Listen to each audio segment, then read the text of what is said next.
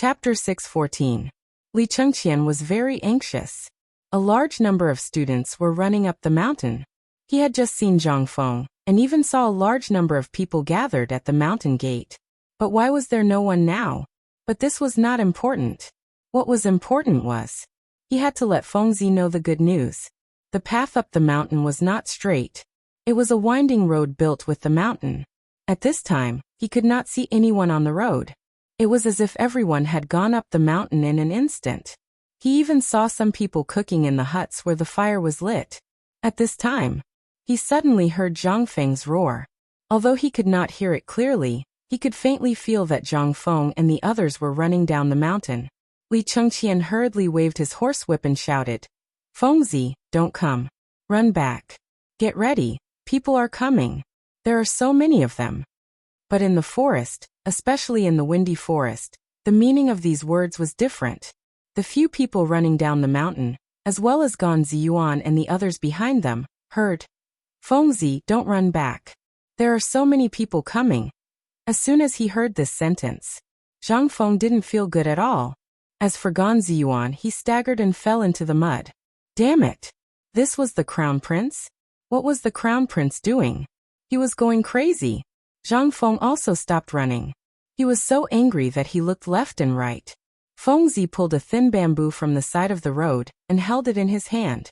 Instead, he listened to the sound of horse hooves and waited. Why should I run? This bastard will definitely come up. Although he did not know why he beat Li Chengqian, he had to vent his anger. And Chimo and the others did not say anything. They pursed their lips. Anyone with eyes could see that the four of them were trying very hard to hold back their laughter. But Zhang Feng did not notice this. His attention was focused on the sound of horse hooves.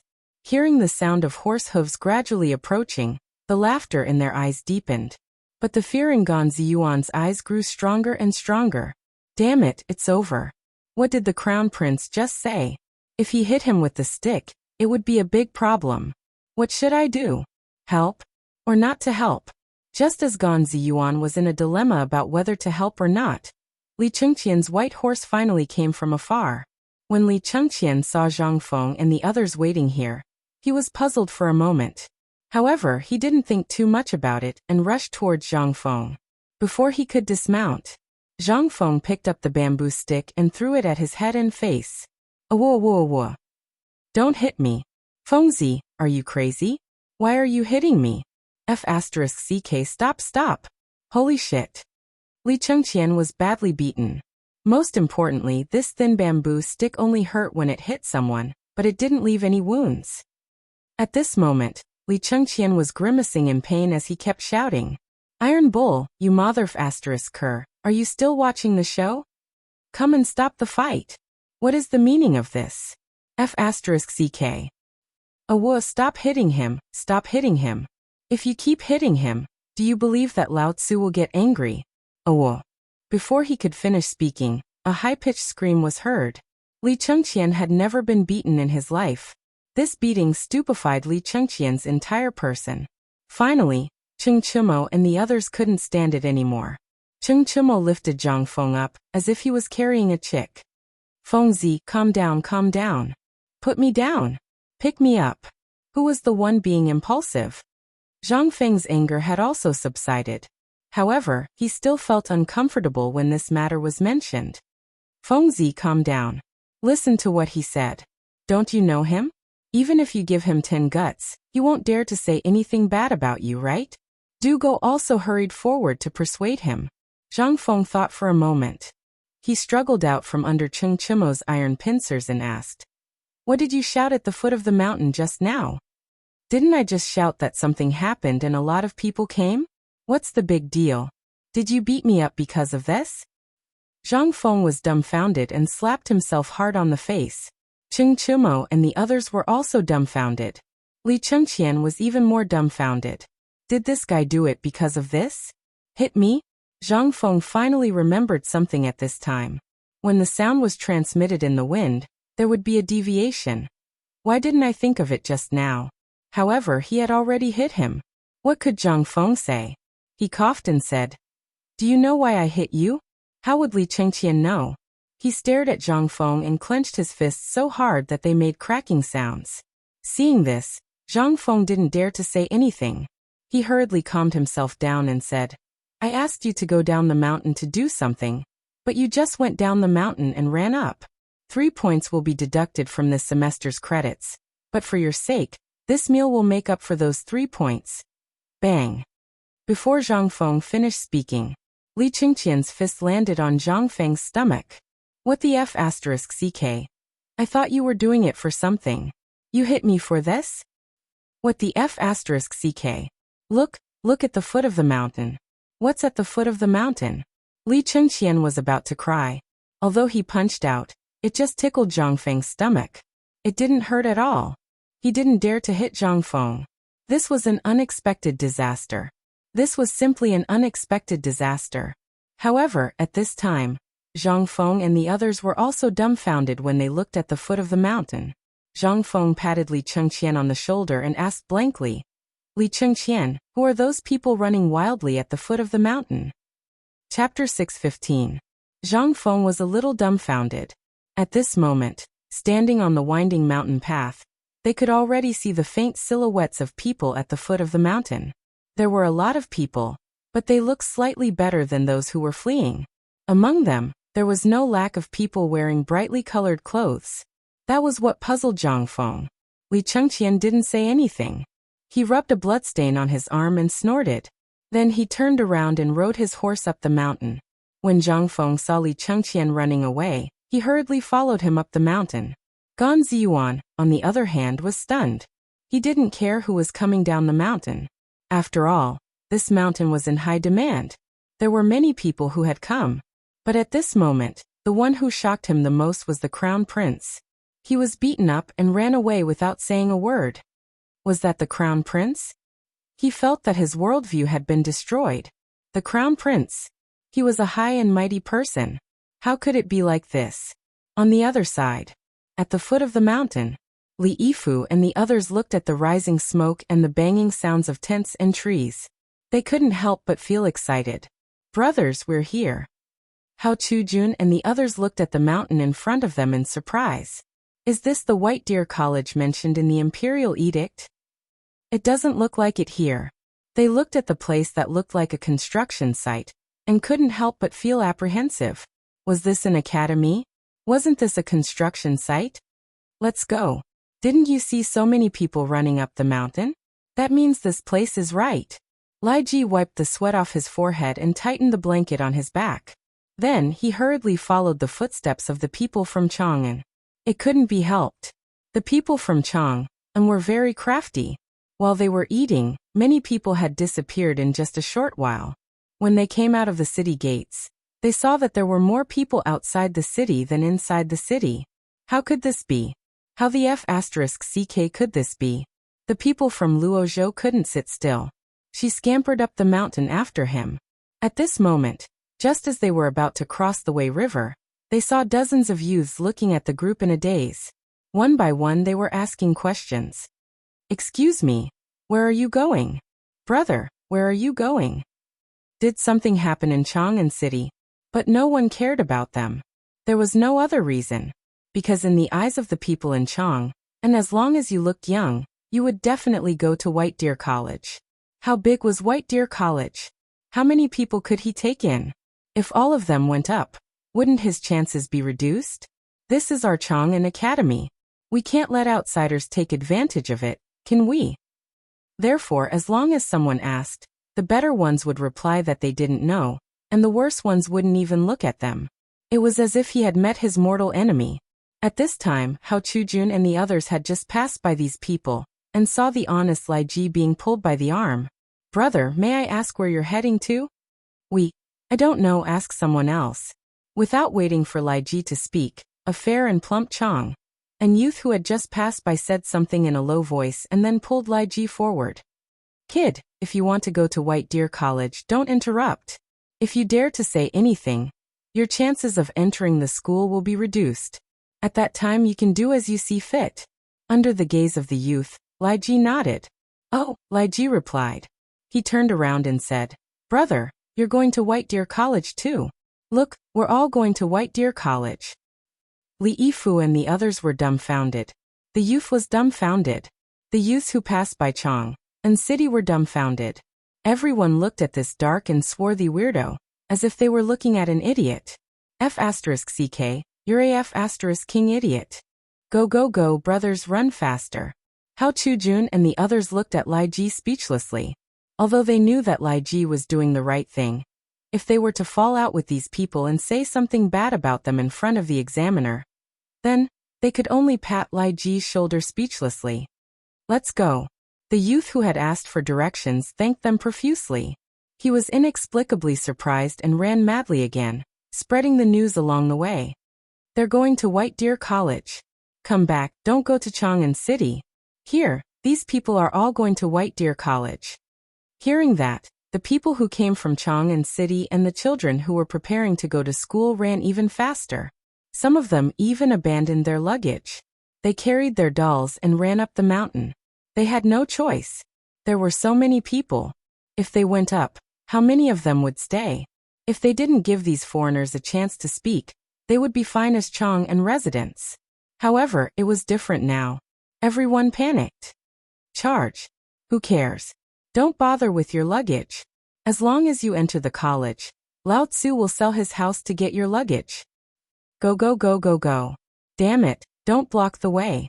The vast and mighty group of people, like a swarm of migrating locusts, instantly swarmed like a tidal wave toward a small three-pack in the middle of the two mountains.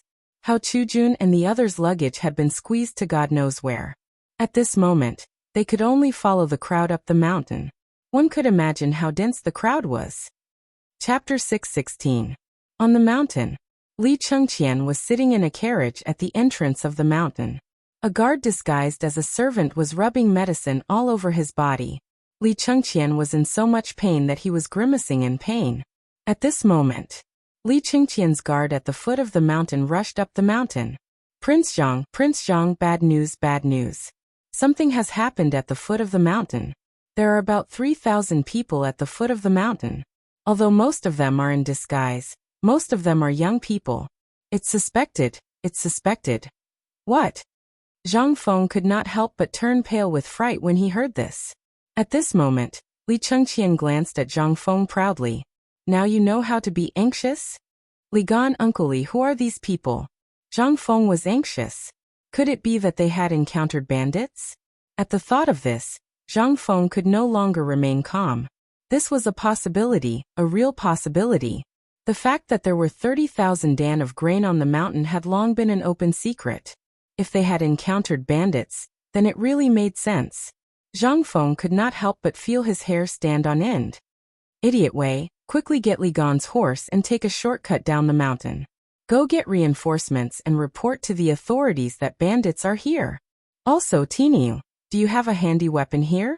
Quickly call someone to guard the gate. Bing, quickly go up the mountain to find Dr. Sunday. Ask someone to hide the grain. Zhang Feng finally panicked. He finally knew why this guy was so anxious. Damn, so many people had come. Why did they not even let out a fart when they went up the mountain? Could it be that this guy had a card up his sleeve?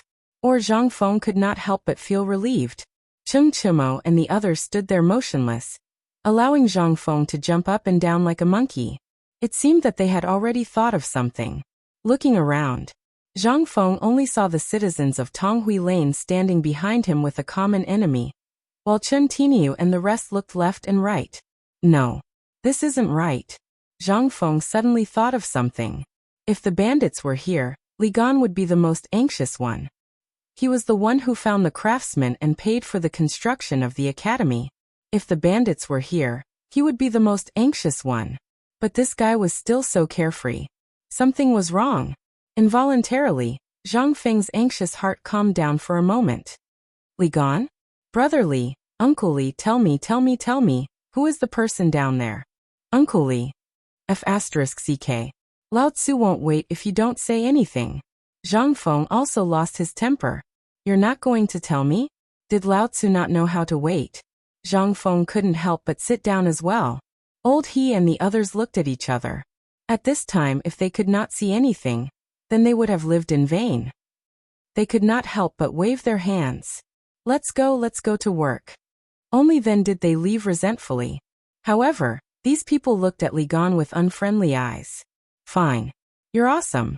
You offended Fengzi today. You'll have to eat, right?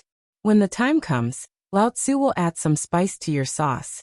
At this time, Cheng Chimo and the others also gathered around Li Chengqian and sat on the bus openly. Wei Shiyu even brought a chair and sat at the mountain entrance. She even held a shoulder pole in her hand, looking ready to fight if there was any disagreement. They did not have to wait too long.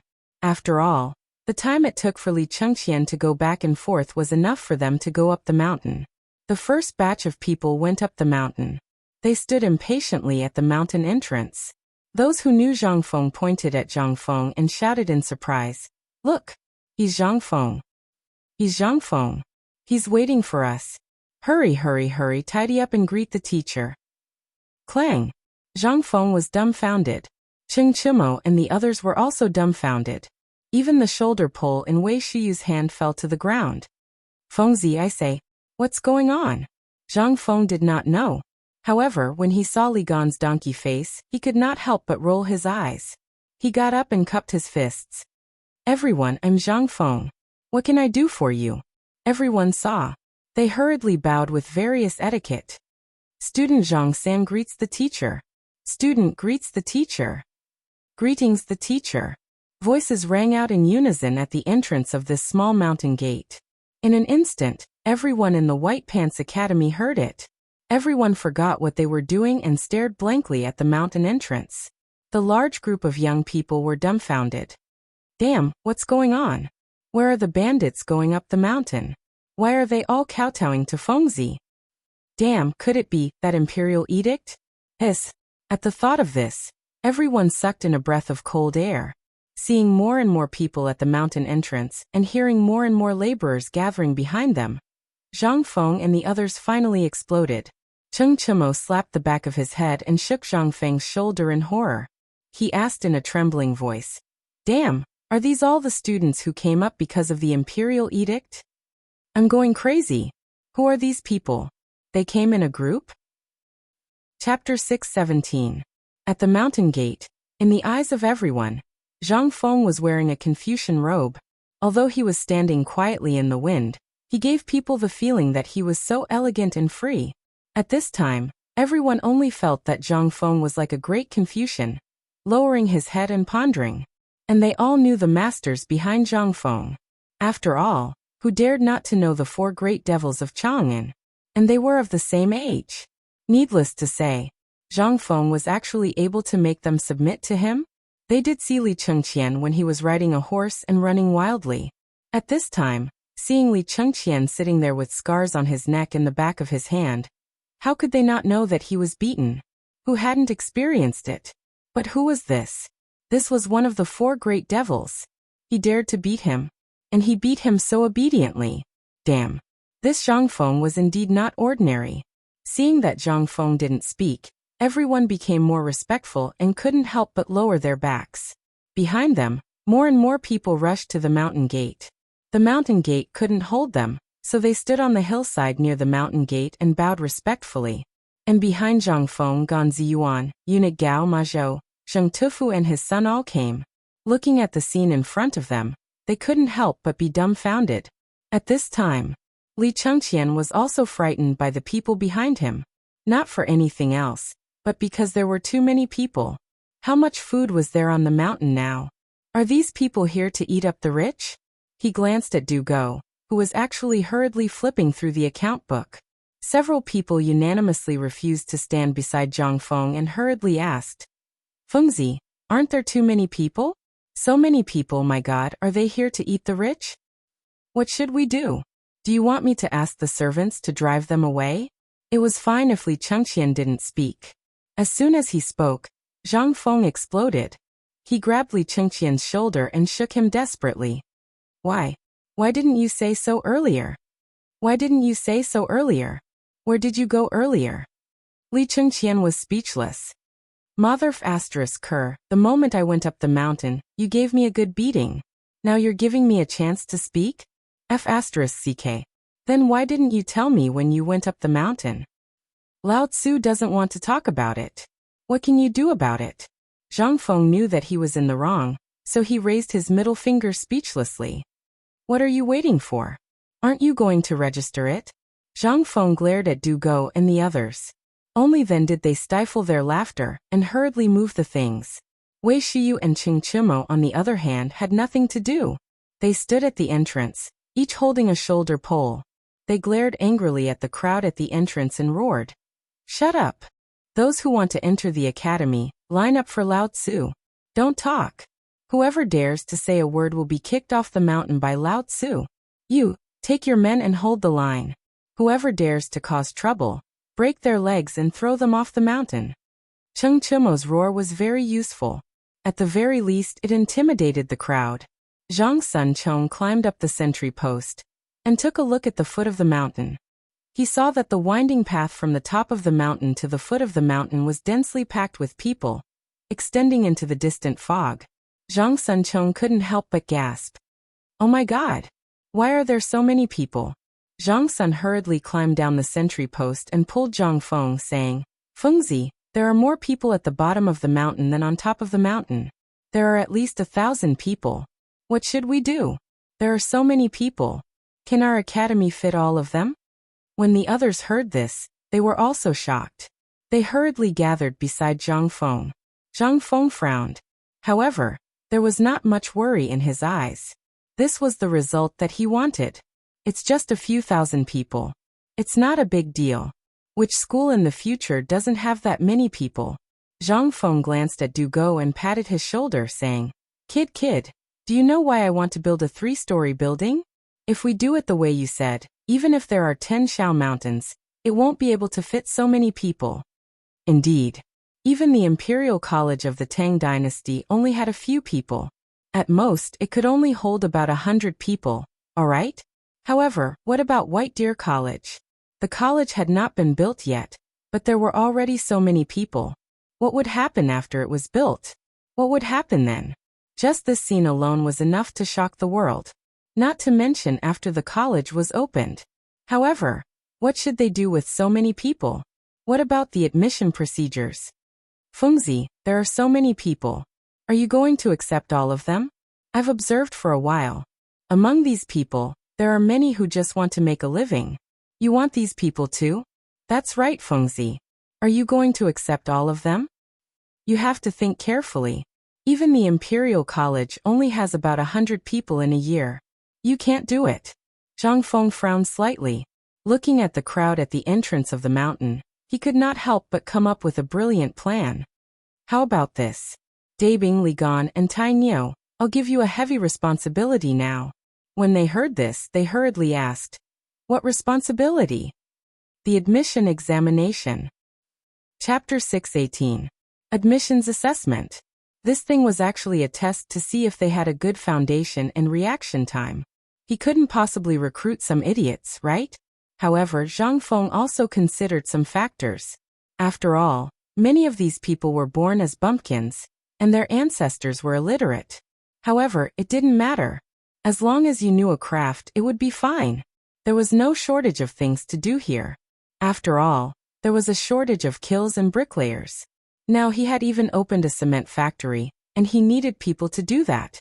However, if you said you didn't even know how to do these, then why did you make a hammer? As a poor man in his teens, even if you knew how to weave straw sandals, it meant that you had the ability to support yourself. However, if you didn't even know how to do this, then get lost. Lao Tzu didn't teach idiots and sluggards. This was Zhang Feng's principle. Under Zhang Feng's detailed explanation, the eyes of these people were shining. However, Cheng Chimo also made a constructive suggestion. Fengzi, what if there's someone like me who also has boundless strength? Look at that silly big guy. Damn, he's a talent. If he doesn't have strength, then it's really a waste of his tendons. Cheng Chimo pointed to a tan strong man and said. Zhang Feng glanced at that man and was a little surprised. He was 2 meters tall, wasn't he? So tall, you. Okay, why don't we ask him to come and try? Okay. You, that tan big guy, come here. Cheng Chimo pointed at the man and beckoned him with his finger. The man pointed at his own nose, and after confirming that he was the one being called, he walked out of the crowd under the envious gazes of the crowd. Then he bowed to Zhang Feng first. Then he bowed to Ching Chimo and the others.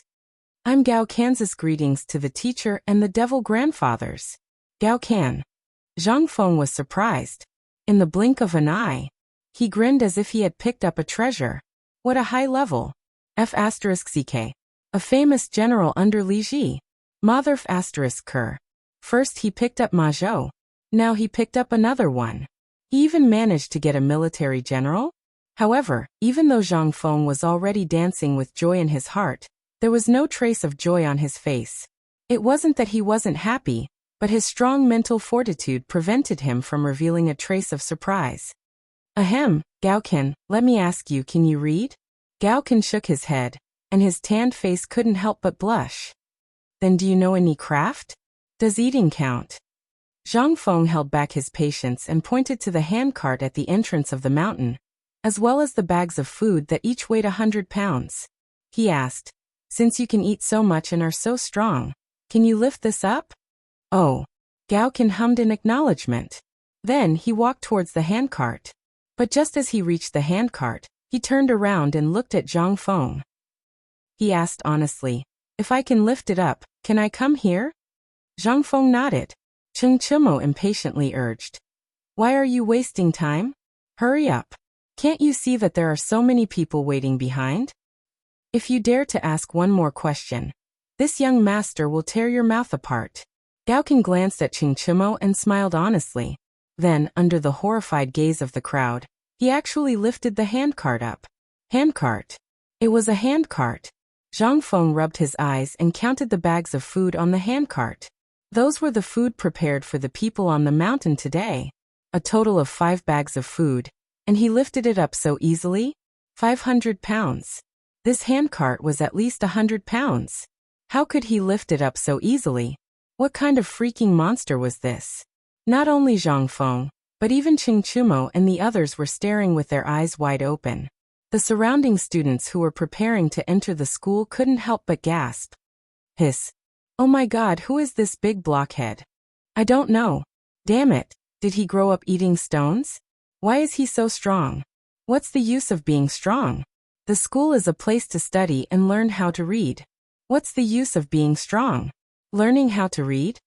Hearing the exclamations of the crowd, Zhang Feng hurriedly rubbed his hands and asked him to put down the handcart. Okay, Gao Kan, put it down. Put down the cart. When Gao Kan heard that it was a cart of food, his eyes couldn't help but flash with excitement. He retracted his hand that was holding the axle and extended it towards Zhang Feng. Master teacher, I have been hungry for 3 days. If I put it down, can you give me a full meal? Zhang Feng's face darkened.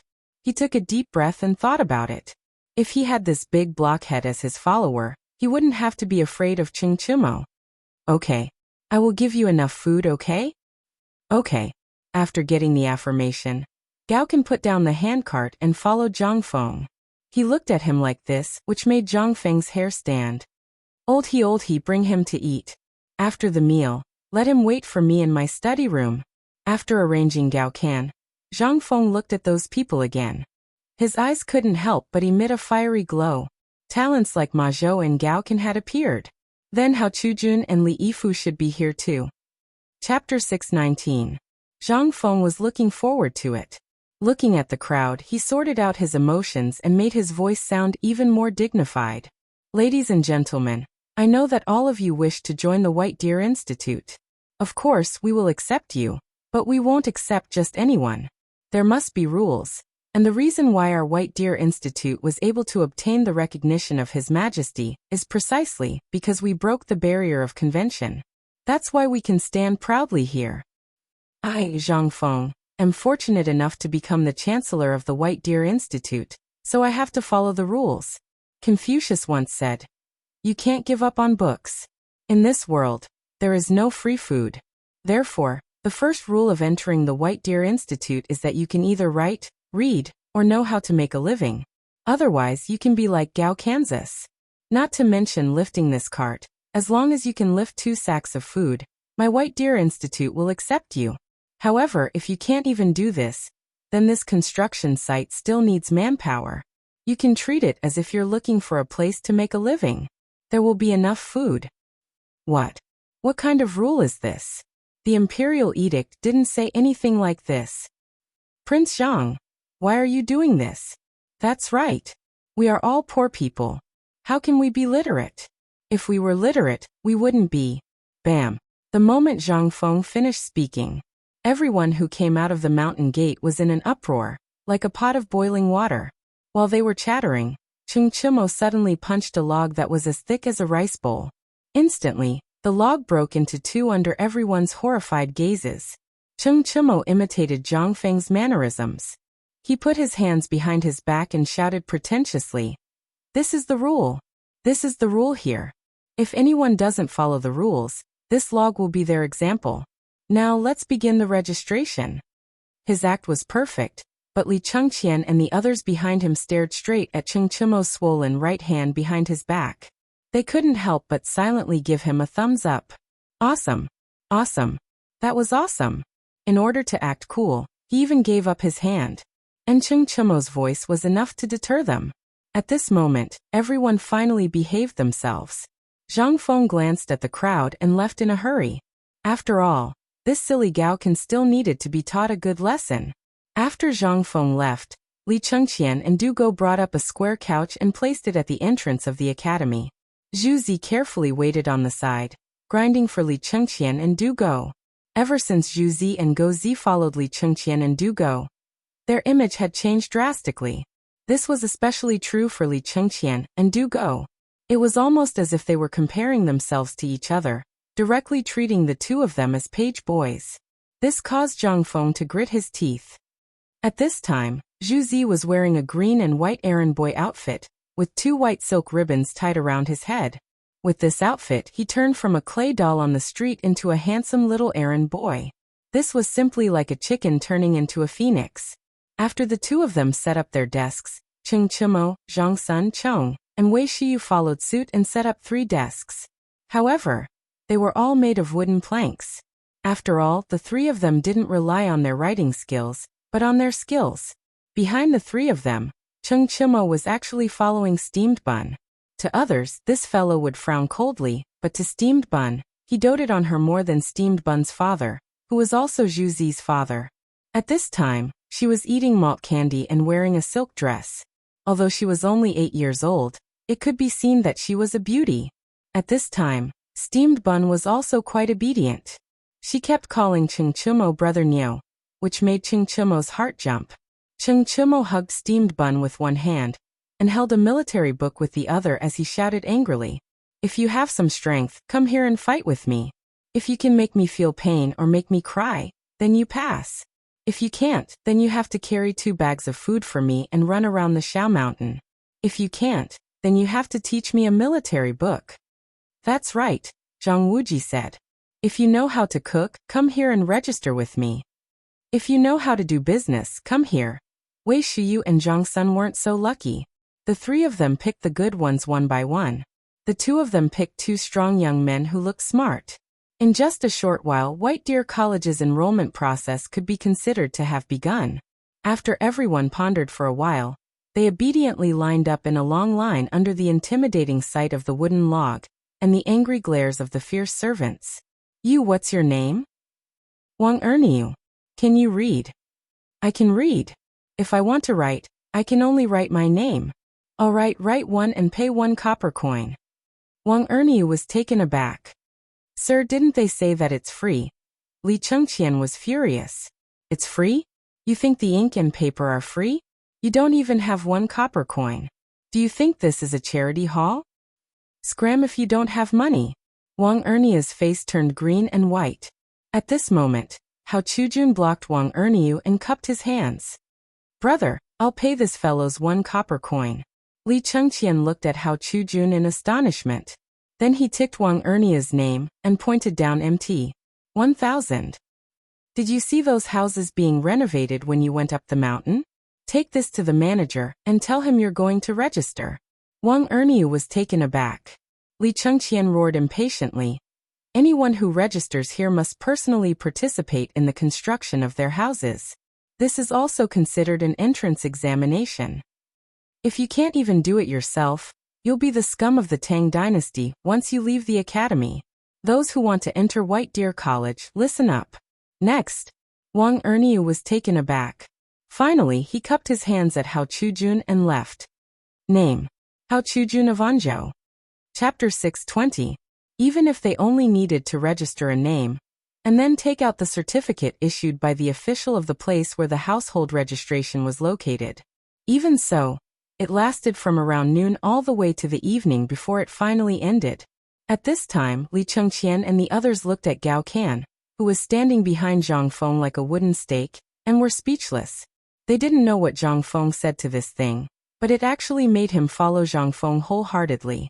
Li Chengqian and the others looked at the 9-foot-tall Gao Can and couldn't help but shake their heads and sigh. In the future, it would be impossible to abuse Zhang Feng again.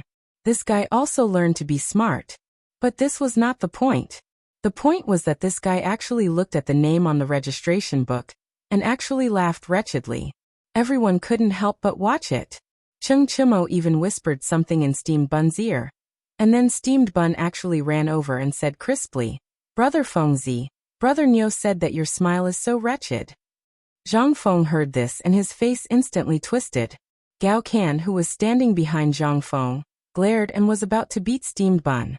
Zhang Feng was so scared that he hurriedly blocked Gao Can, touched Steamed Bun's head and said, "You go and tell him that I said to let him pick up feces tomorrow, or I'll deduct his credits." PFFF. Ha ha ha. Ha ha ha, Iron Neo, you have nothing better to do. You dare to make such a joke with Fengzi. Now you've gone too far, right? Cheng Chimo looked at Zhang Feng with disdain and said lightly, "Steamed Bun, your brother Fengzi asked you to pick up feces tomorrow. Are you going?" "No, Brother Niu will pick." Steamed Bun blinked his eyes and looked between Zhang Feng and Cheng Chimo.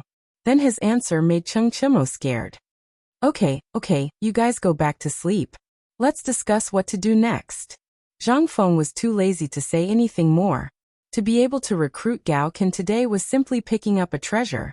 This fellow was recorded in history as being ranked 5th in the late Tang Taizong period and the early Liji period. If he could recruit such a ferocious person as his subordinate and properly train him, he would be a great help to him in the future. What's more, Hao Chujun, Li Yifu, and the others were also here.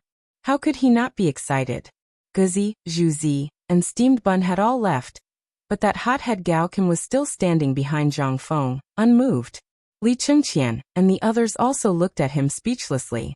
Seeing this, Zhang Feng curiously turned around and saw that this guy was still standing there. He said, "Gao Can, go to sleep. If you don't sleep, go guard the door for me." "No, you said it. If you want me to stay close to you, then I will stay close to you." "Fine. Then you can stand." Zhang Feng was too lazy to speak, but he was also a little confused. Was this still the 5th-ranked general? How could this be an iron fool? But at this time he couldn't care so much.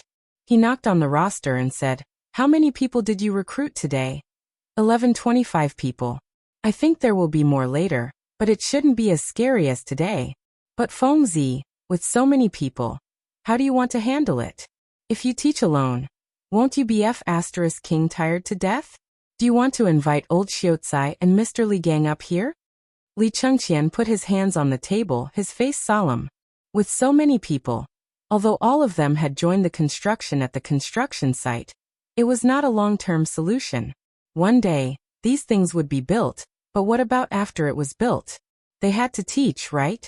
What to do? Zhang Feng coughed and said, "I just thought about this. The people we recruited today are very good. There are a few very good seedlings such as Li Yifu, Lai Ji, and Hao Chujun. These guys need to be taken care of." Zhang Feng was silent for a moment, then looked at Cheng Chimo and the others and said, "Do you know something called military science?" "What? What's military science?" The few of them were confused. Li Chengqian frowned and asked, "Are you talking about studying military books? That stuff is not something the academy should. F***ck, don't tell me you want to teach this stuff?" Li Chengqian seemed to have thought of something and asked in surprise. Zhang Feng nodded. "That's right. Now it's time to divide the subjects. I know you don't know what subjects are.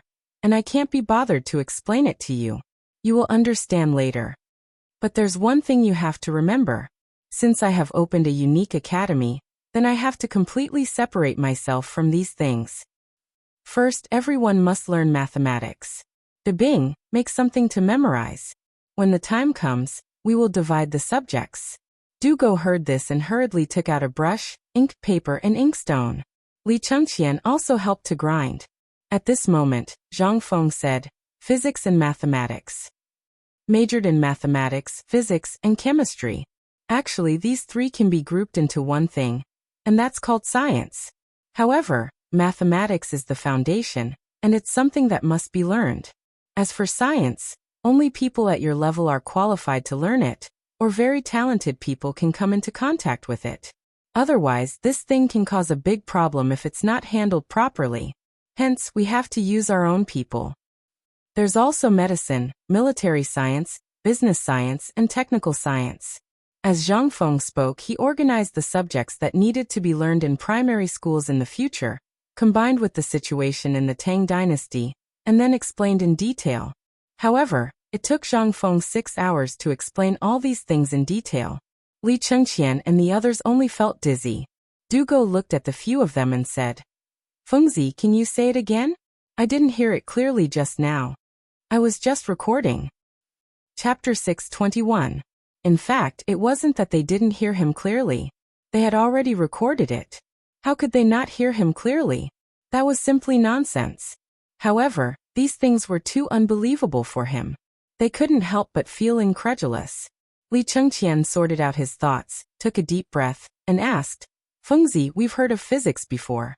We also know about mathematics. But what is this chemistry you mentioned? What's the use of this stuff? And medicine? Is this the purpose of you inviting Dr. Sun Simiao up the mountain? Also military, this stuff. Are you going to find the group of veterans from the reclining workshop to teach these students? Isn't this nonsense?" These were too unbelievable. Not to mention other things, they all knew about business. In fact, it was the art of merchants. They knew this before. There was also this technical school. But military medicine and science, what the hell were these? It was too unbelievable. Even if you said that you were studying the 8 trigrams of Zhou Yi or something, it would still make sense. If you were studying something like Sun Tzu's Art of War, it would still make sense. But you directly said that it was military. Zhang Feng didn't care about this and knocked on the table. "Do you still remember the matter of dealing with Tubo and the Turks? In fact, although this seems to be national policy, it's not completely true. This is actually military science. Sun Tzu's Art of War is actually military science. It doesn't include fighting and killing. Training to fight and kill is to see the overall quality of a soldier. Yes. I remember that I've told you before. I don't teach those who only know how to cut their throats with the radiographic films, nor do I teach those who only know how to talk on paper. I can't afford to lose face like that. What I want to teach is the kind of person who can be as awesome as Cheng Yaojin, Yu Qigong, Li Jing, Qin Xiong, and Qin Shubao in the future. If it's an ordinary soldier, if I, Zhang Feng, can teach such a person, Lao Tzu will bang his head against the wall." They were shocked. Finally, they remembered what Zhang Feng said to them that night. He wanted Cheng Chimo to be an invincible heavy cavalry. Wei Shiyu wanted to be an assassin without leaving a trace. And Zhang Sun? That goes without saying. Previously, after the appearance of the unbreakable shield and the unbreakable spear, as well as the recent events, they had really forgotten about it. But now that Zhang Feng said it again, everyone couldn't help but be shocked again. What was Zhang Feng doing? He was King teaching them real skills. No. Li Chengqian slammed the table in excitement. He stood up and roared. This gave Zhang Feng a big fright. "What? Are you crazy?" Li Chengqian didn't pay attention to Zhang Feng's words. Instead, he anxiously said, "Fengzi, if you only handed this matter to Tai Niu and us, then we wouldn't have anything to say. We are brothers, but you want to spread this information? Do you know that His Majesty has issued a decree forbidding the private distribution of military books? Do you know the reason? How could Zhang Feng not know? You don't have to worry about that. I know what you're worried about. It's nothing more than teaching some ungrateful brats that will rebel. Shoo. Li Chengqian hurriedly covered Zhang Feng's mouth. Zhang Feng waved his hand indifferently. I've thought about this matter many times. Look at the current situation of the Tang dynasty. Tubo Turks, for example, Shirwei, Goguryeo, and so on are all around. As for what I teach, don't worry. I'll only teach the core knowledge to you. As for the rest, other than the academy, it's up to His Majesty to use them. These are not things that we need to worry about. But when it comes to selecting people, you'd better pay more attention. Do you know why I made mathematics the main course, medicine the auxiliary course, and poetry, books, etiquette, and so on as the auxiliary course? It's mainly to build their character. In fact, people are not bad at the beginning. It's only later that they'll be slowly driven by the interests and the wildness in their hearts. To teach military scholars, you must pass this test first, so you can rest assured. However, how could Li Chengqian be so assured? But he believed in Zhang Feng. In his hands, even he, the crown prince, was obedient, not to mention those bastards. If it really didn't work, thinking of this, Li Chengqian could not help but have a murderous look in his eyes. Just as Zhang Feng said, if they were not used by him, he would kill them. By the way, when will the physics class you mentioned start? And chemistry, what the hell is that? Is it more powerful than physics? Dugo had been thinking about physics all this time. At this time, when Li Chengqian finished speaking, he hurried before Qing Chimo and the others and asked this question. Zhang Feng could not help but be amused. Actually, it's not a big deal. Do you know why I set up a research institute? What do you think the research institute is going to do? Isn't it just ships and cars that can travel millions of miles in a day? Li Chengqian said so subconsciously. However, Zhang Feng shook his head. Wrong. What do you think the Tang dynasty lacks the most now? Food. Li Chengqian, Dugo, Qing Chimo, and the others said in unison. Zhang Feng smiled mysteriously. If I say that if this science of mine is developed, the Tang dynasty will not lack food. Even if it's a dry day, it will still be able to make the people full of food. Would you believe me? Chapter 622. Li Chengqian and the others were completely shocked. Let the people fill their warehouses? Even the Emperor of Qin and the Emperor of Han didn't dare to say such a thing. How could a small research institute of White Deer College come up with such a thing? Since they were shocked, they hurriedly asked. However, Zhang Feng wouldn't say anything even if he was beaten to death. He only said a few words in a despicable manner. All you need to know is that the core of White Deer College is actually for the three big factories: the steel factory that is invulnerable, the loom that doesn't require manpower and can weave 3,000 feet of cloth in a day, and the rubber factory. That's all. As for the rest, you will know when the time comes. The core isn't the research institute? Dugo was dumbfounded. However, Zhang Feng rolled his eyes at him. Li Chengqian then said dizzily, What Feng means is that this research institute is a secret of White Deer College that no one other than the few of us can know about. Dugo nodded in realization. He pointed at Gao Can, who was snoring like a wooden stake, and said, What about him? He heard it too. The others were speechless. What kind of godly person was this? How could he fall asleep at this time? No wonder Feng Zi would let this guy be his follower. Wasn't this 2F** king useful? However, there's still a main problem now, Feng. Zhang Sun spread his hands and said, No matter how awesome you say it, you still lack manpower. Don't tell me you're going to tire yourself to death with these thousands of people? When Zhang Feng heard this, he finally understood. It was true. There were so many people and he was alone. He was going crazy. Zhang Feng touched his mouth and pondered for a long time, but he couldn't think of a solution. This Chang and university was basically a cover-up and prepared for those who really didn't have much talent. After the first semester, those with poor grades would be sent over. If Li Gang still couldn't solve it, then they would be kicked out. This was also a way to make use of trash. It couldn't be revoked for now. In that case, there was really no one to use. Zhang Feng could not help but sigh. Previously, he was worried that no one would come. That's right. What I'm worried about now is where will the people come from to guide these guys? You can't expect me to teach them word by word, right? Wouldn't he be exhausted to death? However, it was still early. There was still time. Zhang Feng rubbed his throbbing temples and waved his hand. Go to sleep. I'll only say this once. Tomorrow, I'll go down the mountain and wander around Chang and city to think of a solution. Also, during this period of time, your task is to move all the books in your house for Lao Tzu to boost his reputation. Also, Li Gan, go and ask your father where his preface to the Orchid Pavilion is. How long has it been? It's time to fulfill the promise. The academy is too cold. Why don't you guys worry about it? You even say it's a good thing. Zhang Feng scampered off amidst his nagging. All that was left was a group of people in a mess. What's wrong with Fengzi? If he wants books, just ask for books. Why did he have to make it sound so fresh and refined? Li Chengqian looked at Zhang Feng in disdain. Isn't this how he's always done things? He's just pretending to be cool. It's really fresh and refined. Let's go to sleep. I want to ask my father for books. But, speaking of which, De Bing. Without waiting for Li Chengqian to speak, Dugo clutched his stomach and screamed. Ouch! My stomach hurts. Everyone, take your time to chat. I'm leaving. Li Chengqian was speechless. He looked at Qing Chumo, then at Zhang Sun and Wei Shuyu. Well, it seems that we'll have to rely on ourselves for this matter. The rest is easy. I can get some things from my place. However, there are still some strange books that I'll need the three of you to deal with. That shouldn't be a problem, right? What could they say?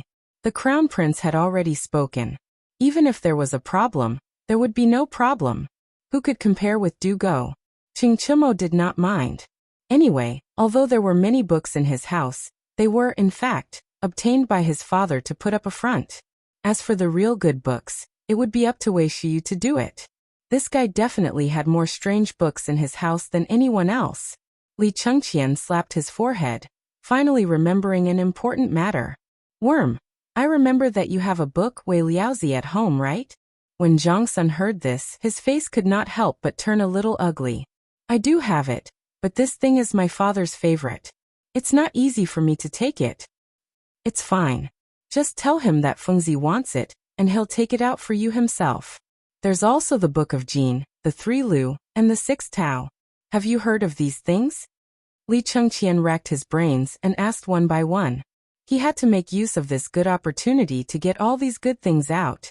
Even he only knew about these things when he chatted with Li Gang in the past. He really did not know where these things could be found. If he could make use of this opportunity to get his hands on them, then his life would not be in vain. As for Dugo, who was hiding outside the door, actually did not go to the outhouse because of a stomachache. When he heard that there were so many good books, how could he sit still? He hurriedly said, I know about this. Previously, when I was at the bad guy's house, I happened to hear him mention a book called the Six Tao. It would have been better if he did not say anything. Once he said that, Li Chengqian and the others could not help but laugh evilly. I'll leave the rest of the books to you. It's your fault for having so many books. Chapter 623. The next morning, after saying goodbye to everyone, Zhang Feng went to Chang and city leisurely on a roller coaster. Although Li Chengqian tried to persuade him to sit in the great scholar's sedan chair or ride his white horse, Zhang Feng didn't know how to ride a horse. Besides, he didn't want to be too conspicuous.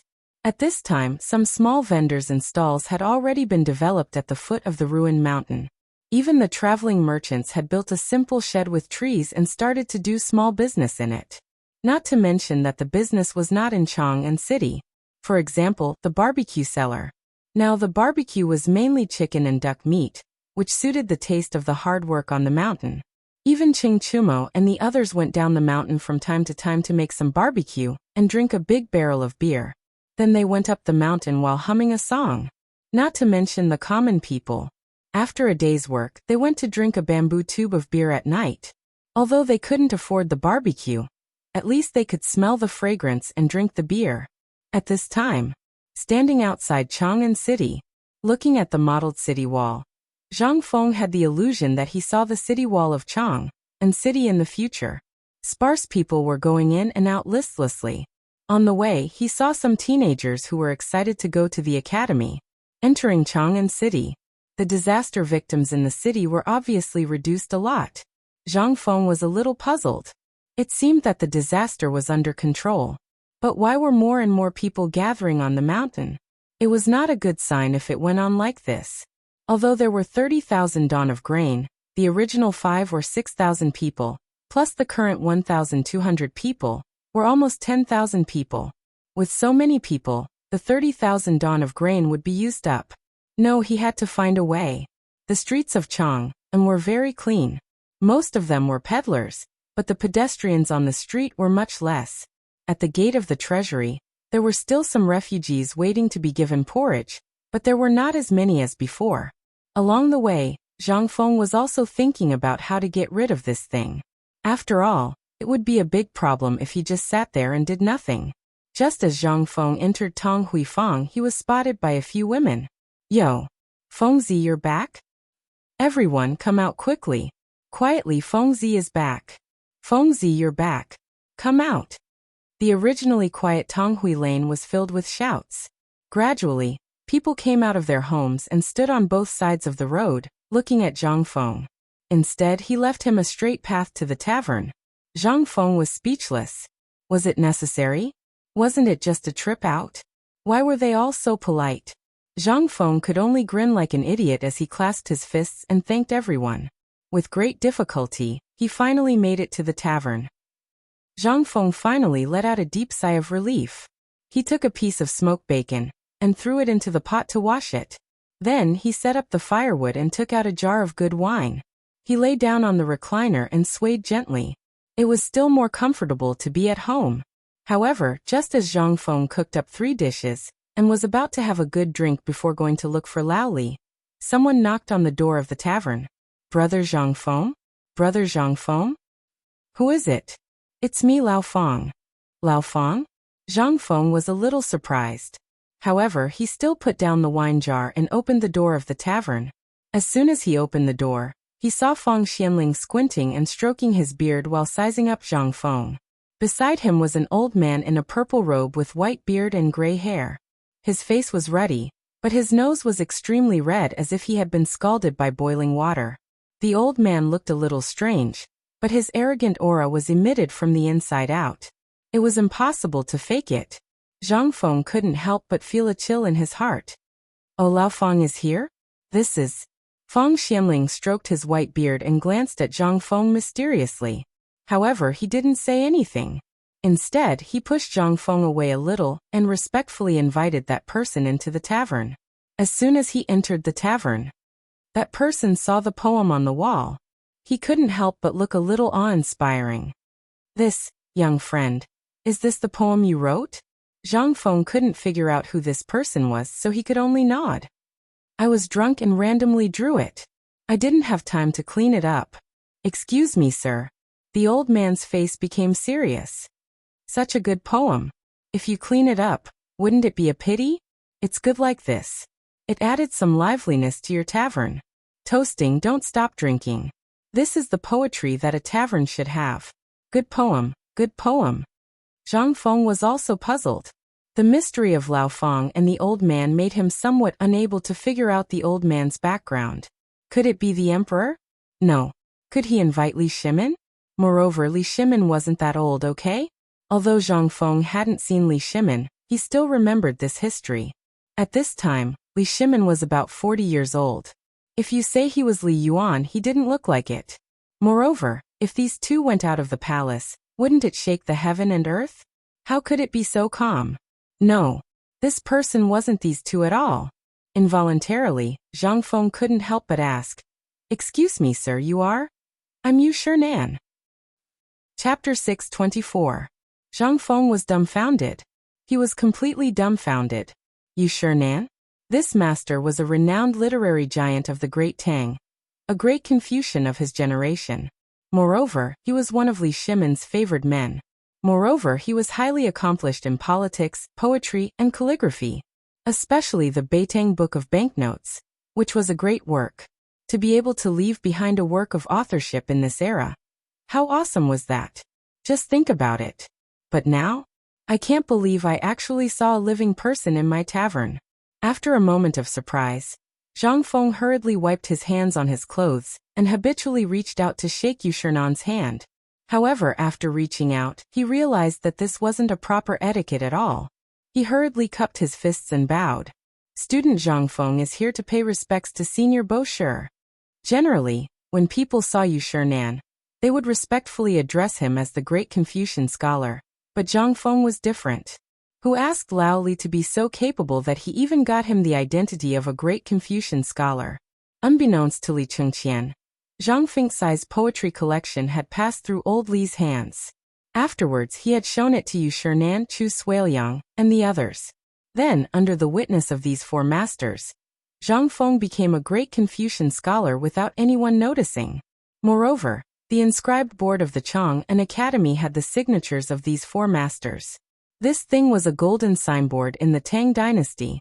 Generally, if a person wanted to become a great Confucian scholar, at least 10 great Confucian scholars had to jointly recommend him, and then he had to make a backup record in the Imperial College, the Ministry of Personnel, and the Supreme Court. Only then would the Imperial Court issue a document. But that was not all. You also had to be recognized by the Shandong gentry. You had to get a great Confucian jade plate issued by the Shandong gentry, which was equivalent to an identity card. Don't ask why the Shandong gentry had such qualifications, because they considered themselves as the descendants of Confucius. Who in the world dared to offend them? Who would dare to question him? At this moment, Yu Shinan also accepted Zhang Feng's bow. This was the etiquette of a junior greeting an elder, and not the etiquette of a student greeting a teacher. If it was someone else, it wouldn't be appropriate, but Zhang Feng was different. On one hand he was a junior. On the other hand he was recommended by Yu Shinan. This was equivalent to being Yu Shinan's student. At this moment, Yu Shinan stroked his beard and personally helped Zhang Feng up. Feng Xianling had been eating by himself for a long time. I say, the two of you, don't just stand there. Brother Bo Shi, this is Zhang Feng's signature dish and his signature wine. You won't be able to drink it anywhere else in the Tang dynasty except here. As soon as he heard about the wine, Yu Shinan's eyes couldn't help but be attracted by Feng Xuanling's wine bowl. He ignored Zhang Feng, sat down, grabbed a piece of braised bacon, and urged Feng Xianling to pour wine for him. A bowl of wine went down his stomach. Yu Shinan's red nose was like a piece of red-hot iron, so red that it was shining. Oh, good wine. This is good wine. Ha ha ha, come on little friend Zhang Feng, sit down, let's talk while eating. Okay. Zhang Feng agreed. He was about to say a word of thanks, but he held back for a long time and couldn't say it. The problem was this was his pub, wasn't it? Zhang Feng could only sit down embarrassedly and eat and drink by himself. After 3 rounds of wine and 5 dishes, the 3 of them drank 5 large jugs of 15% white wine. Only then did they feel dizzy, touched their stomachs and burped. Little friend Zhang Feng, you're going to treat this wine like a treasure? Yu Shinan said very bluntly. What he meant was, you're going to hide something good. You don't want people to know? However, Zhang Feng knew that if this sentence was said by Lao Li, it must be directed at the wine. However, this was Yu Shinan. How could he not think about what he said? Zhang Feng thought for a while, then said, Mr. Bo Shi, you're joking. Although this wine is good, it's precious because it's rare. I also know that it's better to enjoy it with others than to enjoy it alone. However, this wine needs people who understand it to taste it. Those who only know how to drink like a donkey won't understand the true essence of this wine. Yu Shinan smiled. Little friend, are you saying that White Deer College is also like this? No. Mr. Bo Shi, you're joking. The college is a place to educate people. How can it be compared to wine? But do you know that the path of a teacher is not easily taught? I know. However, although I've waived the entrance fee, every student has to work at White Deer College to pay off their debts. Hearing this, Yu Shinan's interest was piqued. Then tell me, how do you intend to pay off your debts? How come I've heard that you're using work as a substitute? Zhang Feng knew that this old man was here to ask about this. After all, the stubborn scholars of this era all believed that books should not be studied for nothing. This was also the reason why scholars in this era were superior to others. However, Zhang Feng did the opposite. He directly let everyone have books to study. Wasn't this a huge taboo? However, the reason why no one came to find trouble with him was mainly because of Zhang Feng's unimaginable philosophy of running a school. and those incomparably complicated subjects. Everyone thought that he was just fooling around. On the other hand, this college, in the eyes of the people at the top, was actually just a toy for the crown prince. Chapter 625. Zhang Feng said after pondering for a while. Mr. Bosher, may I ask how many literati there are in this world? Less than one level, Zhang Feng asked. Then may I ask if these people can pick up their swords and go to the battlefield to kill the enemy when the country is in danger? Yu Shinan thought for a while, and his face became serious. No. Well, may I ask Mr. Bosher, why should the literati be one level higher than the common people? Why is that? In this time of famine, it is the literati who suffer. Can what we learn from books help the world? When the country is in danger, can these literati protect the country? Yu Shinan's face changed. He sighed and said, no. Zhang Feng also sighed. He pointed out the window and said, the literati of the Tang dynasty occupy one level, but they have a salary every day. The poor people can only face the yellow soil. They are like peonies surrounded by the common people. Think about it. If a garden is full of weeds and yellow soil, won't it be beautiful? If there are not only peonies in this garden, but also other flowers and plants to serve as a foil, then what would it be? This is a garden of flowers.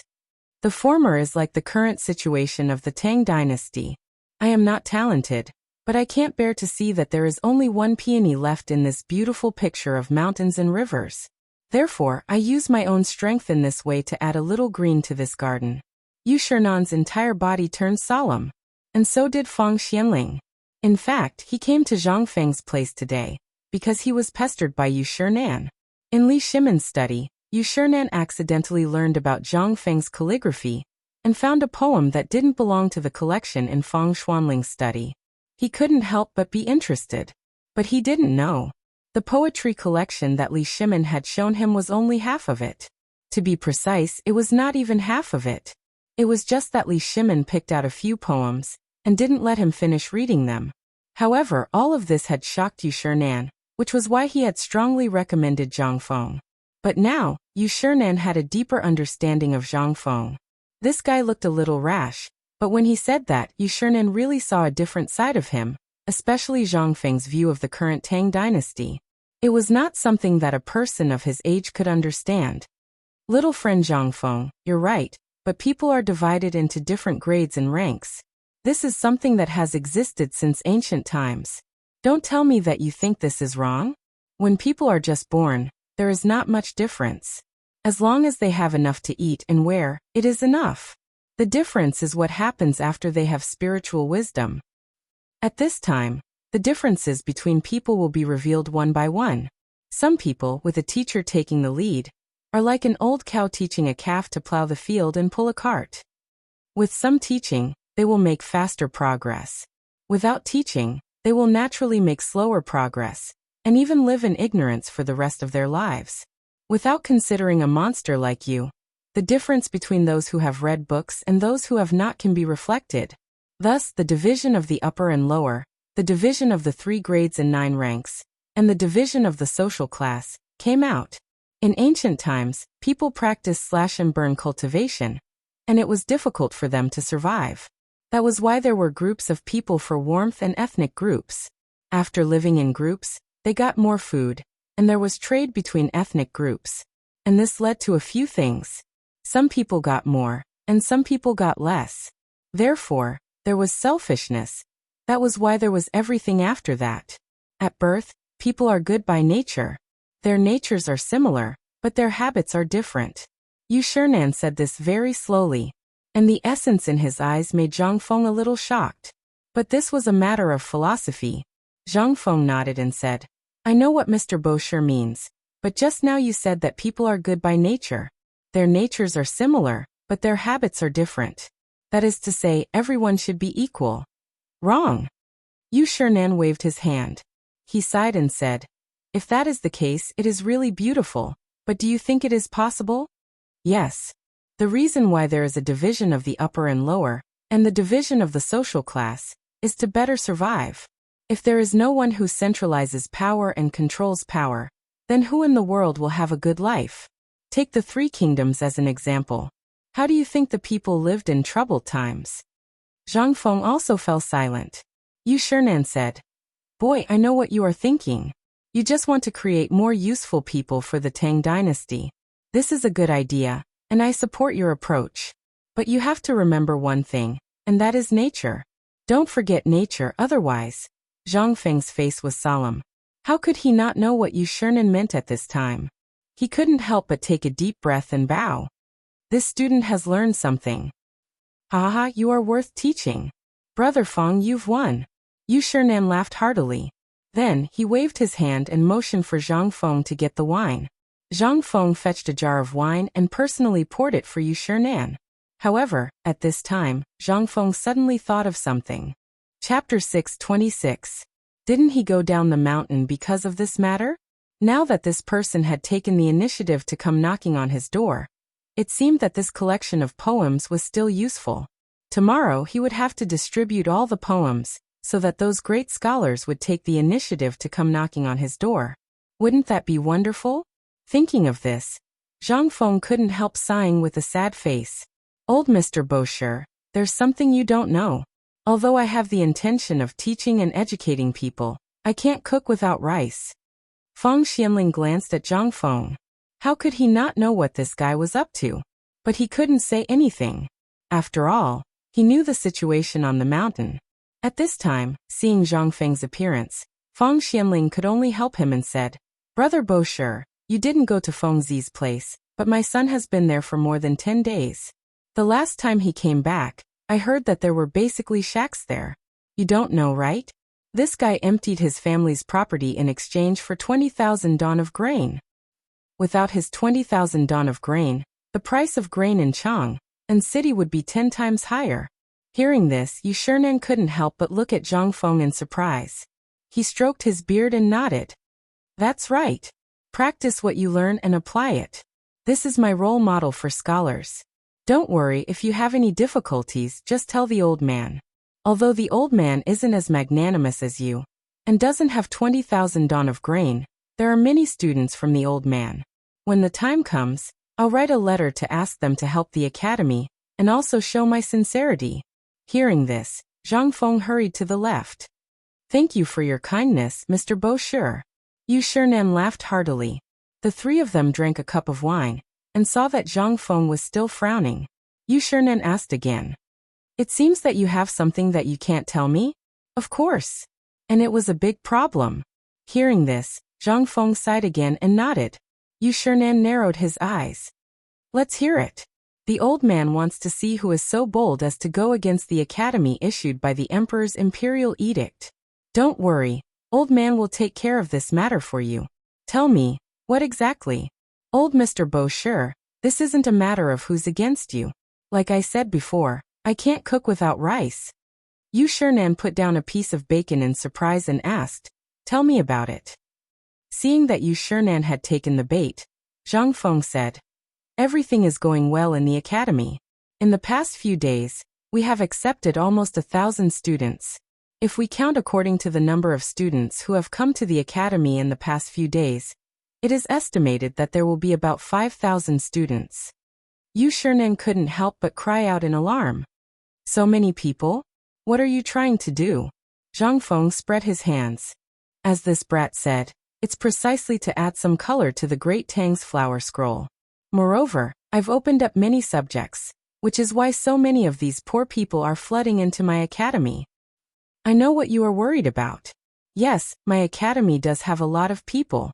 However, only a few of them may soar to the sky, but what about the rest?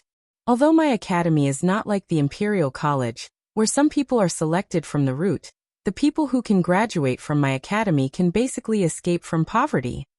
And the key lies in the subjects that I have set up. Yu Shinan heaved a sigh. In fact, Yu Shinan had long heard of Zhang Feng's unimaginable teaching philosophy. To be honest, in the beginning, Yu Shinan really didn't care about such things. He could find an experienced teacher in the market and learn for 3 to 5 years. Then he could reach a higher level and earn some money to support his family. Why did he have to come here?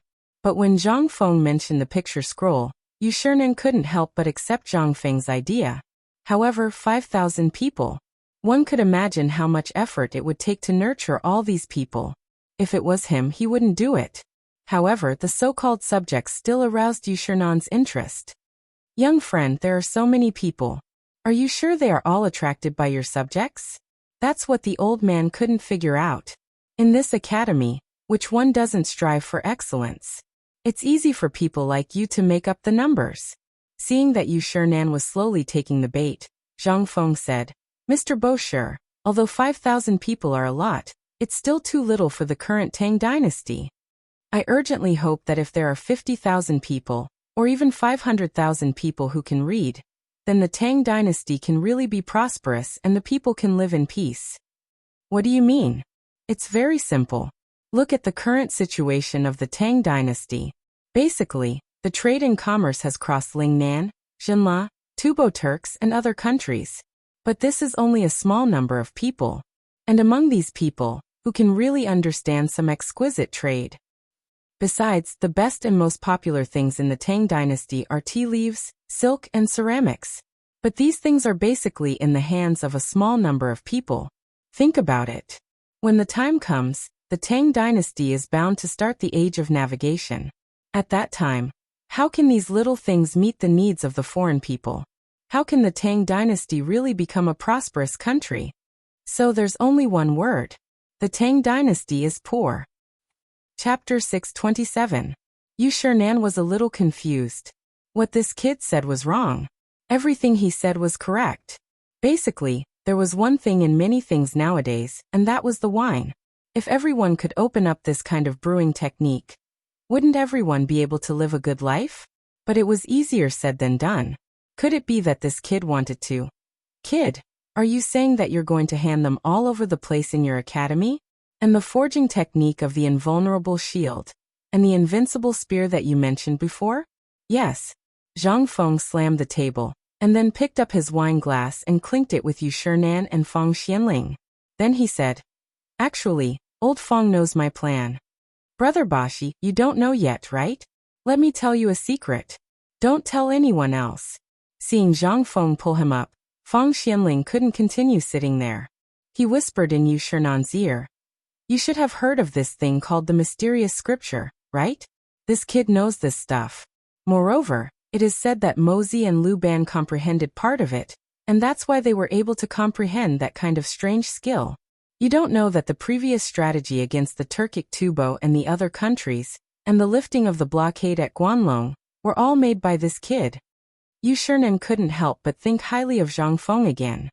You mean this thing was made by this kid?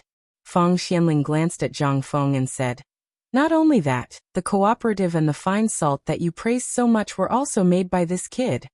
What? This time, Yushernan finally couldn't sit still. He had always thought that this was made by the emperor and several state dukes. But he didn't know that these things, from politics to national policy to business, were all made by this kid. He finally understood why Li Shimin and the others respected Zhang Feng so much. Thinking of this, Yushernan stared at Zhang Feng and asked, If that's the case, then the beer and barbecue on the market were all made by you? Zhang Feng shrugged. Not only that, your favorite bone-strengthening powder was also made by this kid. Fang Xianling directly told Yushernan everything that had happened. Yushernan was so shocked that his mind was in chaos. The strategic planning of the nation, the things in the business world, and the lewd tricks, all of these were created by this kid? Was he even human? How was this possible? He couldn't link all of this to Zhang Feng. If it weren't for Fang Xuanling's words today, he would have thought that the locust controlling stuff and the Nyang bone strengthening powder were all Sun Simiao's doing. Right. Speaking of the locust controlling stuff, it seemed that this kid was also the one who made it. Otherwise, if he had a way, Dr. Sun wouldn't have hidden it for so long. And there would be rumors about it in the outside world. What kind of freak was this kid? Had he really read that amazing scripture? Su Rian and the others had never seen that amazing scripture, but this thing had been widely circulated. At that time, it was rumored that Confucius got the amazing scripture and created the Book of Songs. Later, Mencius, Lao Tzu, and the others became the greatest Confucian scholars one after another. After that, although this amazing scripture was widely circulated, it had never appeared in the world again. Yu Shernan couldn't help but feel a little restless at this time. Who wouldn't read the amazing scripture? My young friend, what are the subjects in your academy? Finally, Yu Shernan asked the question in his heart. Hearing that, Zhang Feng said, in reply to Mr. Bosher, my White Deer College's main subjects are the three-character classic, the Book of Songs, and mathematics.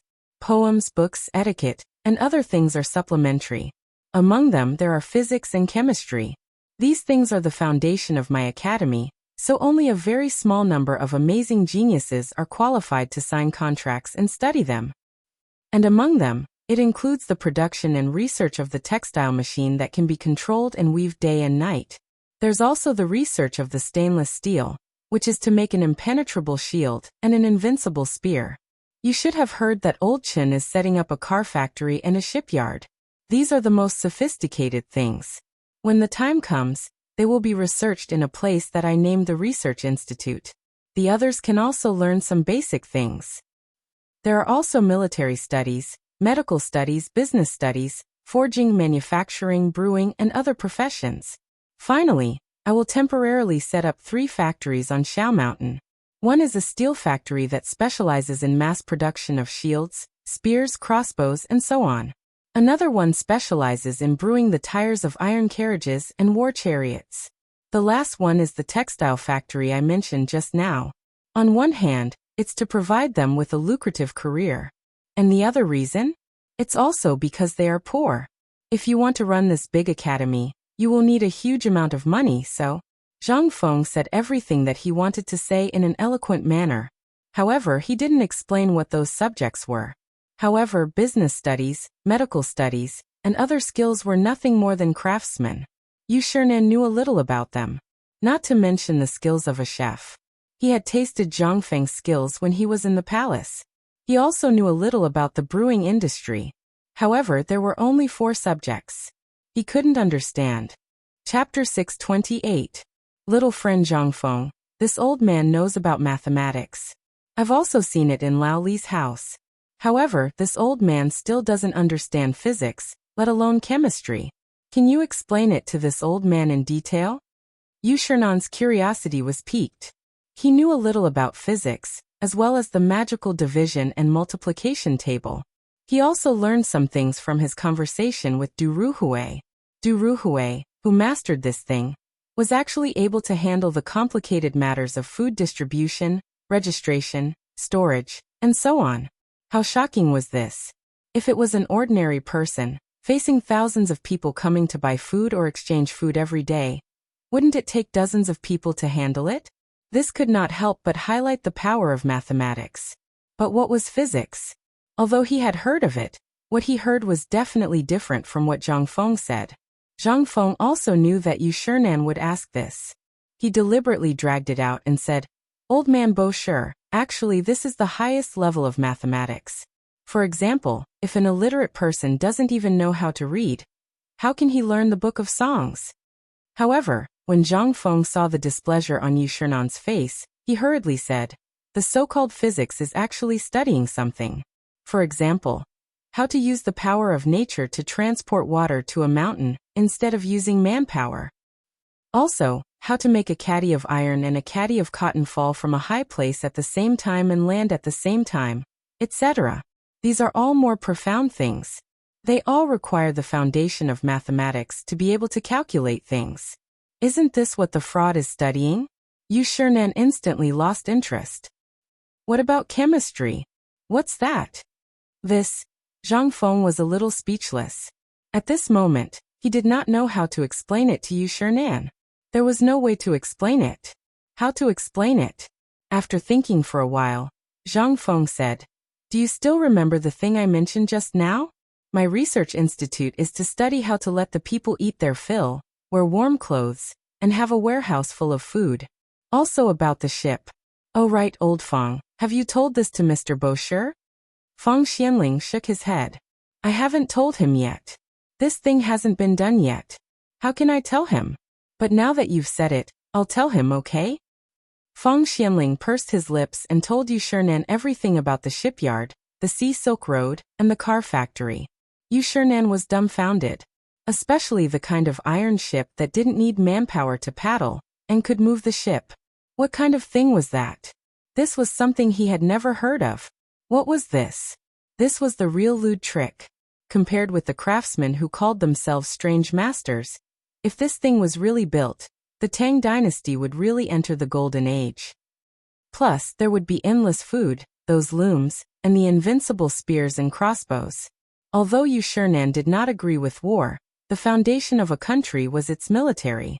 If there was no strong military, how could the safety of the people be guaranteed? Zhang Feng, this brat, simply included everything from military, to business, to agriculture. This, Yushernan did not dare to think about it. He hurriedly asked, "Young friend, what you said, is it chemistry?" "Yes. These things, whether it's physics or chemistry, are all called science. But it's still too early to talk about these things. You can just think of it as fun. This thing still needs time to be revealed." People in this era did not understand these things at all. They did not even have the basic common sense of life. If you said too much, people would only think you were crazy. But the reason why Zhang Feng told Yushernan at this time was that this guy was the most representative Confucian scholar of the Tang dynasty. His academy needed such a person to hold the fort. Otherwise, Zhang Feng would not have bothered to say these things. After all, if he said it too early, people would only take it as a book. Only when he said it at the right time could it have an unexpected effect. Yushernan also understood Zhang Feng's meaning. He nodded and said, "Don't worry. I understand what you said. But what's the matter with the military? Could it be that you want to train soldiers?" This was also what Yushernan was most puzzled about. Compared to science, that stuff was like a divine object that couldn't be found anywhere. But what about military? He instantly thought of the dirty scene in the garrison camp outside Chang'an City. This was simply like the difference between heaven and earth. How could it be possible to combine these two things that were originally completely unrelated? Moreover, it was in White Deer Academy. In fact, the military was also the purpose of Feng Xuanling's visit today. He was very worried that once this thing was revealed, it would inevitably cause ripples in the imperial court. At that time, it would not be a simple problem of the academy, but a political problem. Feng Xianling patted Zhang Feng's shoulder with a serious face and asked, "Fengzi, you have to think about it. Once this military course is revealed, do you know what the consequences will be? And military studies, isn't it just reading books? Could it be that you want everyone in White Deer Academy to study the art of war?" Chapter 629. Not to mention Yushernan, even Du Ruhui couldn't help but worry. The military and the academy had always been at odds with each other. Otherwise, the civil and military officials wouldn't have fought against each other in the cottage. But what was Zhang Feng trying to do now? Was he trying to combine the two into one? How was this possible? There was always a taboo for soldiers, and that was to be involved in politics. It was the same for politicians. But what Zhang Feng was doing now wasn't it? The two of them didn't dare to think further. That was why Feng Xuanling's expression suddenly changed. He was worried that if the imperial court knew that Zhang Feng's White Deer College was like this, it would become the target of the entire Tang dynasty. At that time, even if the emperor wanted to resist, it would be impossible. But Zhang Feng didn't seem to be worried about this. Instead, he waved his hand and said, "Don't worry about this, Mr. Bosher. Old Feng, you can rest assured. Do you think I'm stupid? How can I teach this to just anyone? Same old rules. To put it bluntly, this thing isn't made for ordinary people. Do you think this thing is made for ordinary people? Wrong. I made this thing for people who are prepared, like Tang Yo and the other extremely talented people." Feng Xianling seemed to understand, but Yushernan really didn't. Actually, from the very beginning, when he heard these brats talk about an impenetrable shield and an invincible spear, he had always felt a faint sense of worry. If you said that this thing was serious, it was really a serious problem. If you said that it wasn't serious, it wasn't a problem at all. Just as Zhang Feng said, Cheng Chimo and the others were born in the military. Take Wei Zheng's son, Wei Shuyu and Fang Yai for example. At this time, they were all holding important positions. But which hot-blooded youngster wouldn't be attracted to studying or practicing martial arts? At this moment, Zhang Feng also gave an answer. Some people are obsessed with one thing the moment they are born. Or maybe they were influenced by their parents and chose their own path. Or maybe they were inspired by the heroes in the streets and yearned for the heroism of soldiers on the battlefield. And there are even more people who are addicted to books, unable to extricate themselves. For example, dabbing. Old Fong, you should be able to understand why he is so obsessed with books, right? You're always running around outside, doing housework and even working hard outside. When you return home, you'll pressure and criticize them. You must stand out. Of course, I'm not saying that your concern is wrong. It's just that you've been instilling things into your son for a long time. Have you ever thought about your son? As the saying goes, one is marked by the company one keeps. In the long run, their character will be determined from a young age. And my White Deer College can solve this problem from the root. First, from the moment you enter the college, if you don't have the ability, you should build a shelter for yourself. Lao Tzu doesn't want such a bookworm. The other type of person is the arrogant type. Lao Tzu will grind them until they don't even have the courage to raise their heads. This is a form of training. I once read a sentence in a book. A flower in a greenhouse will never be able to withstand the wind and rain. On the contrary, a person who has been exposed to the wind and rain for a long time will desperately want to climb up. What I want to do is to let the flower in the greenhouse have some time to grow. As for the person who has been exposed to the wind and rain for a long time, I will suppress the desire in his heart. So, young friend, you mean? Bosher finally couldn't take it anymore. Although what this brat said was right, but this was really long-winded. He couldn't take it anymore. Everything Zhang Feng said seemed to have no basis, but it was just right, especially the sentence, one is marked by the company one keeps. This was something that even the great Confucian scholars of this era couldn't fully understand. He could actually say something like that. Yu Shiren couldn't help but have a whole new level of respect for him. As for the military concept that Zhang Feng talked about, Yu Shiren also started to look forward to it from the bottom of his heart. Yu Shiren couldn't help but ask again, young friend, what you said about one is marked by the company one keeps. Where did this sentence come from? Zhang Feng was a little confused. He scratched the back of his head, unsure if Yu Shiren actually didn't know about this. But when he saw Yu Shiren's expression, he said, isn't this a sentence from Jin Fuxian's The Proclamation of the Crown Prince? Don't tell me Mr. Bosher doesn't know? This was a famous sentence from the ancient times. He actually didn't know? A great Confucian scholar of this era didn't know? How could this be? When Yu Shiren heard this, he narrowed his eyes and thought for a long time. He had read Jin Fuxian's The Proclamation of the Crown Prince and so on. But this was the first time he heard of this. But all of a sudden, Yu Shiren thought of something. That was the well-read Chu Suiliang. He didn't know where this guy was. Was there such a rare book? He heard that this guy had been reading all kinds of unique books for the past 2 years. Could it be that this book was also unique? Otherwise, why hadn't he heard of it before? Chapter 630. However, Yu Shiren faintly felt that he had been led astray. After thinking for a while, he could not think of a single clue. He glanced at Feng Xianling, and saw that Feng Xianling was not surprised. He could only temporarily suppress the doubts in his heart and asked, little friend, do you mean that you want to educate them from their roots? Yes. Zhang Feng slapped his thigh and once again thought of a famous saying, Mr. Bosher, some people are great in life. They don't have to worry about tomorrow since they were born. They can live a life of luxury.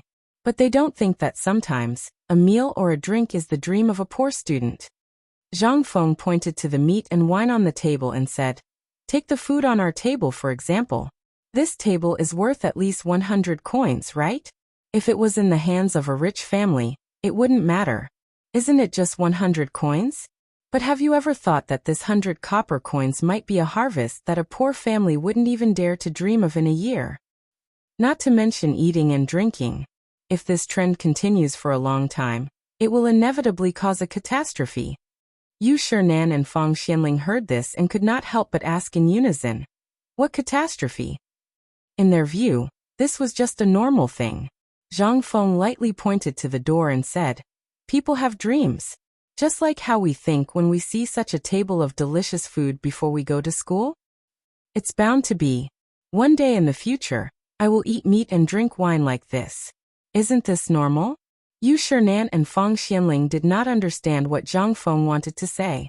But after hearing this, they thought about it and nodded. You're right. This is a normal reaction. But don't say it. This shouldn't be, right? Zhang Feng sighed and put the wine cup on the table. He stood up and shook his head with his hands behind his back. Wrong. Big and very wrong. In fact, this thing is called a dream. And there is another saying, it is called desire. Human desire is a terrible thing. Once it takes shape, this thing is enough to destroy a family, a city, and even a country. Buzz. This time, Yu Shinan and Fang Xianling really understood. If they still did not understand at this time, then there was really a problem. Previously, when Zhang Feng had not mentioned it, they had thought that it was something that humans should have. But at this time, when Zhang Feng said this, they carefully thought about what Zhang Feng said today. Yu Shinan could not help but ask, Zhang Feng, little friend, you mean you want to use military training to temper these people's temperament? Zhang Feng gave Yu Shinan a thumbs up in approval. Yes. That's my goal. Think about it, many of these people might enter the imperial court and become officials in the future. I don't want to be criticized behind my back when the time comes saying, Ayaya, look, this corrupt official is from the White Deer Academy. What is this? You are destroying your own reputation. And more importantly, you have seen the situation in the Tang dynasty now. The 3 lives and 6 ministries system, plus the system of recommendation for the imperial examination. Basically, many talents are in the hands of those big families. And here, I am equivalent to a clear stream, not mixed with any interests. I only care about how many people I train. Under the premise of no interests, how can I not train the next generation of qualified successors? Yu Shinan heard this. He was a little touched. But more than that, he admired him. He stood up and bowed to Zhang Feng like a Confucian scholar. Zhang Feng was so surprised that he hurriedly stood up and bowed back. Yu Shinan let out a deep sigh. Presumably, this is all your military knowledge, right? Although Yu Shinan pointed it out, Zhang Feng's face didn't turn red at all. After all, if Yu Shinan, a great Confucian scholar, didn't think of these things, then Zhang Feng doubted whether his reputation in this lifetime was exaggerated. Yes, Mr. Bosher is right. These things are actually called psychology, mixed in every curriculum. And in military, these things are called psychological tactics. Think about it. Now there are so many countries around the Tang dynasty. In the far west, there is the black-clothed Abbasid Caliphate, which is not inferior to the Tang dynasty, and some countries are even more powerful than the Tang dynasty. What I need is the skill sand table training, the ability to go to the battlefield to kill the enemy, and the ability to subdue the enemy without fighting under the condition of being familiar with military books. This. Yu Shinan smiled bitterly and interrupted Zhang Feng's endless speech. Young friend, don't say any more. Old man doesn't understand these things and he doesn't want to understand them. This old man knows that this is your ability, and old man can't probe into it. But there is still a trace of confusion in my heart. I wonder if young friend can solve it. At this time, Zhang Feng was a little drunk. Obviously, he talked too much. At first, Yu Shinan didn't notice, but now, the more Yu Shinan listened, the more he felt that something was wrong. If he continued to talk, it wouldn't be a discussion of academics, but a discussion of military books. This was a taboo in literature, so he could only stop Zhang Feng. Zhang Feng choked for a moment. He wasn't angry. Waving his hand, he sat down again, clinked his wine cup with Yu Shinan, and said, Mr. Bosher, please ask. Yu Shinan then said, Old man has always been curious. Young friend, who is your master? Zhang Feng had long known that he was going to ask this question. After all, he had already thought of a set of excuses for this matter. Zhang Feng sighed, looking a little lonely. After 3 cups of wine, he said, Let's not talk about this for now. Let's talk about something else. Chapter 631. Yu Shinan almost sprayed a mouthful of wine on Zhang Feng's face. He waited for a long time. That's all you said? Who dared to do this in the Tang dynasty? Except for the emperor, there were only a few people who dared to do this. However, Yu Shinan couldn't find any sign of anger. After all, It was a big taboo to rashly ask about someone's master. Zhang Feng was lucky that he didn't get angry. Although he knew that Fang Xianling had told him about Zhang Feng's master, he couldn't resist his curiosity. He could faintly hear the 8-front formation and the Zhuge legacy from it. However, he wasn't sure. After all, he hadn't studied this kind of military book. However, at this time, seeing Zhang Feng's lonely look, Yu Shinan knew that he couldn't ask. He could only go to Fang Xianling and ask, "Brother Fang, this?" Fang Xianling looked at Zhang Feng and then looked at Yu Shinan and said, "In fact, I forgot to tell you this. This guy once said that he had cultivated on Wutai Mountain for 5,000 years, and that Zhuge Kongming was his disciple." At first, Old Man also thought that this guy was talking nonsense, but now Old Man felt that this guy's words could be combined with something in military books. Could it be? Yu Shinan's expression changed drastically upon hearing this. He hurriedly covered Fang Xuanling's mouth. "Brother Fang, you actually believe such a preposterous excuse? This is just this guy's nonsense. Although this is the first time I met this guy, although he is reliable, his mouth." Fang Xianling sighed and nodded. "This is all because of this guy. If he could have a family, he wouldn't be so lonely. This guy was once hit hard. His family was originally a rich family in XX place. Because of a mountain flood, the whole family died. If he was a normal person, he would have done something." Yu Shinan fell silent. He finally understood why this brat was so out of tune, and why he talked so much nonsense. This was all caused by loneliness. Yu Shinan couldn't help but sympathize with Zhang Feng. "Young friend, Old Man knows that you're not feeling well, but people need to look forward. Think about it. Once your academy becomes famous in the Tang dynasty, won't you also have a meteoric rise? When the time comes, the proper thing to do is to help your Zhang family flourish." Zhang Feng was dumbfounded. He looked suspiciously at the two old fellows who were whispering to each other, wondering what they were talking about. However, he didn't want to listen to the whispers of the two old men. Borrowing Yu Shinan's words, he sighed and raised his cup to drink. Fine. Old Feng usually looked like an honest person. Who would have thought that this support would be so beautiful? However, Zhang Feng's face was still full of bitterness and hatred. He said, "Isn't that so? That's why I spent all my life learning and all my wealth to establish this White Deer College. That's why I thought that if I could pass the imperial examination 3 years later, I could enter the imperial court and take this opportunity to create more talents for the Tang dynasty. But, alas." Zhang Feng said a few words, but didn't know what else to say. He sighed deeply. After a while he continued, "I know what old Mr. Bashi is thinking. Actually, let me tell you this. The psychology I mentioned just now is just a support. The real driving force of this academy still needs some foundation. For example, the training of these people's temperament is undoubtedly the kind of military training." Yu Shinan and Fang Xianling looked at each other and asked in unison, "Military training? Is it the kind of drill in the military now?" Zhang Feng shook his head and said with some disdain, "Those are just the fighting skills of children. I don't want to learn from them. The military training I mentioned is a complete system, including physical training, resistance to beatings, fatigue resistance, and even the ability to react in severe fatigue, etc. Those who can get through this stage, no matter if they are in the military, politics, literature, or business, at the very least, they will have a good physique and a good temperament. Those who do not have a strong temperament will be automatically eliminated in less than half a month. Do you think I'm really stupid? There are so many people who need to eat. Where can I get food for them? This way, I can let the flowers in the greenhouse have a chance to be tempered by the storm.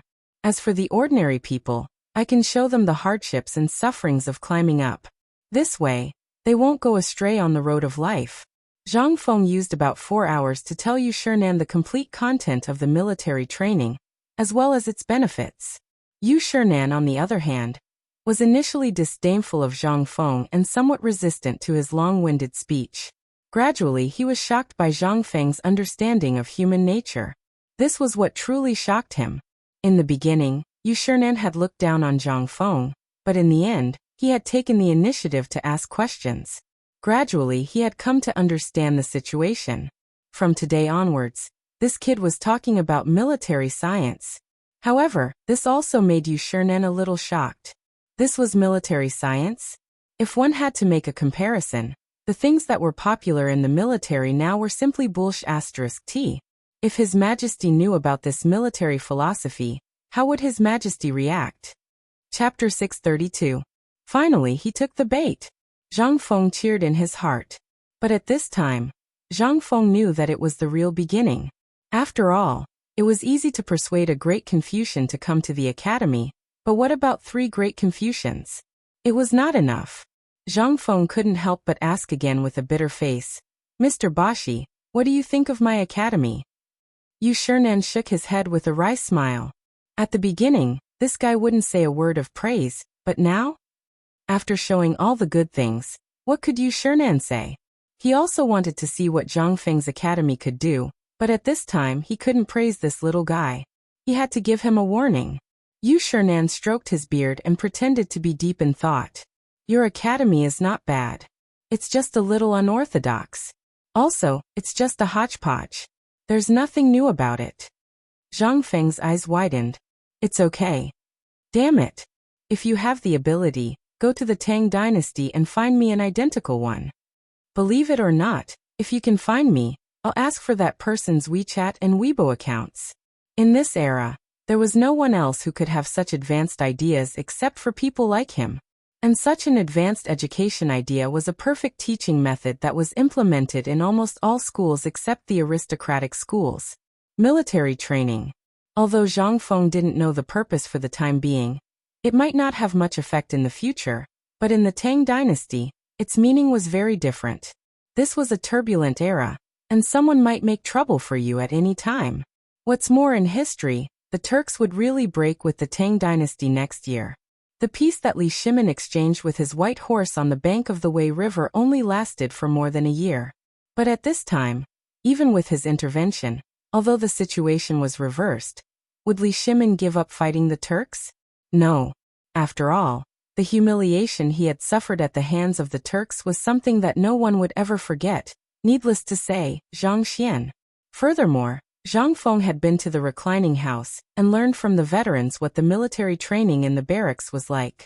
After all, the Chang and Navy was in Chang'an City, which could be seen from afar. That was simply pushing him to his death. What kind of training could a chaotic battle in a bandit's lair produce? According to Zhang Feng's knowledge, the Tang dynasty lost at least several thousand people every year. Sometimes even tens of thousands of people. How did these people die? Wasn't it just a chaotic battle, coupled with military measures that didn't have the slightest bit of hygiene habits that killed them? However, none of this could be seen in White Deer College. He didn't have much hope that he could completely change the military camp. Besides, he didn't have the ability to do so. What he wanted to do was to start from White Deer College and transfer the disinfection of alcohol and the routine military training to the Tang dynasty.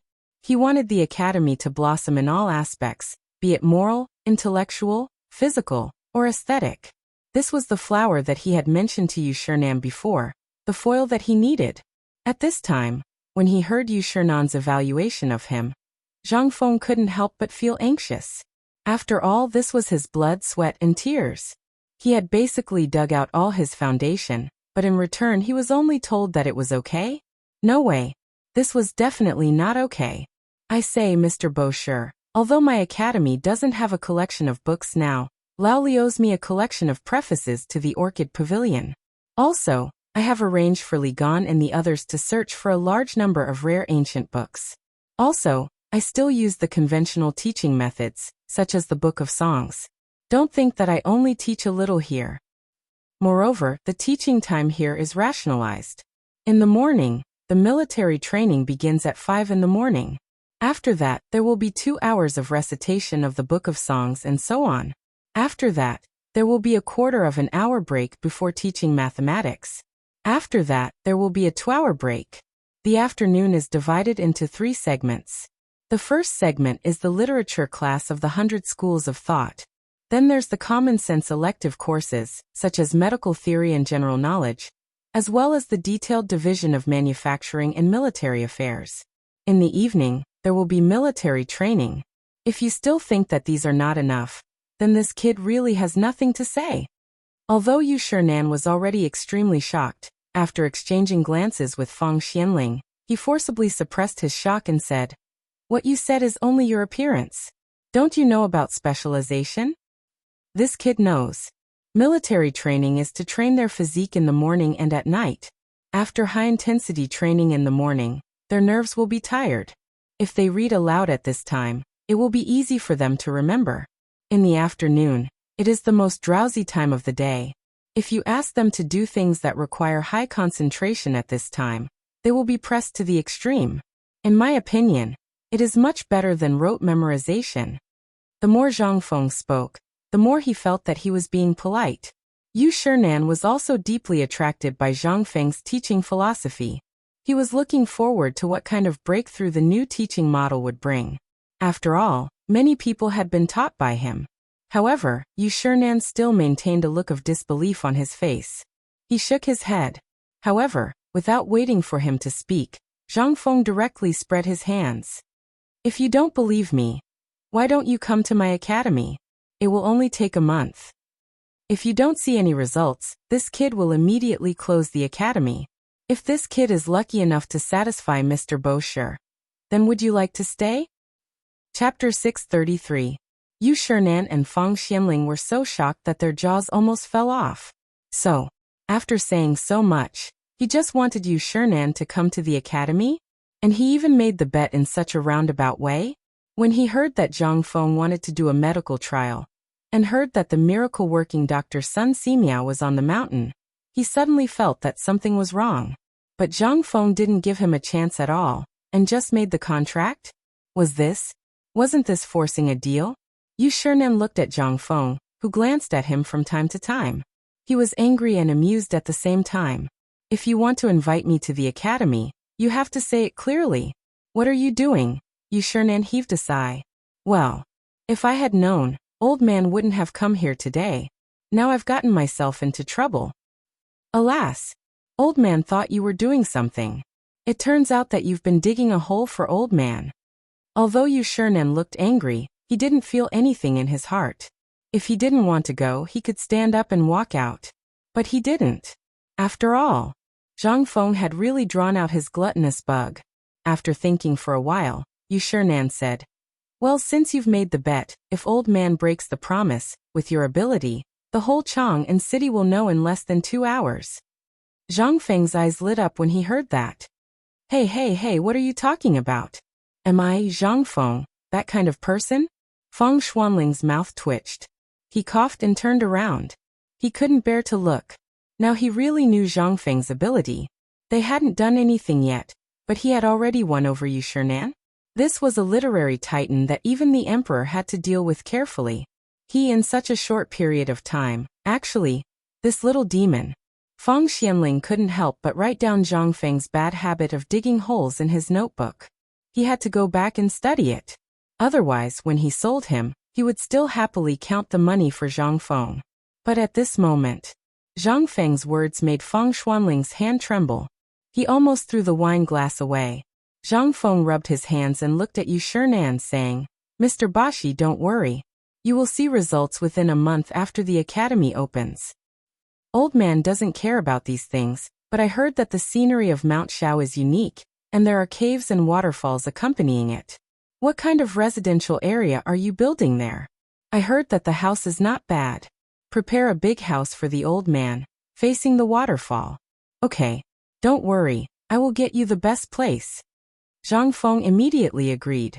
Now that Yu Shinan had won over, Zhang Feng's heart was as sweet as honey. However, he rubbed his hands and asked, "But Mr. Bashi, I heard that you Chu Suiliang, Elder Chu Ouyang Sun, Elder O, and Shui Jihe, Elder Shui." Stop. Yu Shinan couldn't help but explode. "So you, kid, are not only lusting after me, but also want to take these old bones into Mount Shao? What do you think you have in Mount Shao?" If it was just him, then Yu Shinan would have considered it as a favor to Li Shimin, and would have also come. Moreover, he also didn't want to miss out on this opportunity. But now he actually wanted to trap his 3 good friends in? How could that be possible? Yu Shinan stood up, his face gloomy. "Kid, don't go overboard. Do you know who the 4 of us are?" If it weren't for your poetry collection, the old man wouldn't have come to see you. As a junior, he agreed to go to the academy because of the novelty of your academy. You actually hit the snake with the stick and want them to come? Yu Shernan was so angry that he laughed. Then show me what you're really capable of. That's right. I remember that the previous Dragon Boat poetry meet was cancelled due to various reasons. If you want the three of them to come, then show me what you're really capable of. The Mid-Autumn Festival Poetry Meet is a grand event that gathers all the literati in the world. When the time comes, I will also be participating. If you're really capable, then let those three old fogies come to you during the poetry meet. As they spoke, Yu Shernan had already walked to the door. However, at the door, Yu Shernan paused and looked at Zhang Feng. He said meaningfully, "The old man thinks highly of you." Zhang Feng was speechless. How the F***ck could this be? However, wasn't it just a poetry meet? Just nice, Lao Tzu would make a pot of stew for him. He was just worried about not having a teacher. He even sent this to me? Good. At that time, there will be so many poems from the Tang and Song dynasties. I don't believe that I will lose. All right. Thank you for your kind words. I will definitely be there on time. However, Zhang Feng's eyes turned and said, "Mr. Bosher, why don't I give you 2 jars of wine?" Yu Shernan, who had just walked out of the door, heard this and could not help but pause again. He seemed to hesitate. However, in the end, his rationality was defeated by Zhang Feng's wine. Yu Shernan sighed and said, "Is the old man the kind of person who is greedy for wine? If you really want to give him, why not give him 10 jars? Okay. Chapter 634. Yu Shernan felt that he had been played by this kid again. However, he couldn't detect any abnormalities. In the end, he could only shake his robe and leave. As soon as he turned the corner and walked out of the crooked neck of Tonghui Lane, Feng Xianling couldn't help but ask, "Brother Yu, what do you think of Zhang Feng? He can take on great responsibilities. However, this kid is too bad. We have to be careful." Yu Shernan's words basically judged Zhang Feng. However, at this moment, Yu Shernan said again, "Actually, old man really hopes that those stubborn old men can come to the academy. This kid isn't simple at all. He was able to perfectly assemble so many things that seem to be disorderly and even unrelated to each other. This is really beyond this old man's expectations. Moreover, this kid isn't bad. That's the most important thing." Feng Xianling finally relaxed. "Brother Yu, you don't know. This kid is brainless and straightforward. He says whatever he wants to say. However, this kid knows a lot, so he can." Yu Shernan smiled bitterly and shook his head.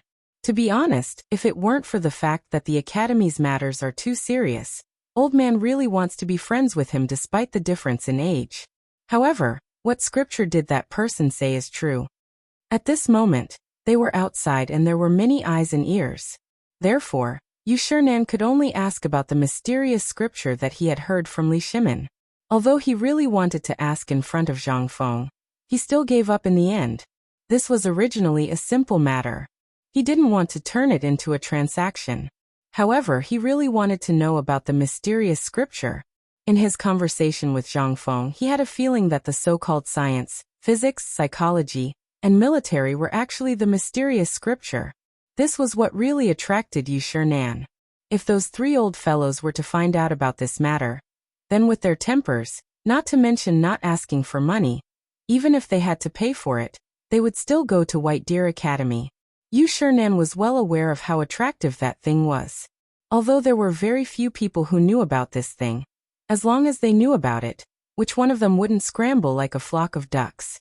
However, Yu Shernan did not do so. After all, he felt that this kid had set a trap for him today. He felt uncomfortable and disgusted. If news of this were to spread, he, Yu Shernan, would still have his face? However, Feng Xianling didn't think so when she heard this. At this time, Feng Xianling was deeply shocked. In Feng Xuanling's memory, there were no more than 5 people who could receive such an evaluation from Yu Shernan. Today he actually witnessed it with his own eyes. Although in their eyes, Zhang Feng didn't need Yu Shernan's affirmation. He had already grown to the point where he could compete with the great Confucian. Moreover, Zhang Feng's current identity was also a great Confucian. However, his reputation was still not enough. However, if news of him being able to receive Yu Shernan's affirmation were to spread, it would also create an extremely good opportunity for Zhang Feng. In the end, the moment Yu Shernan entered the palanquin, he looked in the direction of Tonghui Lane and sighed. I've heard that there are great people in the marketplace. I didn't expect that the old man would be able to witness it with his own eyes. His life was not in vain. On the other side, after sending off Yu Shernan, Zhang Feng was indeed excited for a long time. After all, being able to win Yu Shernan's heart was already a pleasant surprise. He was thinking about how to find a master to ascend the mountain earlier. He didn't expect that old Feng would send Yu Shernan to his door. What was this? He was just dozing off and someone automatically sent him a pillow. However, it was only one person. Although Yu Shernan didn't say it directly, Zhang Feng's intuition told him that Chu Suiliang and the others seemed to know him. That would make things easier. He just didn't know how many poems he said when he was drunk last time. Zhang Feng couldn't help but secretly regret. He felt comfortable acting tough, but now he felt uncomfortable. How could he act in the future? After all, the poems that he knew and remembered the deepest were only the 300 Tang poems. There were also the song poems and the poems after the Tang dynasty that he dared to use. But even so, the poems that he knew were only a few hundred. If he were to encounter such a situation in the future, what would he do?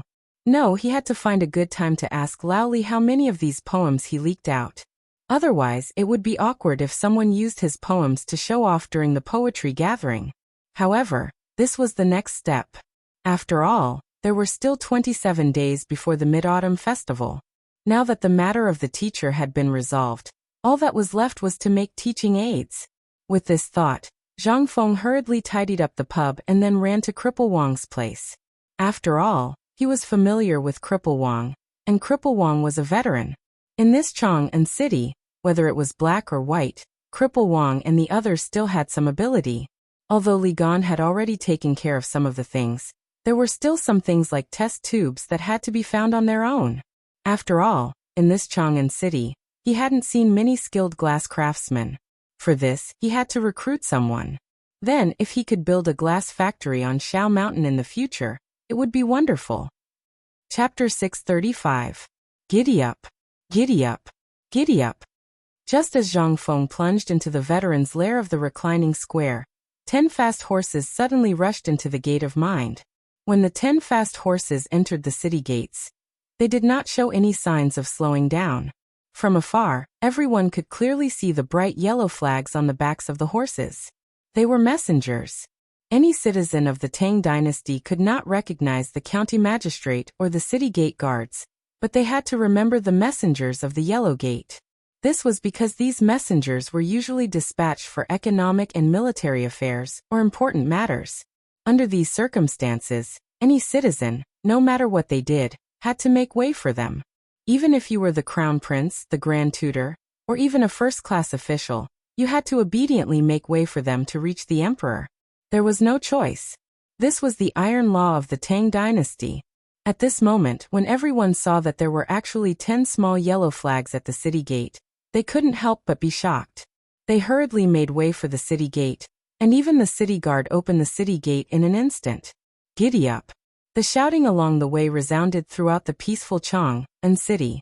The angry shouts continued all the way to the Vermilion Bird Gate without stopping. The leader of the Yellow Gate took out a strong crossbow that he carried with him. There was even a small bag hanging on the crossbow.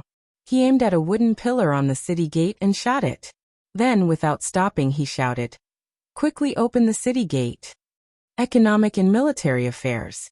The city guard hurriedly took off the brocade bag. After seeing the contents, he hurriedly shouted, "Open the gate quickly." In the muffled sound, the 10 riders rushed into the imperial city without slowing down. Then they rushed all the way to the Taiji Palace where Li Shimin was.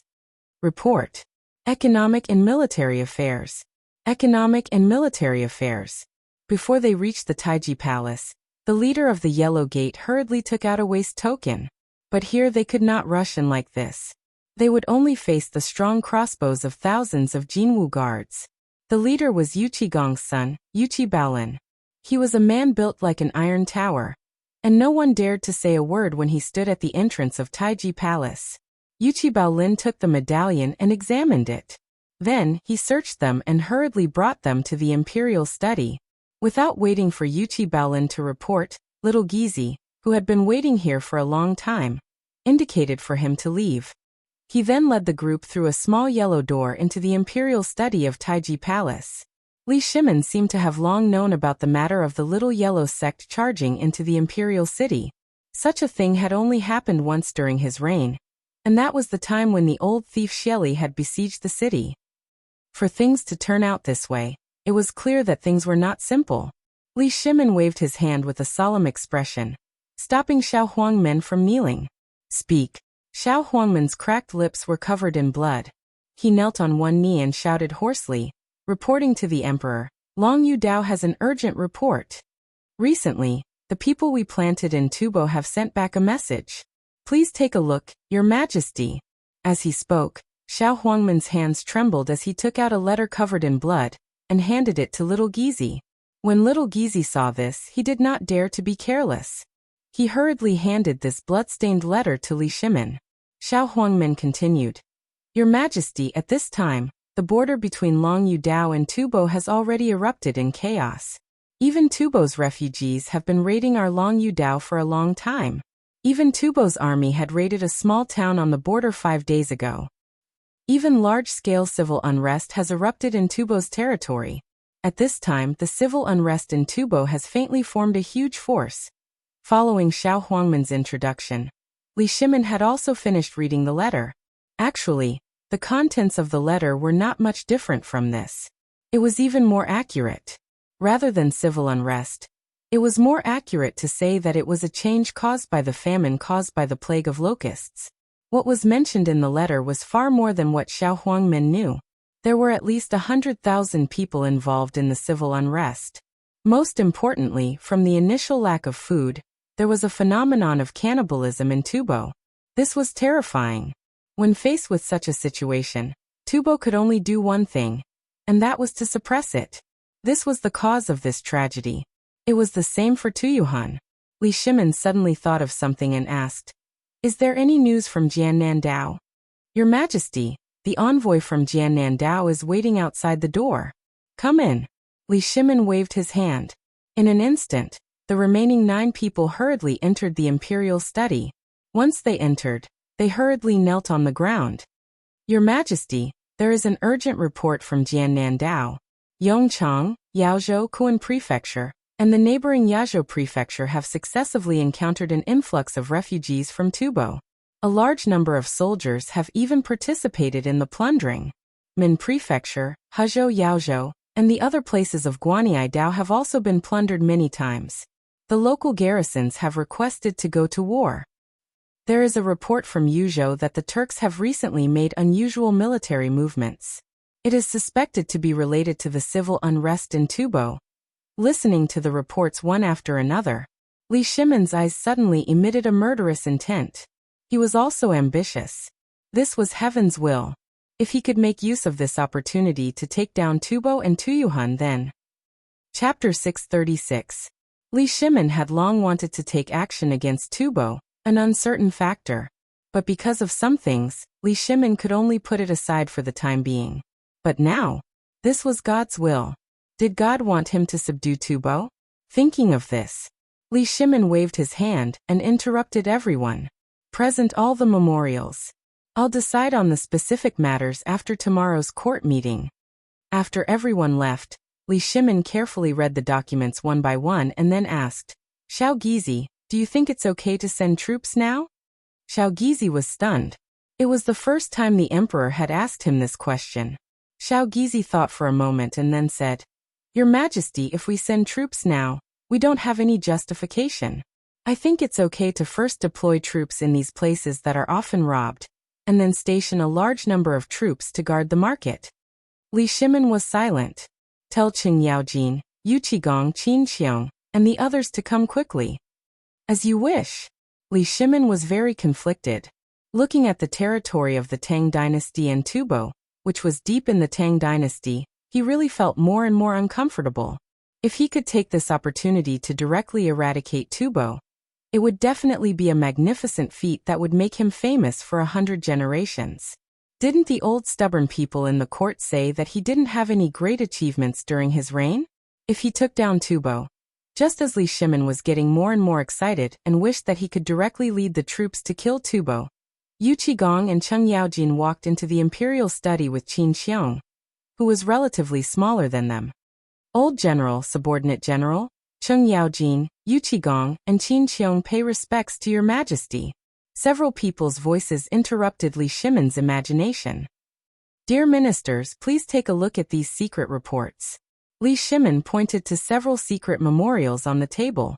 The three of them accepted the order and went forward to check them. However, at this time, the three of them frowned deeply. Even Cheng Yaojin, whom Li Shimin had been looking forward to, was frowning at this time. What? Is there anything wrong with this secret memorial? Li Shimin was a little angry. When Qin Xiong heard this, he looked at the three of them and said, Your Majesty, this secret memorial is very detailed, but I feel that it is a little unusual.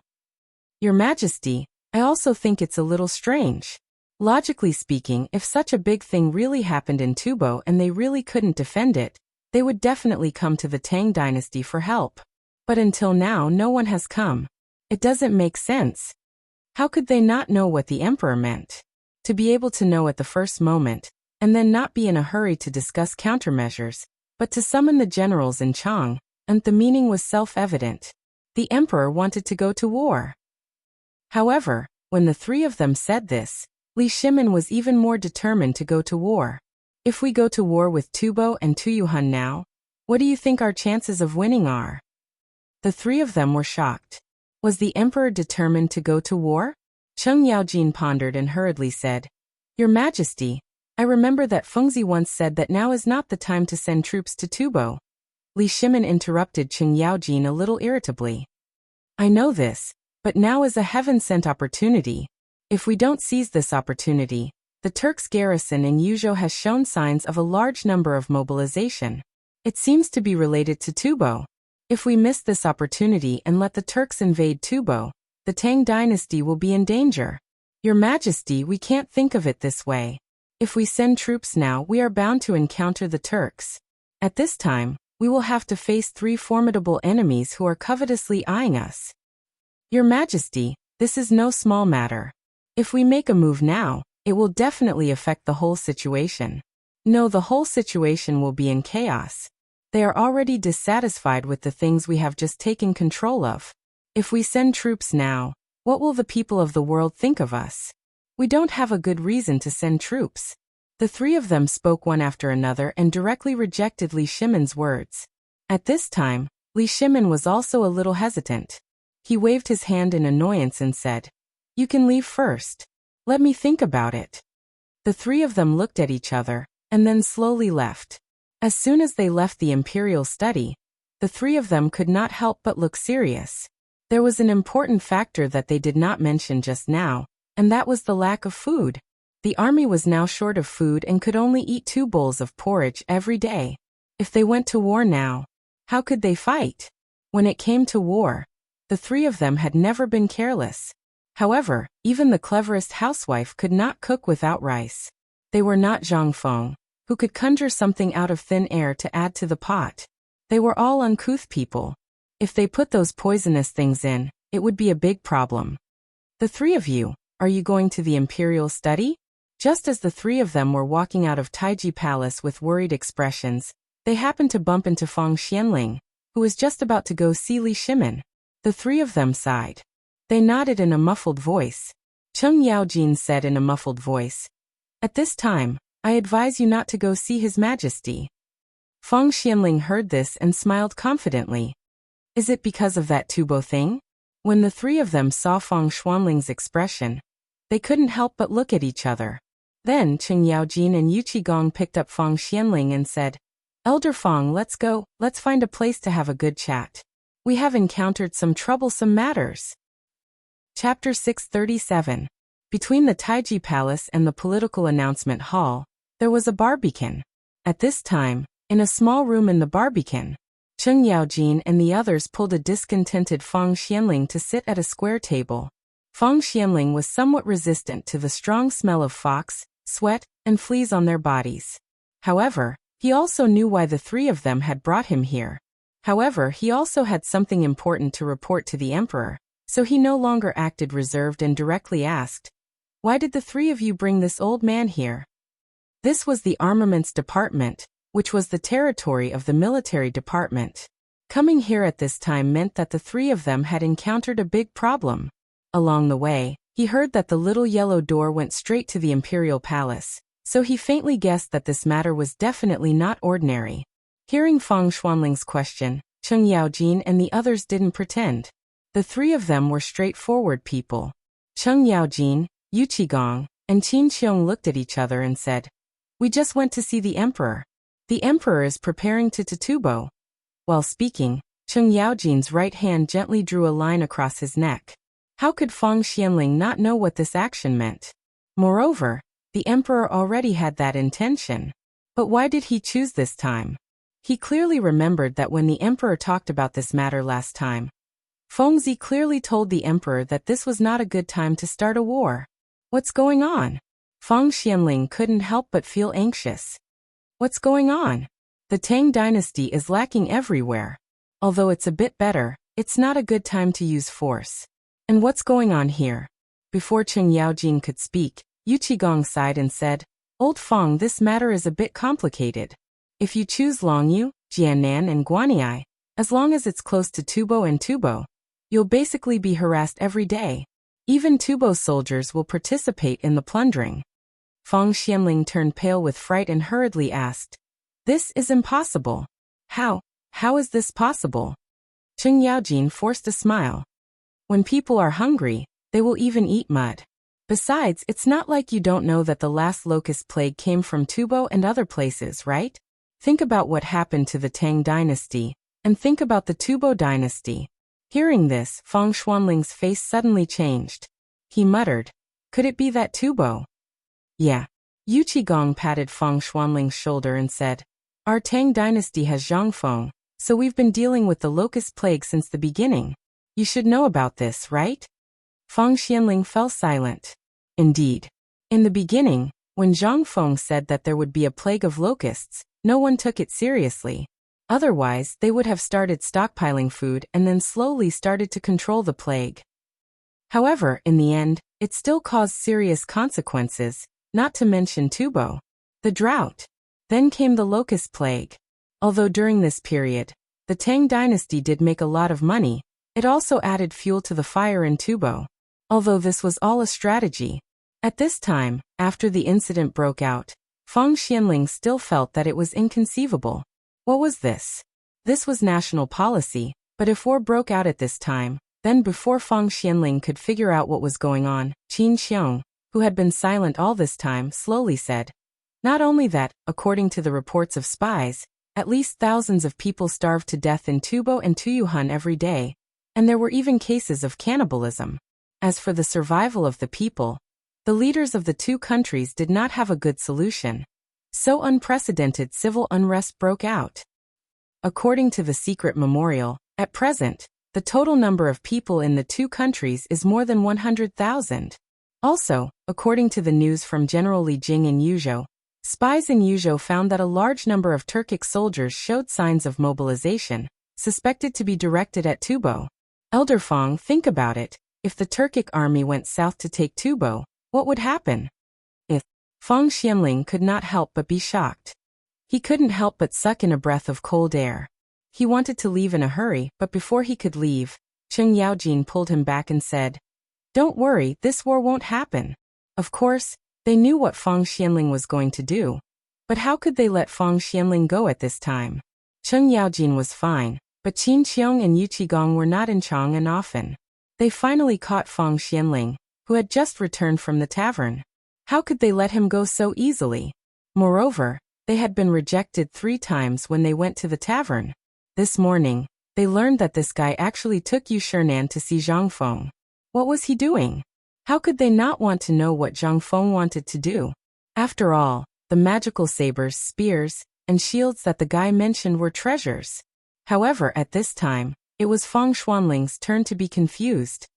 Why do you say that this war cannot be fought? Cheng Yaojin said with a wry smile. The army is short of food. How do you think this war can be fought? Do you want the soldiers to go to the battlefield with empty stomachs? Feng Xianling was stunned. However, after thinking about it, now that there was a shortage of food everywhere in the Tang dynasty, it was possible that the army was short of food. He could not help but nod and say, You're right. How about old man go to see his majesty first, and then we'll talk later? No, old Feng, you know that we are always away from home. It's not easy to find something good, so we want to talk to you.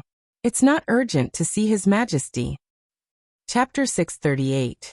Yu Qigong rubbed his hands and pressed Feng Xianling onto the bench. Actually, we have to start with Zhang Feng. I heard that he has an invulnerable shield and an invincible spear. I also heard that this kid established an academy in that godforsaken place, Shao Mountain? Feng Xianling didn't know what these three uncouth men wanted to do, so he nodded suspiciously. That's true. Then do you know if that kid is making those things? Feng Xianling shook his head. You know that houses are being built in Shao Mountain. How could he have time to do that? Moreover, if brother you didn't go there today, that kid might not have told us how to make an invulnerable shield, and that magical teaching philosophy. Yu Qigong couldn't help but be curious. He had also heard of the teaching philosophy that Zhang Feng had spread out before. It was just that he had forcefully applied all the things that were common among the people. Was this magical? Yu Qigong couldn't help but ask.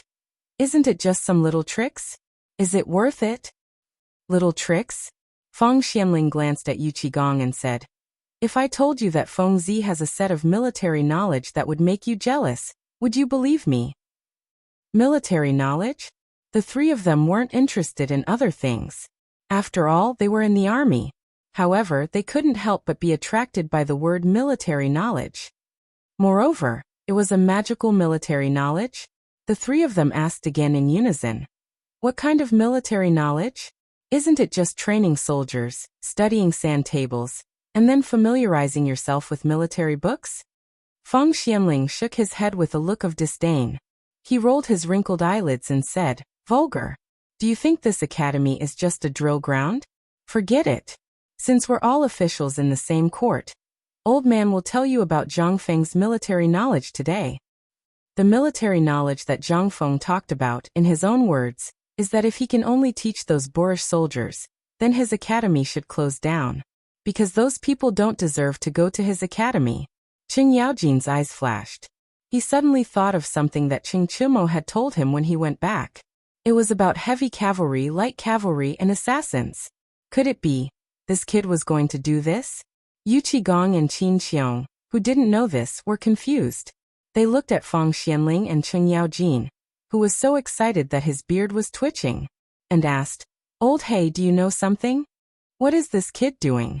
Didn't he say he wanted to open an academy? What are you doing? Why are you doing this now? Feng Xianling knew that Cheng Yaojin remembered something. He didn't say anything, and only looked at the three with a smile that wasn't a smile. Feng Xianling felt a sense of satisfaction that he had never felt before. At this moment he finally understood why Zhang Feng liked to speak like this every time. It was simply too satisfying. Cheng Yaojin really didn't want to tell this to these two. Otherwise, with their temper, wouldn't they tear apart Zhang Feng's skinny body? However, he couldn't stop the two of them from pulling at each other, so he said in a muffled voice, I heard my Chimo say before that Feng Zi wants to turn Chimo into a heavy cavalry. I want to pass through tens of thousands of troops, and no one can stop me. Feng Xianling looked at Cheng Yaojin with some surprise.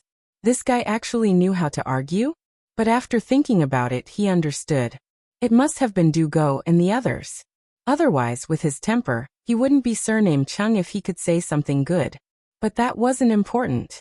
From Yu Qigong and Qin Xiong's open mouths, it could be seen that these two were the most shocked. But Cheng Yaojin didn't intend to let it go. Instead, he patted the two's shoulders worriedly. Originally, this was too shocking. I didn't want to tell you because I was afraid you'd be scared to death. But since you insist, then I won't pretend anymore. I'll tell you everything. Feng Xuanling's mouth twitched, but he still suppressed the disgust in his heart.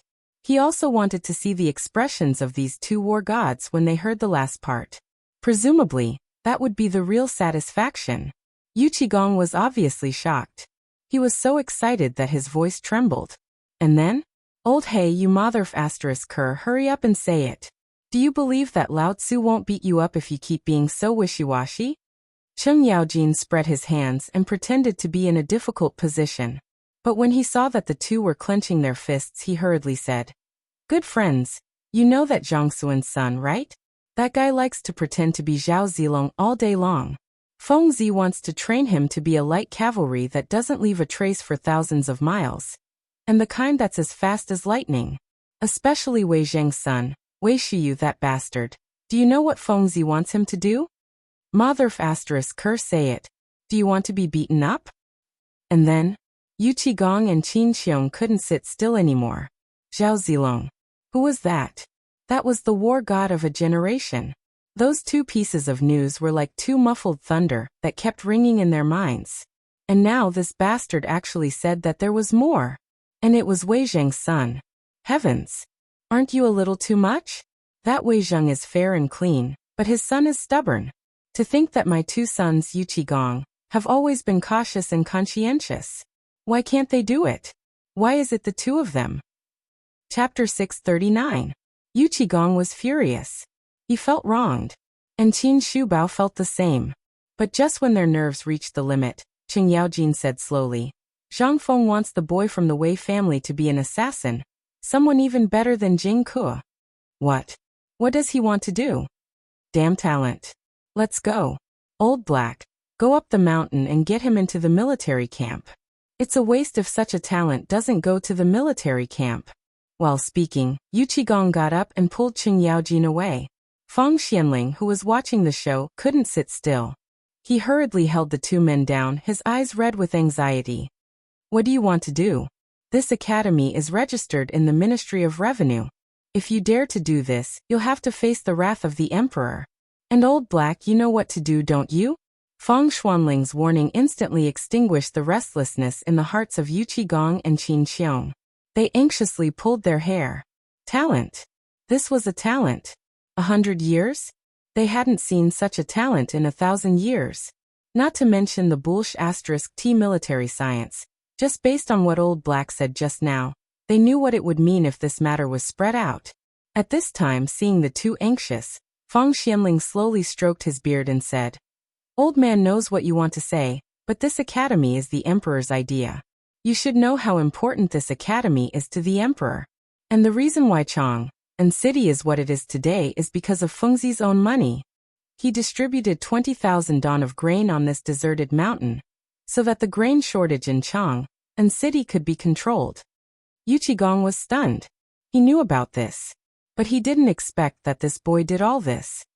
Isn't this the Crown Prince's idea? How did this boy named Zhang Feng get the credit? Qin Xiong was a little confused. What was all this? He had just returned to Chang and city out of curiosity about the academy.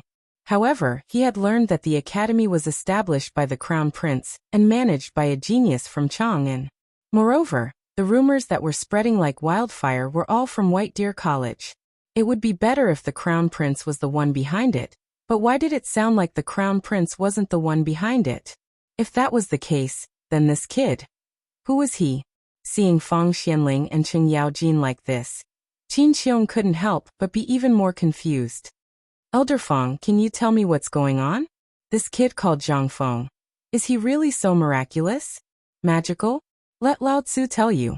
Are all the soldiers in your camp eating fine salt now?" Qin Xiong didn't know what Cheng Yaojin wanted to say, but he still nodded subconsciously. "Yes. That's right. What do you think of this thing?" Cheng Yaojin knocked on the table. "Old hey, if you have anything to say, just say it. Why are you blabbering here? You're acting like a woman. What's wrong with this fine salt?" "That's right, I use this thing to brush my teeth every day. Don't tell me you're the one who made this thing." Yu Qigong was also furious. He wasn't a good-tempered person to begin with. He couldn't stand being watched by Fang Xianling and Cheng Yaojin. Seeing that he was scared, Cheng Yaojin looked at him with disdain. "Vulgar. Fine, I won't tease you anymore. This salt was created by Zhang Feng. Also, Didn't you keep thinking about the method to deal with the Tubo Turks and the other countries? Who came up with it? Yu Qigong's eyes widened. Are you going to say that this was all created by that bastard? Cheng Yaojin nodded in front of Yu Qigong's shocked eyes. Yu Qigong only felt waves of pain in his head. His head hurt. It hurt a lot. Damn it, how could such a talent be wasted like this? No, he had to get this kid in his hands. Otherwise he wouldn't be able to sleep well. Yu Qigong felt as if a piece of his flesh had been bitten off. He had only heard about the weapons and shields in the past, but what about now? The salt and the schemes were all created by this brat. How could the impenetrable shield and the spear be fake? Whoever told him that these were fake, he would definitely break that person's third leg. At this time, Qin Qiong was the same as Yu Qigong. This time, they came back because of the lack of food in the military camp. On the other hand, it was because of this impenetrable shield and this miraculous spear. This matter had already become a legend among the upper echelons of the military. At first, everyone just treated it as a rumor. But after meeting Cheng Yaojin, he couldn't help but be surprised. This thing was actually real. But now, after hearing what Cheng Yaojin and Fang Xianling said, he felt terrible. This was real. This was all real. It seemed that this time, no matter how big the riot at the border was, even if the Tubo and the Turks' allied forces were, as long as he had this shield and spear, he would not be afraid. What was there to be afraid of? Chapter 640. Yu Qigong and the other man could no longer sit still. Right now, the military camp was short of food, and the situation there was precarious. A war could break out at any time. At this time, after confirming that Zhang Feng indeed had such a divine weapon, how could the two of them sit still? They grabbed Cheng Yaojin by the back of his collar and hurriedly ran out. Fang Xianling saw this and shook his head without saying anything. After all, Feng Zi had already said this. It would be strange if these people could sit still. Moreover, military science was indeed of great importance. How could he sit still? He also hurriedly got up and went to the imperial study. Just as he walked out of the barbican, he bumped into Zhang Sun Wuji, Wei Zheng, and Du Ruhui. When the three of them saw Fang Xianling coming out of the barbican, they asked in surprise, "Master Fang Yu." Fang Xianling stroked his beard speechlessly. "Yu Qigong just took me inside." Their expressions became strange, but they didn't say anything. Zhang Sun Wuji cupped his hands and said, "Let's go. I know you're also going to the emperor. Let's go together." Fang Xianling was surprised. "Why are you going to the emperor's place?" Zhang Sun Wuji glared. "You don't know? We just received news that the envoys from Tubo and Tuyuhun have entered the city. You don't know?" How could Fang Xianling know this? He had just come out of Zhang Feng's little tavern and bumped into this fool. Now that he bumped into these three, how could he know? Fang Xianling cupped his hands. "Let's go.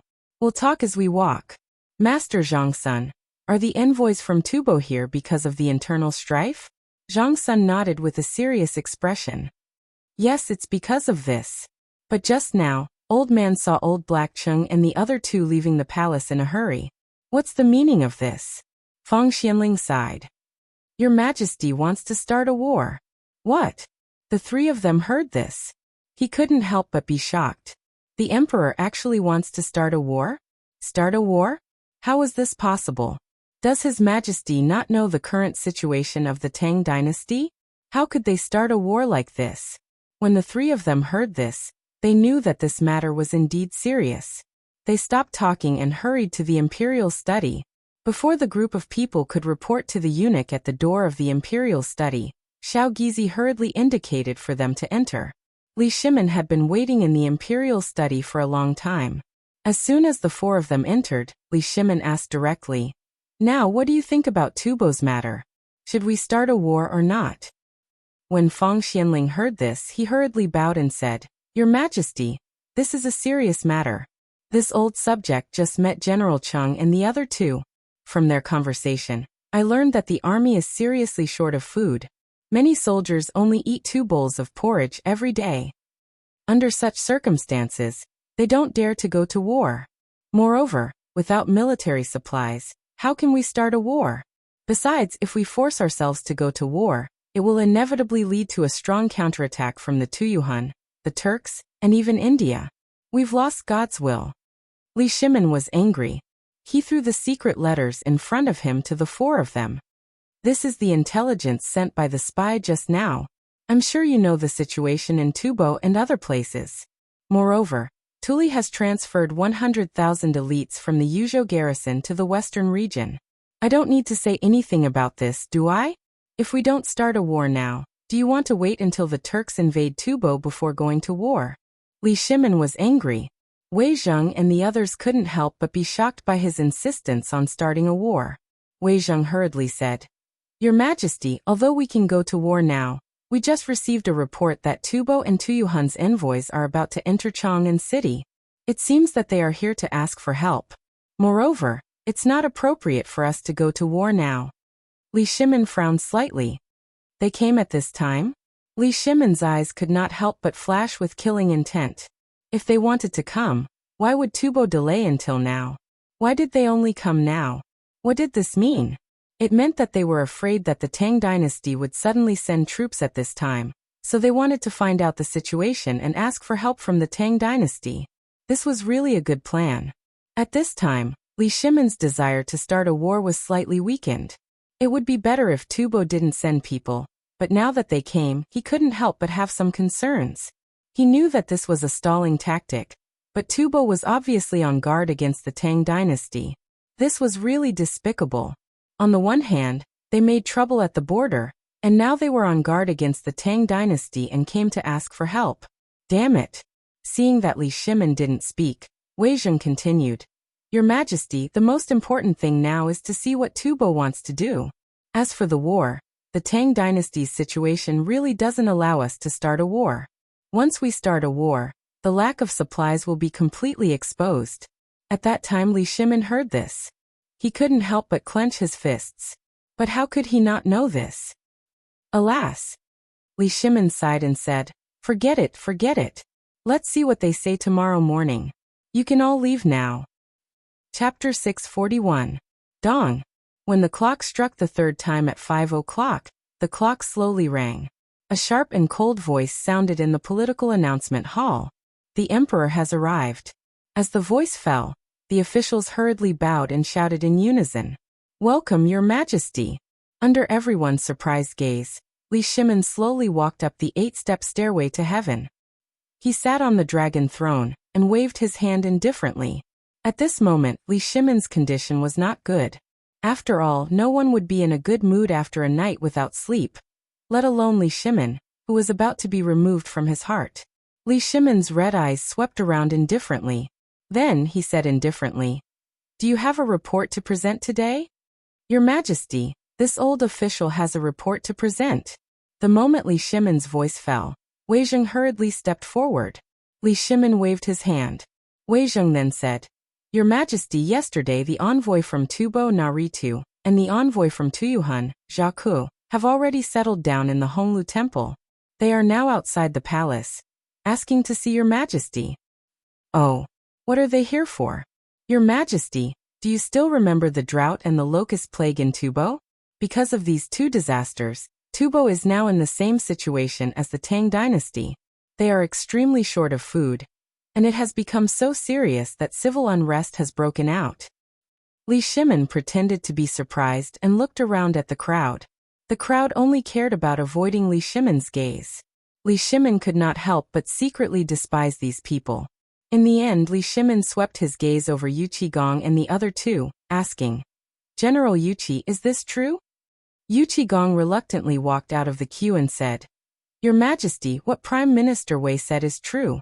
Not only that, General Li Jing of Yuzhou has sent news that Tuli has dispatched 100,000 elites, but his purpose is not pure.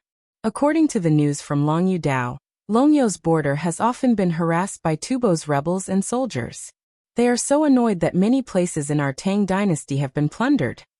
Thus, this old general believes that the Turks must have dispatched their troops to take down Tubo.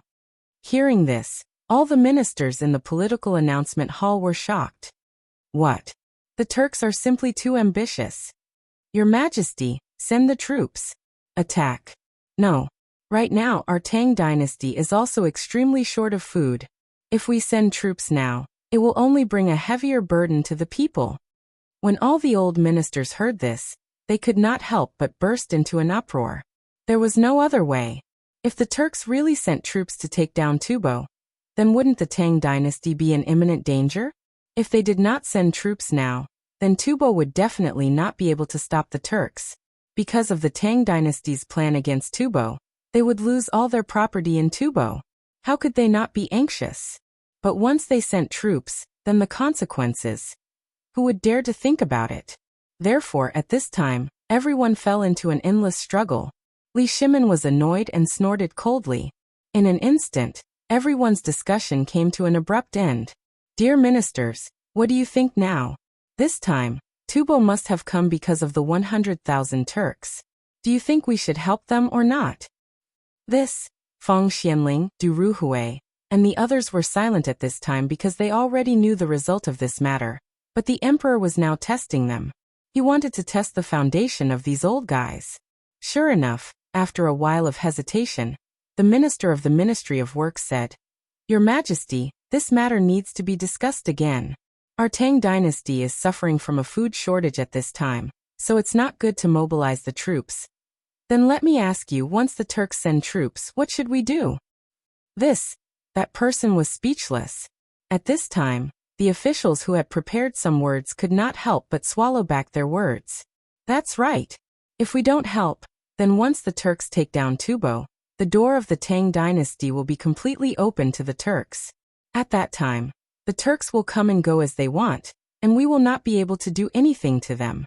What should we do? This is a serious problem. At this time, another official said, Your Majesty, even if the Turks really take down Tubo, it does not mean that they will attack our Tang dynasty. Moreover, now that the Turks are also suffering from a plague of locusts, they should be more in need of food than our Tang dynasty. Cattle, sheep, and horses are almost out of food. How can they have the energy to start a war? Li Shimin wanted to kill someone. However, he still suppressed the impatience in his heart and asked, Tell me your opinion.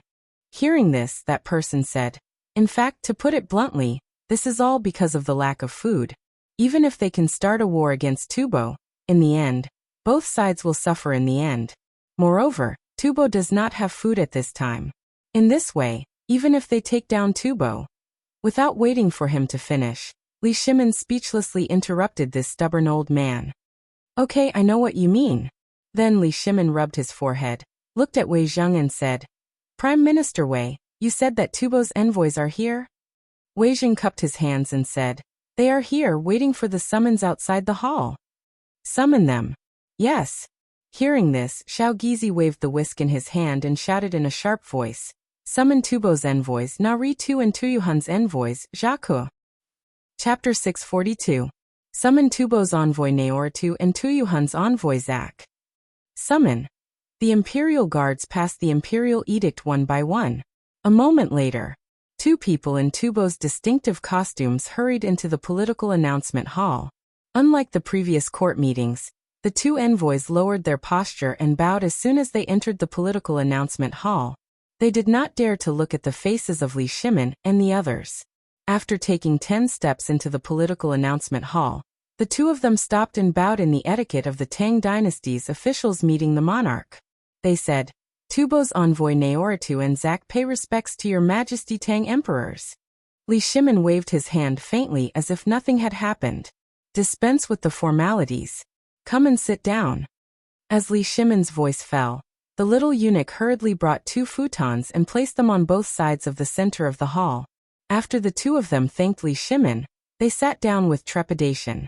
For what reason have the two of you come to my great Tang? Before the two of them could sit down, Li Shimin's voice made them hurriedly stand up again. Naoritu hurriedly took out a gilded letter of credence from his arms and said, This is a letter written by Songtsen Gambu to your Majesty. I hope your Majesty Tang emperors can read it. Zak also hurriedly got up, took out a letter of credence from his arms, and handed it to Xiao Gizi. After a thorough examination of the martial arts, it was presented in front of Li Shimin. Li Shimin did not read the letter of credence immediately, because he knew that the content of the letter of credence was nothing more than inviting the Tang dynasty to send troops and so on. Li Shimin casually put the letter of credence on the desk in front of him, then put his hands on it. Instead, he looked at the two of them and asked, "What brings you here this time?" The two of them looked at each other. Only then did Naritu say, "Replying to your majesty, Tubo is in great trouble this time, so my king sent this humble subject to ask for help from the Tang emperors. I hope that your majesty can give us some help for the sake of our friendship." "What kind of disaster did you encounter? If there is a food shortage, then you can go back. When you came to Chang, and you should have seen that the Tang dynasty is basically the same as Tubo. You want to help? Just you wait." Sure enough, after hearing Li Shimon's words, Naritu and Zack did not have any reaction. Instead, they were silent for a while before they said, "Your Majesty, we are also aware of the current situation of the Tang dynasty. Therefore, we did not come here to ask for food or anything like that. Instead, we are here to ask your Majesty to send troops to suppress the rebellion in the territory for the sake of the diplomatic relations between the two countries." Li Shimon's eyes flashed. His eyes flashed with shock. "Oh, rebellion? Yes. Previously, because of the shortage of food, I am ashamed to say it out loud. The people in my territory are rebelling, and our army is short of food. It is really. Not only that, now India and the Turks are eyeing us covetously. Originally, this humble subject was ready to leave a month ago.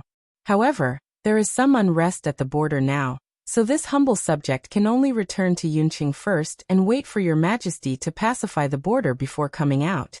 However, this rebellion is too rampant, so it has been delayed until now.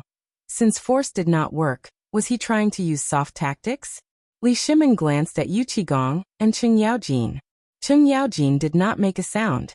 Instead, he used his foot to stomp hard on Qin Xiong's instep. Qin Xiong groaned in pain. Li Shimon pointed at Qin Xiong and said, "Dear Qin Xiong, do you have something to report?" What could Qin Xiong say? If he could not understand this matter, then he would not be able to survive. Qin Xiong cupped his fists and said, "Your Majesty, this humble subject has received an urgent report from the garrison of Longyu and Jiannan. It is said that the places near Tubo and Tuyuhun have been plundered several times in this month. There have even been small-scale conflicts.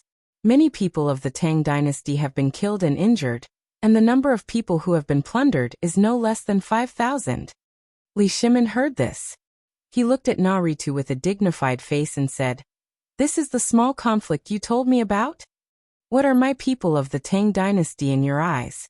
There is no need to talk about sending troops to help. I will give you 5 days to leave the Tang dynasty. Otherwise, you will be arrested as Tubo spies." The Tang dynasty. Before Naritu could say anything, Li Shimon waved his sleeve.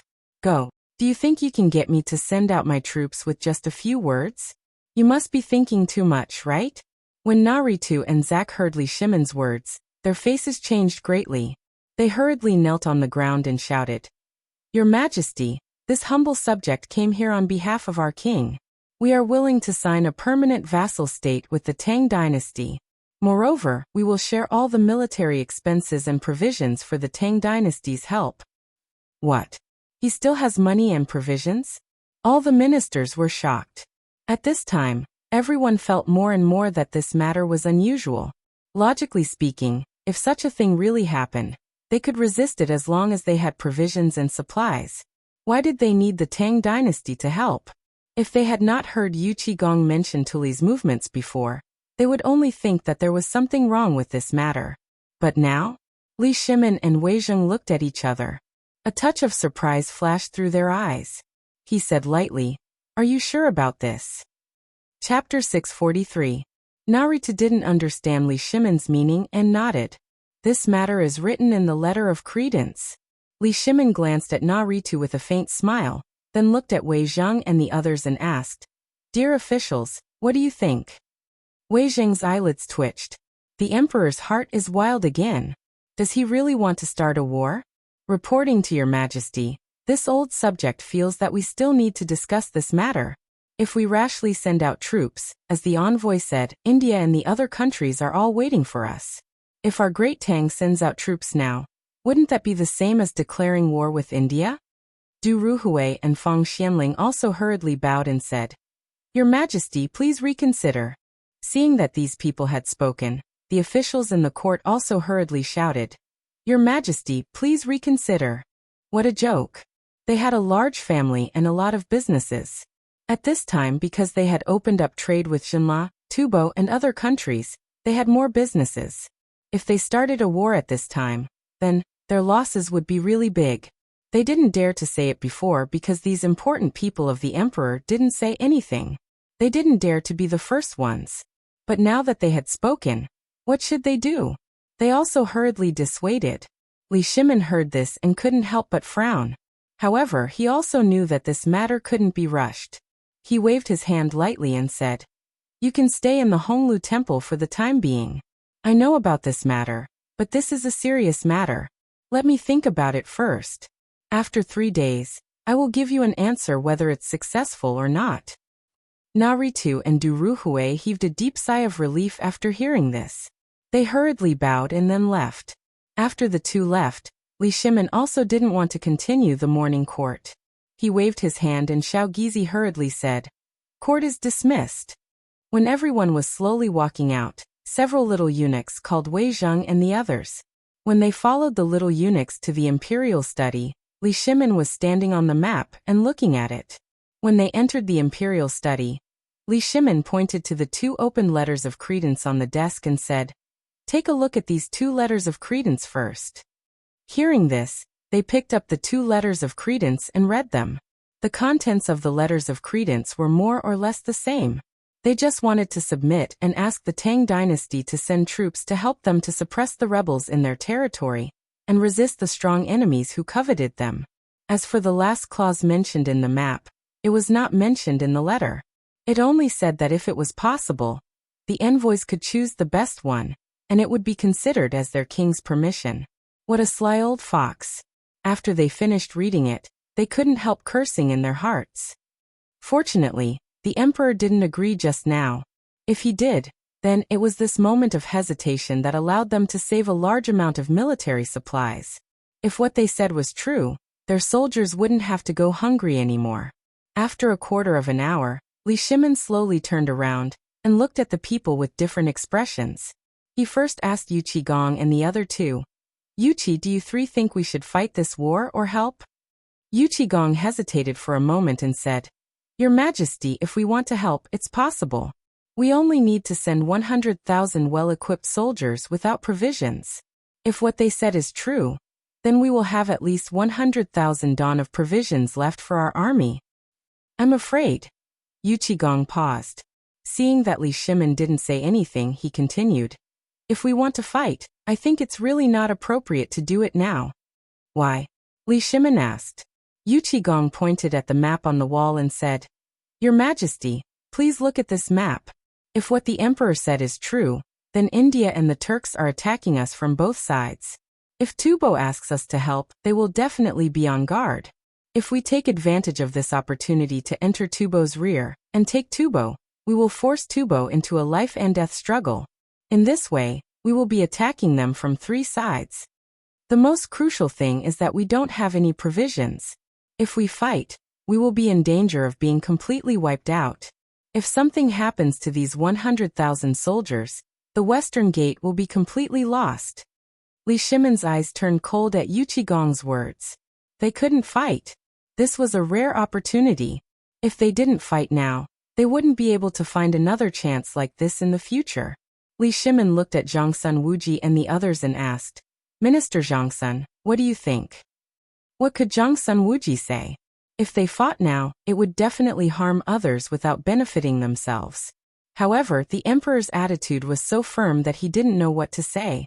Since the emperor asked, he could only bite the bullet and say, "Your Majesty, this old subject also thinks that we can help, but we can't fight this battle." Li Shimin was completely speechless. They couldn't fight all of them.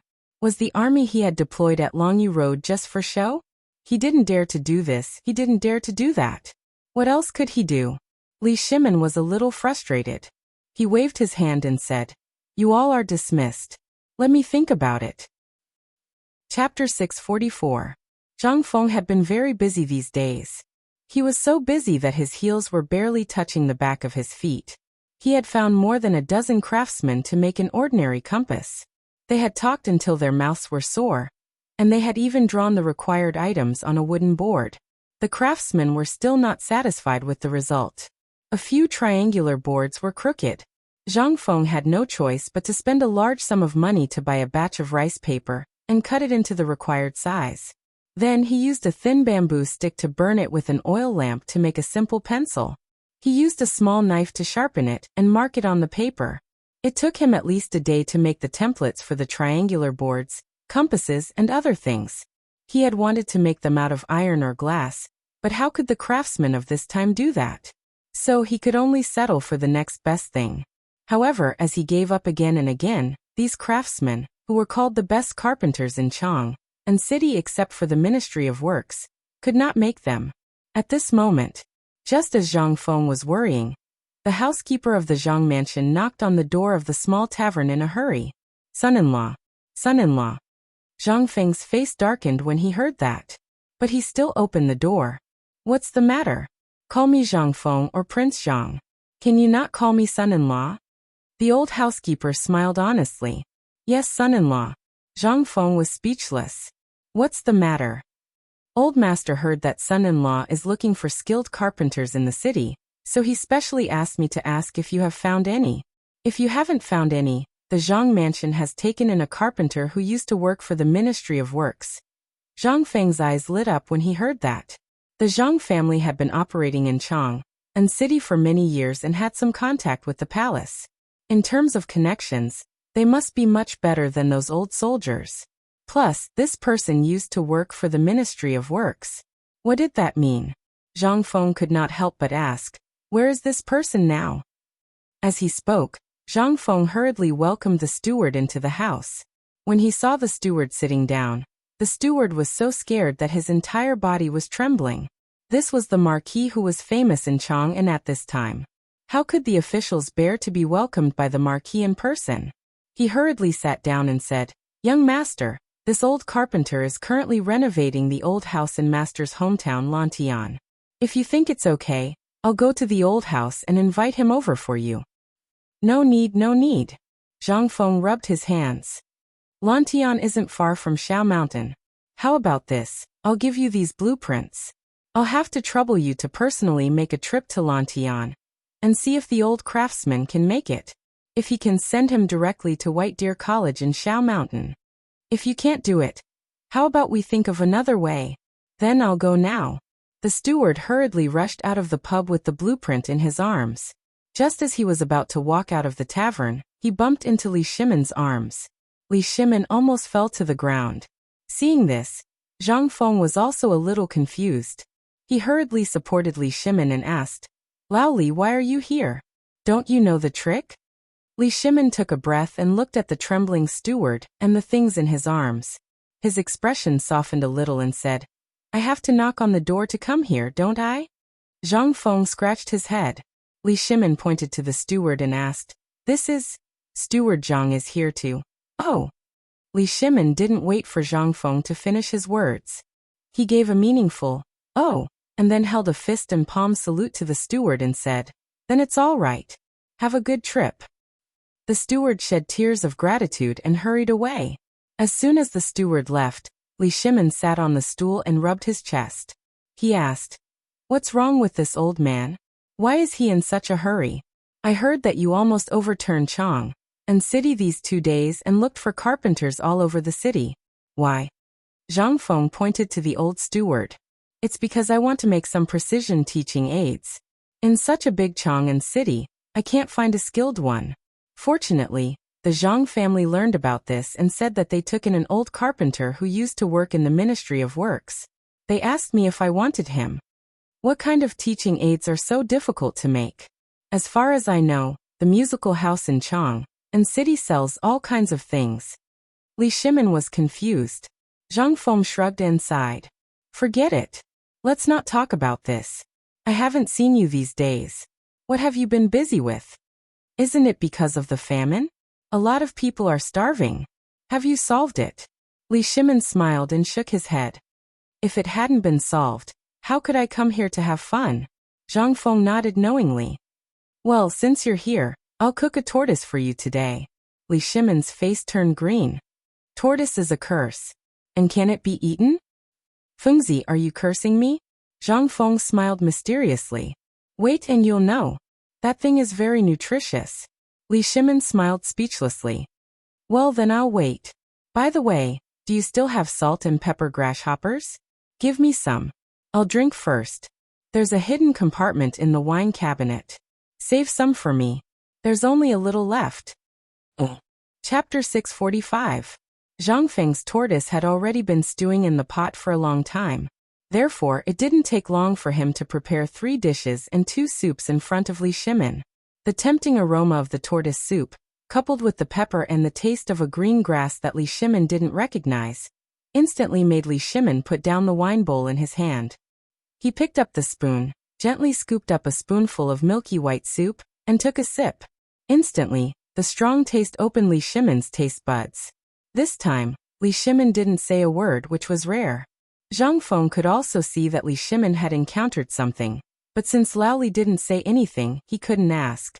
He could only accompany Li Shimin. After all, he also had a basket of troubles. In the end, the meal was finished. Li Shimin touched his slightly bulging belly, smacked his lips and drank Zhang Feng's unique tea, and said, Every time I come to your place, I feel that I'm still alive. Zhang Feng smiled. It seems like you've encountered something again? Sigh. Li Shimin sighed deeply. Isn't that so? It's all because of the drought. Zhang Feng was stunned. Could it be that it has something to do with the little yellow gate yesterday, and the Tubo envoy? Li Shimin nodded. You still don't know, right? Because of the food shortage, there's now a civil rebellion in Tubo, which even lasted from Tuyuhan all the way to Tubo. I heard that the envoy brought news yesterday that as long as the Tang dynasty is near Tubo, it's been looted. You also know that after I started working with Jinla here, the focus of my business is basically in Tubo. This time, I've suffered a great loss. Zhang Feng couldn't help but be a little surprised when he heard this. However, Zhang Feng already had a premonition about this. After all, this rotten idea came from him. At this time, seeing Li Shimin like this, Zhang Feng patted Li Shimin's shoulder and smiled. I thought it was something big. Isn't this the one? Li Shimin's eyes almost popped out of their sockets. This is a small matter? You don't know. Yesterday, I personally went to ask Lord Zhongsun about business matters. Guess what Lord Zhongsun said? According to the Lord Zhongsun, the Tubos Tuli Khan has mobilized 100,000 elite troops from Yuzhou, while India is also eyeing covetously. The Tubo people are here to ask for help. So what? Zhang Feng glanced at Li Shimin indifferently, clicked his tongue and said, For such a small matter, your hair has turned white again? Is it necessary? Li Shimin was speechless. I say, Fengzi, you really don't mind watching a show. I heard that the emperor wants to go to war. Why are you still making sarcastic remarks here? Zhang Feng pursed his lips. Who did you hear that from? Lord Zhongsun. Then you must have misheard. If you don't believe me, do you dare to make a bet with me? I bet that the emperor will not send troops. Li Shimin was stunned. His eyes flashed and asked, Do you know that the emperor wants to take the opportunity to completely include Tubo and Tuyuhan into the territory of the Tang dynasty? And he doesn't want to send troops. Zhang Feng smiled mysteriously. He clinked his wine bowl with Li Shimin, picked up a golden grasshopper and said, I'm also talking about this. I can guarantee that as long as the emperor is not crazy, he will never agree to this. Are you so sure? Zhang Feng didn't say anything. He just looked at Li Shimin with a smile. Li Shimin couldn't help but frown slightly. Why? Zhang Feng was speechless. You don't understand this? You're still a businessman. Li Shimin's face blushed. How would I know such a big national issue? I'm a businessman. I only care about my business. Zhang Feng patted the oil and salt in his hand and said, Well, I'll give you a lesson today. There's a reason why I said that this war won't be fought. Do you remember the way to deal with Tubo that I told you before? Li Shimin thought for a while. In the end, he shook his head. He really didn't know about this matter. He should have heard about it because he vaguely remembered that Zhang Feng seemed to have said it. But he was too busy and forgot about it. Li Shimin couldn't help but ask, I'd like to hear the details. It seems that you really forgot about it. Zhang Feng sighed and continued. Do you remember what I said when Tubo came to ask for a water wheel last time? Hearing this, Li Shimin instantly remembered what happened last time. He nodded and said, I remember, but this time is different. The Tang dynasty is on the side of the right time and the right place. Can you guarantee that the emperor won't send troops? And the Turks have this idea. If the Turks take advantage of the situation and invade, won't the door of the Tang dynasty be completely open? Zhang Feng smiled. You don't understand this, do you? When I said that we won't fight, I didn't mean that we won't help Tubo withstand the firepower. Let me ask you, if you want to buy a house and this house has just been burned down, will you buy it? Li Shimin shook his head. That's it. Now Tubo is equivalent to this house that has been burned into a mess in the fire. Now this person asks you to help him put out the fire. Are you going to buy it at the lowest price at this time? Or are you going to buy it when you help him put out the fire and let him repair it? Chapter 646. Li Shimin naturally understood what Zhang Feng meant. However, this was an opportunity that couldn't be missed. If he missed this opportunity and gave Tubo a chance to struggle at death's door, he would still be an uncertain factor. There might even be some friction between the two sides. Thinking of this, Li Shimin asked, although the outside world knows this, you don't know about the problem at the border. If we can take it down in one fell swoop, although it's a bit shabby, at least we have a good reason to send troops now. But in the future then, don't worry about this. If the emperor doesn't have a problem here, he won't start a war now. Zhang Feng pointed to his head. Li Shimin was speechless, but he still asked, why do you think the emperor won't start a war? Because the emperor isn't stupid. You know the current situation of Tubo. It's so shabby. If we take over Tubo now, we'll have the right time, place and people. But the most important thing is that you have to feed them with food from your own pocket. Now, do you think the Tang dynasty has the ability to share the food in its mouth and feed the people in that large piece of land? Definitely not. And there's another important problem that you haven't thought of. I know what Lao Li is thinking. After all, your main business now is Tubo. You'll profit the most if you take over Tubo. But have you ever thought about the current situation of the Tang dynasty? Li Shimin didn't even think about it. There's a shortage of food. Zhang Feng patted Li Shimin on the shoulder. Yes, there's a shortage of food. Think about it. Now there's a shortage of food everywhere in the Tang dynasty, let alone in the army. The army is basically stationed at the border of the barren land. Now Chang'an City has just solved the problem of food and clothing. Do you think the barren land at the border will be better? Li Shimin couldn't help but understand. Why would Cheng Yaojin, Yu Qigong and the others, who had always been warlike, retreat at this time? It turned out that they lacked food. However, Li Shimin still couldn't figure it out. He asked, if we miss this opportunity, won't it be difficult for Tubo to fight again? After all, I heard that Tubo is here to pledge allegiance. What is this? Zhang Feng didn't even think about it. After all, there wasn't much in the future except for television. The more he saw, the more he understood. Although Zhang Feng didn't remember much about this kind of military novels, he could still vaguely remember some things about it. Zhang Feng thought for a moment and said, actually, this thing is very simple. If you really want to take it down, you can do it at any time. Li Shimin pursed his lips and looked at Zhang Feng rolling up his sleeves and putting his feet on the stool. It was obvious that this guy was about to start showing off. However, Li Shimin also wanted to know what this kid was capable of. Li Shimin took the opportunity to ask, then tell me, if this thing is over, how should we deal with it? Zhang Feng heard this and patted Li Shimin's shoulder. Lao Li, you don't understand this, right? Let me explain it to you. First of all, it's definitely not possible now. I said it last time, and I'll say it again this time. When that piece of junk comes back, you'll have to mend it. Also, this piece of junk might not follow you wholeheartedly. It's like a dog that can't be fed well. What do you want it for? Then how do we deal with it? According to your method, won't it be even more difficult after this famine? Li Shimin asked in surprise. Yes. Yes. Yes. Zhang Feng smiled slyly. If I say you don't understand this stuff, then you really don't. If you say you don't understand, then why are you still talking here? Isn't it good to do your business properly? Li Shimon's mouth twitched.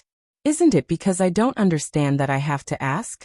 Otherwise, if there's a big change, won't my business be the first to be affected? When that time comes, I'll be easily affected, and you'll also get less money, right? Also, you need money everywhere now. Li Shimon's words poked Zhang Feng's sore spot. Zhang Feng couldn't help but sigh. Aya, look at you. Why are you talking about this stuff out of the blue? Zhang Feng waved his hand and said, let's not talk about this first. As long as I'm here, you'll be like the turtle in the pot, eating a weight, and you'll be safe. Li Shimon suspected that Zhang Feng was scolding him again, but he still couldn't find any evidence. At this time, Zhang Feng continued, actually, to put it bluntly, it's just that the Tang dynasty isn't strong enough. Look, from the current situation around the Tang dynasty, you can see this point. The Goguryeo in the north, the Shirwei in the east, the Japanese pirates, the Turks, and so on are all hidden dangers. Now there's also India. But these are all small problems, and the most important thing is still that dashi. Dashi. Li Shimon was dumbfounded. What does this have to do with dashi? Zhang Feng stared and said with a faint smile. It doesn't have anything to do with it, but this is only temporary. After the meridians of the western regions are opened, the reputation of the Tang dynasty will spread far and wide. This dashi, which is on par with the Tang dynasty, will come to touch the Tang dynasty. Chapter 647. And there is a natural barrier between the Tang dynasty and dashi. Li Shimon narrowed his eyes. A map of the territory of the Tang dynasty instantly appeared in his mind. He said, you mean Tubo? Yes. That's why I said it's not the right time to make a move. At this time, once we take Tubo, it will be easier to attack the city than to defend it. You know the current situation. If we recuperate while rescuing them, and then spread out the spies we have in Tubo to form an intelligence network. Li Shimon was shocked. Based on the intelligence reports, the 3,000 or so people that had been sent out before had grown into tens of thousands. Furthermore, these people were all loyal to the spies. These 3,000 people were all distant relatives of the various high dukes. In terms of loyalty, there was generally no problem. But now, Zhang Feng was going to make a move on these spies?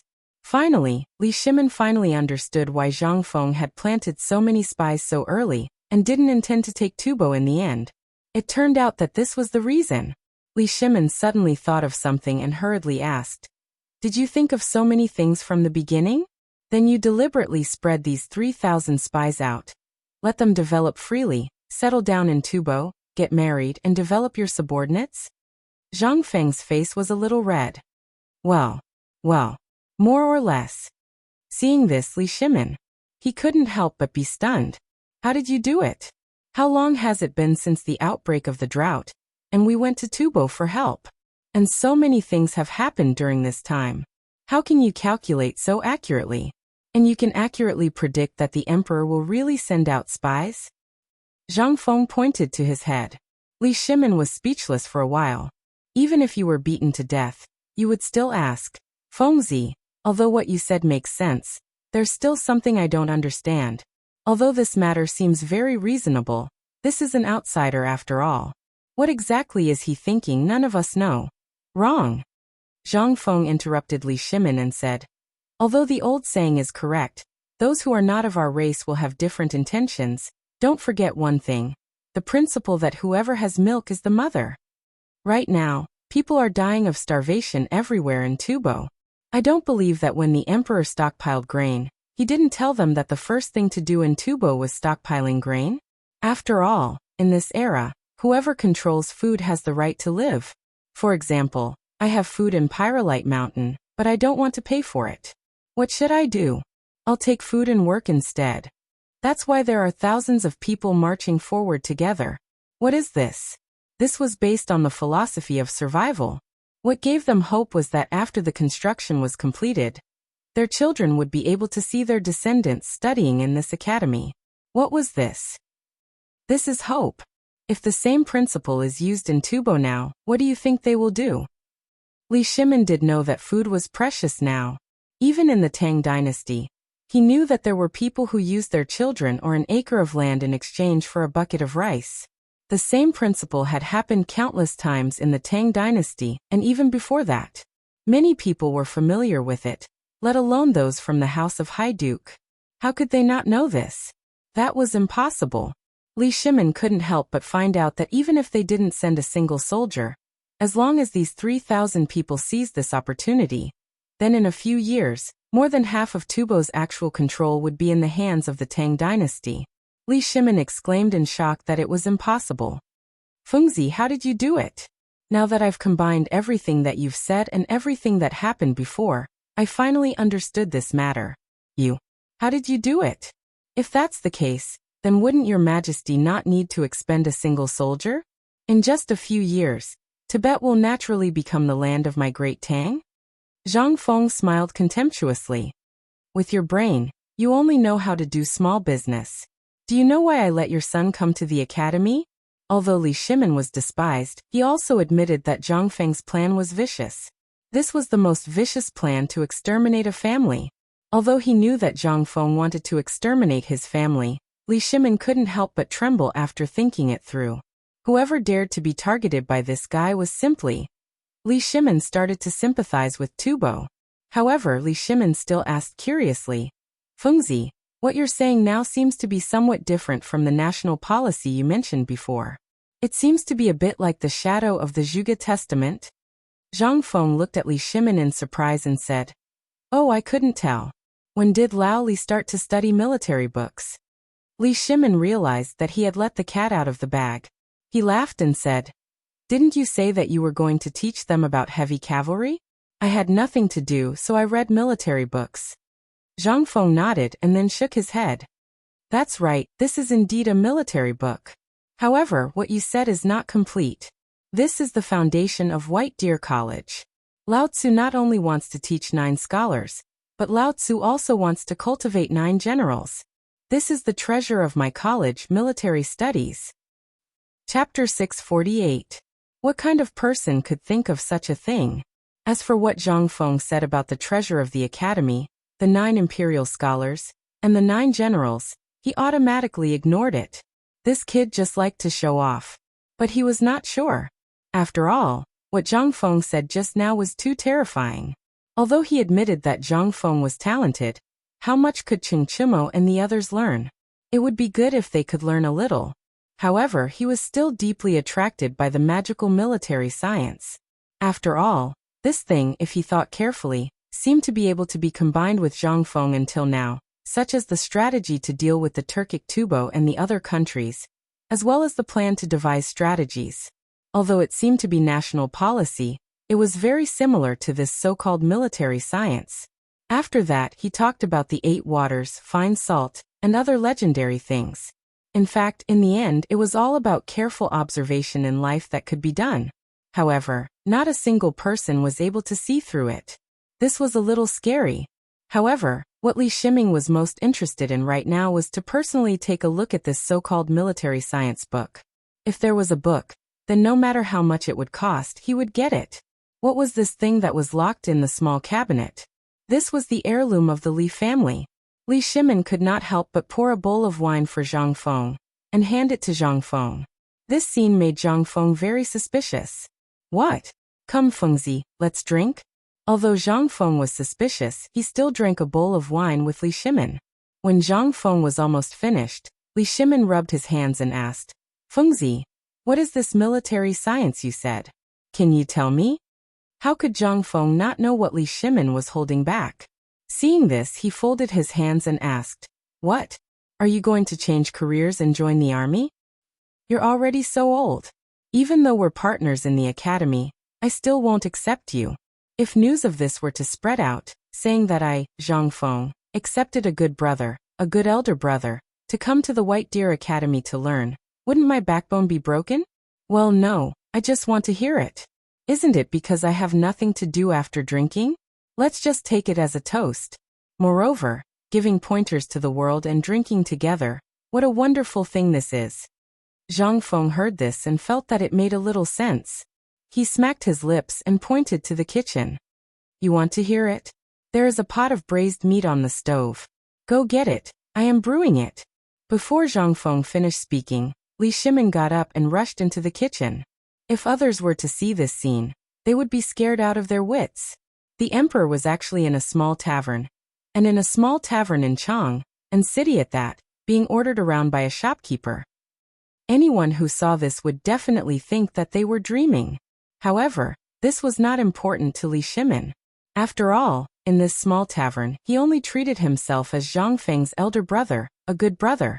Furthermore, if anyone were to find out about Zhang Feng's godly skills, not to mention getting him to serve a pot of food, even if he had to empty a chamber pot, there would still be people willing to do so.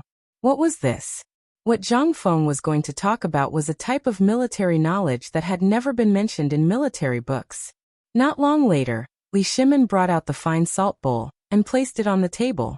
He even placed a large amount of beer and white wine on the table. Then he sat at the seat closest to Zhang Feng and looked at Zhang Feng. If it weren't for the fact that Zhang Feng's foot was on the stool, he would have wanted to sit beside Zhang Feng. At this moment, Zhang Feng ate a piece of pork intestine and said unhurriedly, "Actually, I have a different set of ideas about military knowledge here. Furthermore, for something to appear in my White Deer College, I can guarantee that this is definitely something that has never been seen before in history. It's like this. Wait, I'll call someone in to record it." When Li Shimin saw that Zhang Feng was about to start nagging again, he hurriedly interrupted Zhang Feng. He rushed to the front of the small tavern and shouted, "Gizi, come quickly." Little Gizi, who was hiding in the dark, trembled. He hurriedly tidied himself up and appeared in the small tavern like a normal person. "Quickly record every word that Brother Zhang Feng says. If you dare to miss a single word, go back and break one of your legs." Little Gizi's face turned pale. He hurriedly called in 3 little eunuchs to help. Then, while Zhang Feng was bragging and talking about this matter, one of them hurriedly recorded the emperor's words while the other 2 recorded Zhang Feng's words. Even so, the 3 of them were drenched in sweat. F***ck, this beast. Can't you speak more slowly? Zhang Feng rambled on for a long time. Li Shimin was also annoyed. However, he didn't dare to interrupt. He could only continuously pour wine into Zhang Feng's mouth. After a quarter of an hour, Zhang Feng finally spoke eloquently about modern military knowledge and a set of ideas about military training. When Zhang Feng finished speaking, Li Shimin was completely dumbfounded. In his mind, there was only one sentence that kept repeating over and over again. Heavens! Soldiers can be trained like this? If that's the case, doesn't that mean that the things we learned before are all dog's hit? Chapter 649. 2 hours later. After telling the story, Zhang Feng was finally knocked to the ground by Li Shimin's beer. Looking at Zhang Feng, who was sleeping and snoring, Xiao Tianyu waved his hand. Li Shimin waved his hand in shock. In an instant, 2 maids disguised as maids appeared at the door. They hurriedly helped Zhang Feng to the backyard to wash up. If Zhang Feng was sober, he would never dare to fall asleep. No matter how drunk he was, he had to hold on.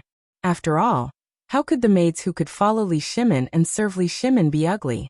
Moreover, 2 of them were serving him in the bath. This was simply. However, this was not important.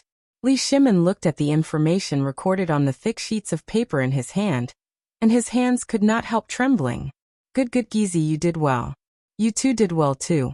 Come and reward these 2 eunuchs."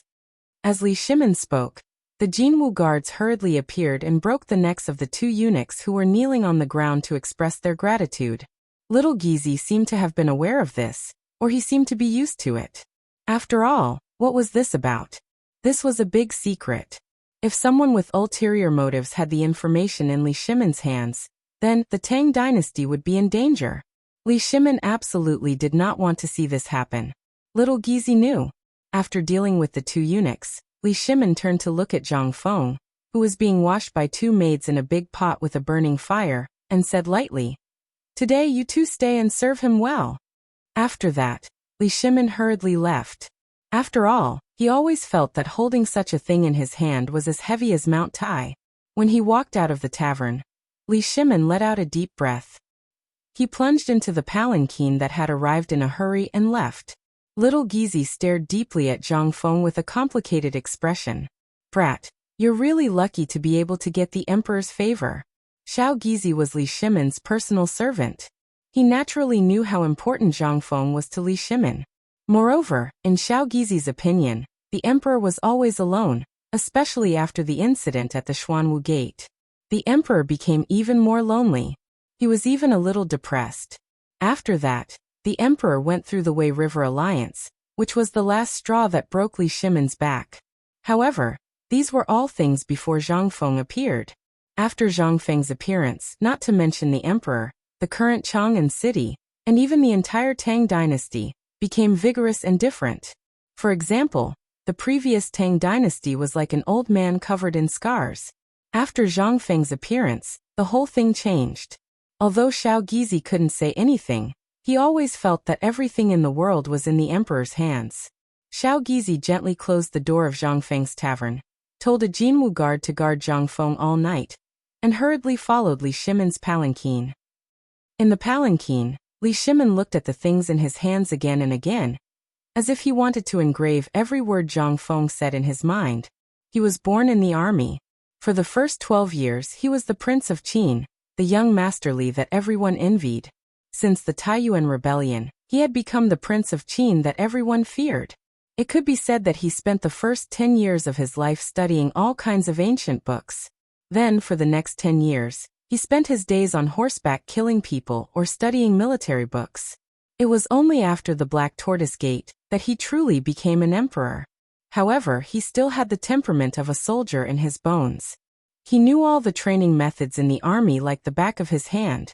But what did he see today? He actually saw a military training concept that he had never seen before. Cold resistance, diving ability, running with weights, rapid marching, lying on wooden stakes, and so on. What were these? Although it seemed to be useless in a military camp, in his impression, didn't soldiers train and fight on the drill ground? However, in Zhang Feng's military training book, he faintly felt that fighting was secondary. The most important thing was the arrangement of the formation, the overall combat ability of the team, and the individual ability. Although these seemed a little strange, after Li Shimin thought about it carefully, he was shocked to find that if he used 100 soldiers to train according to this method, they would not be able to do much. At that time, they would not need any formations. They would only need to use the formations that they had trained to cooperate with, and they would be able to charge and kill 1,000 top-notch veterans. The result would be a complete victory for these 100 people. Li Shimin couldn't help but be aghast. There weren't many soldiers who had fought. If he counted all the soldiers in his mind, there would be at most 300,000 soldiers. Moreover, they were spread all over the north, Yuzhou, Longyu, and other places. If all the people in the military camps learned this thing, then he would. Li Shimin didn't dare to think about it. He was shocked to discover that if those 100,000 soldiers were trained according to Zhang Feng's training method, they would only need 3 months of hard work. 300,000 soldiers could be used as 800,000 or even 1 million soldiers. Moreover, what was more terrifying was that Zhang Feng hadn't mentioned his impenetrable shield and his invincible spear. If he added these, then... Chapter 650. Old Hey, can you King hurry up? You're dawdling like a girl.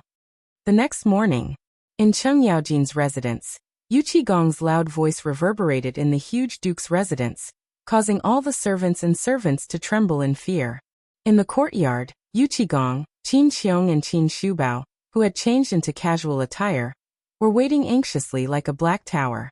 Ever since they found out about Zhang Feng's incident 2 days ago, their hearts had already flown to Zhang Feng's little tavern. However, because of Tubo's incident, they did not dare to be careless. They could only suppress the restlessness in their hearts and wait. However, this wait was unbearable. During this period, they had also inquired about Zhang Feng. When they found out that the miraculous porridge with bone-strengthening powder and chicken, duck, and pig's gizzard was made by Zhang Feng, how could they sit still? Behind them, there were tens of thousands of brothers who were starving. How could such a good thing be given to the damned commoners, and let the soldiers starve?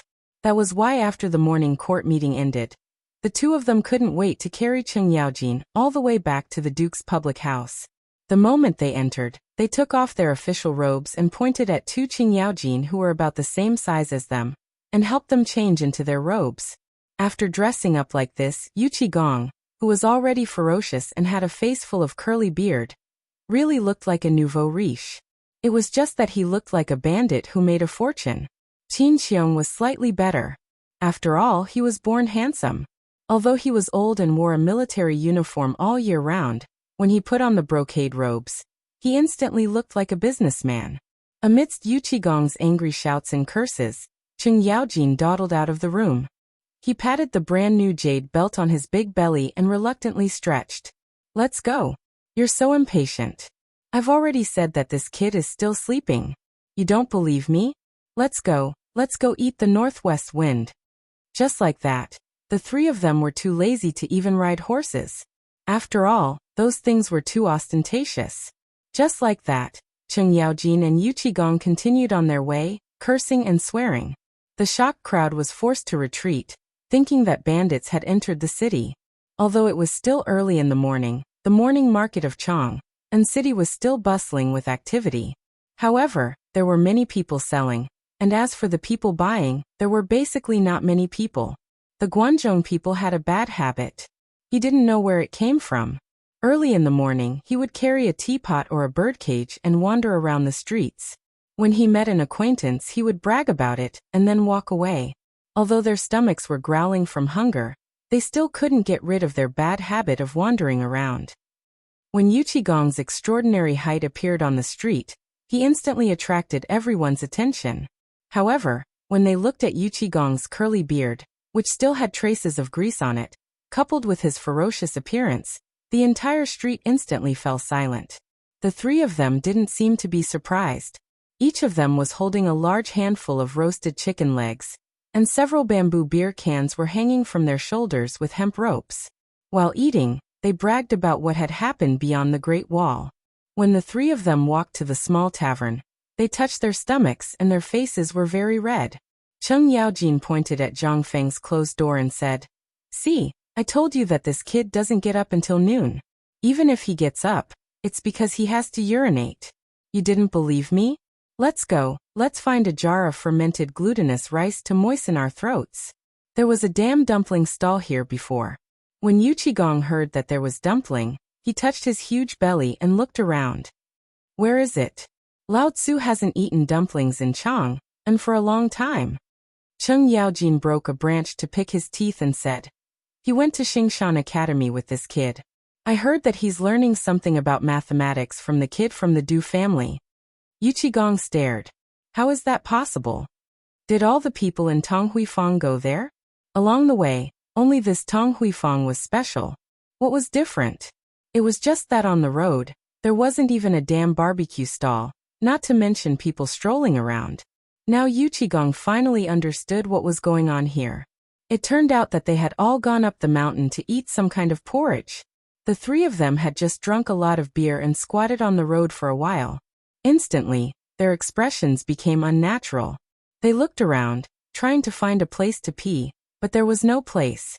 In the end, under Cheng Yaojin's horrified gaze, this silly guy directly kicked Zhang Feng's door to pieces. And in the midst of this loud noise, the Jinwu guards who had stayed behind to protect Zhang Feng hurriedly jumped out. But when they saw that it was Yu Qigong, they were so scared that their legs trembled. They hurriedly bowed and gestured for him to leave. Then they hurriedly ran away. Zhang Feng, who was sleeping soundly, thought that there was an earthquake when he heard this loud noise. He was stunned and hurriedly ran out. But in front of him, he saw a black wall rushing towards him. "Kid, where's the outhouse?" When Yu Qigong saw a disheveled teenager running out as soon as he entered the door, he only thought that he was a waiter. He picked up Zhang Feng like he was picking up a chick and asked. Zhang Feng was stunned. Pointing at the backyard behind him, Yu Qigong let go, and Zhang Feng instantly fell on his butt. At this time, while Zhang Feng's face was full of question marks, Cheng Yaojin walked in with an awkward expression.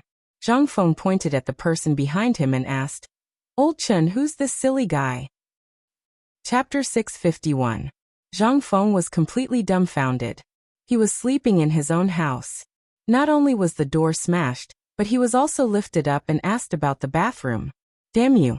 Is that all? It's so early in the morning. Can't you solve the problem outside the door? Why are you so anxious?" F***ck your second uncle. Cheng Yaojin was known for his thick skin, but at this time, he couldn't help but blush. Well, Fengzi, this. Well, you can call him Old You. Oh, by the way, let me introduce you. This is Old Qin. How could Zhang Feng care about this now? His mind was full of that silly girl. He couldn't help but feel angry now. He casually greeted the two of them, then hurriedly went into the bedroom, ready to put on the clothes of the Great Confucian, and come out to show off. Qin Xiong was also a little dumbfounded. Seeing Zhang Feng enter the bedroom, he pointed at Zhang Feng and asked, "The person you are talking about, is he?" Cheng Yaojin was speechless. He looked at Qin Xiong and said, "What do you think?" This time, Qin Xiong was also speechless. Let's not talk about this for the time being. Let's talk about Zhang Feng. After being drunk by Old Li yesterday, he didn't know what was going on. Just now, he heard a loud noise and walked out of the door in a daze. Then he met such an idiot.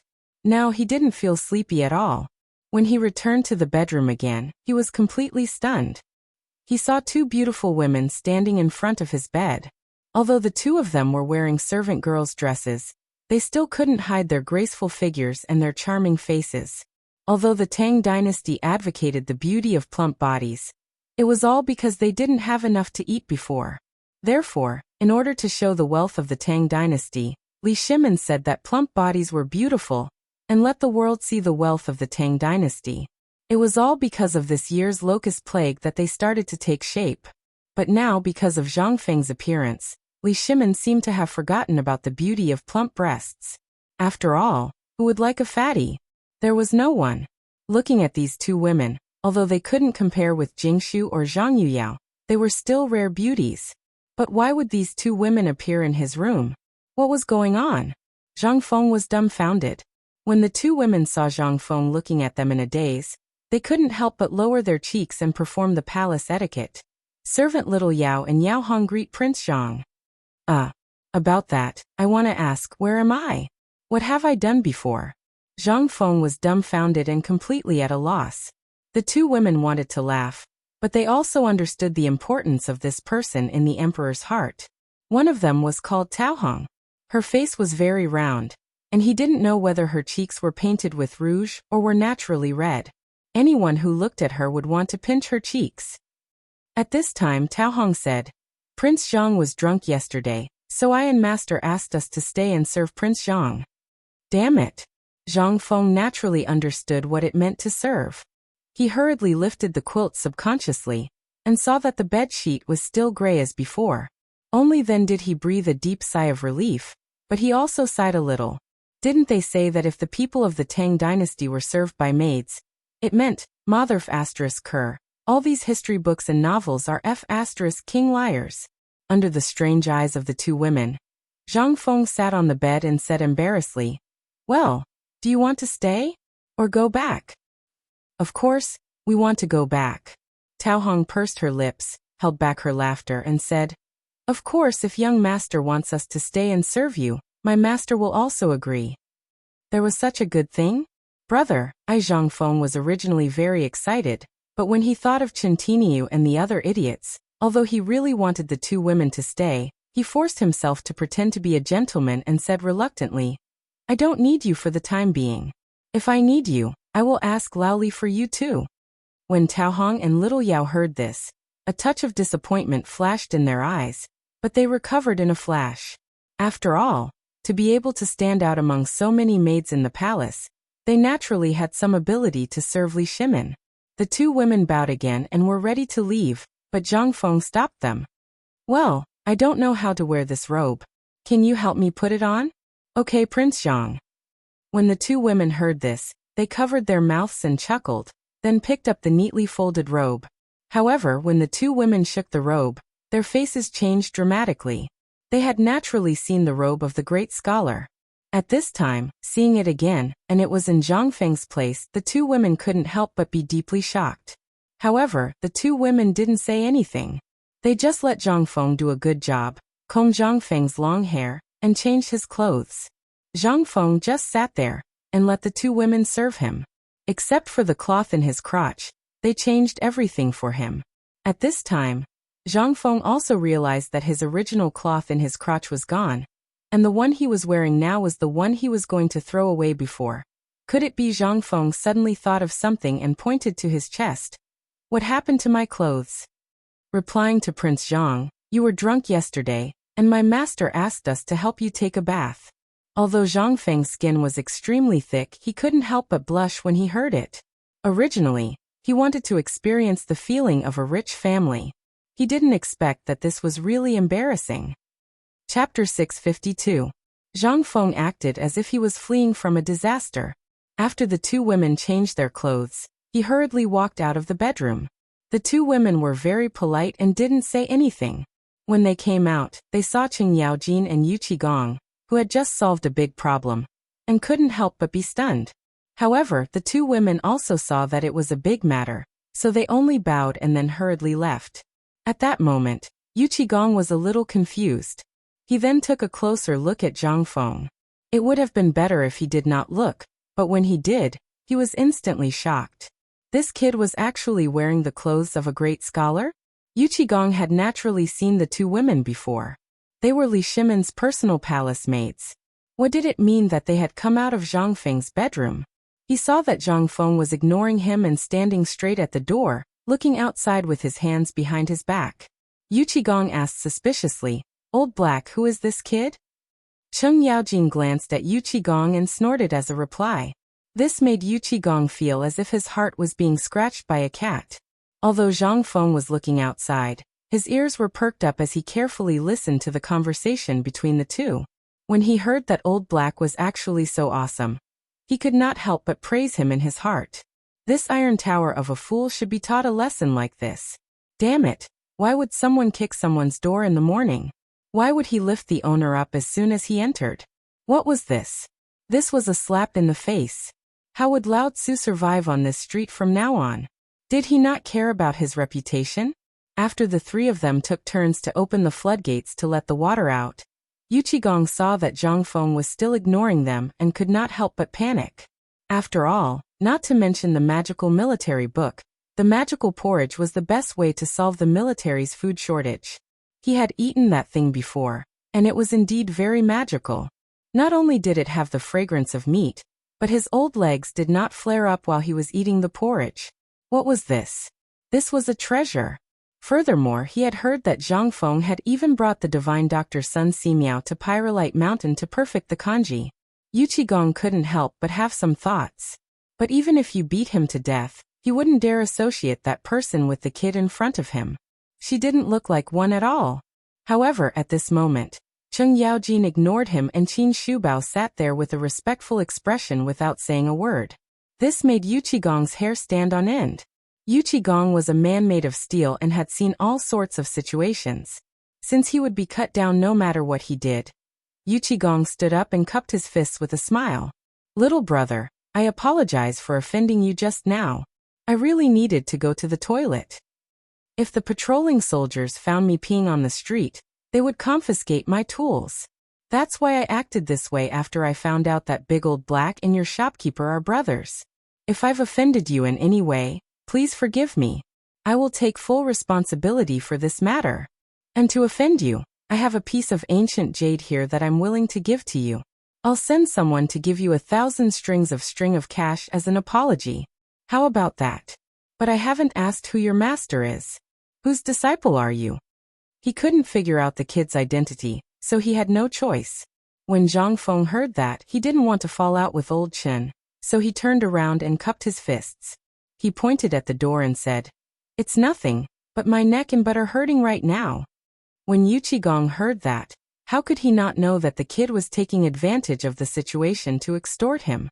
He had no choice but to grit his teeth and say, Old man originally suffered from old cold legs. An old friend of mine obtained a batch from Goguryeo. Hey, what are you talking about? Although 100-year-old ginseng is very precious, you don't need a whole cart. But since you're old Chen's friend, I won't stand on ceremony. How much is this door worth? I'll exchange it myself. Come.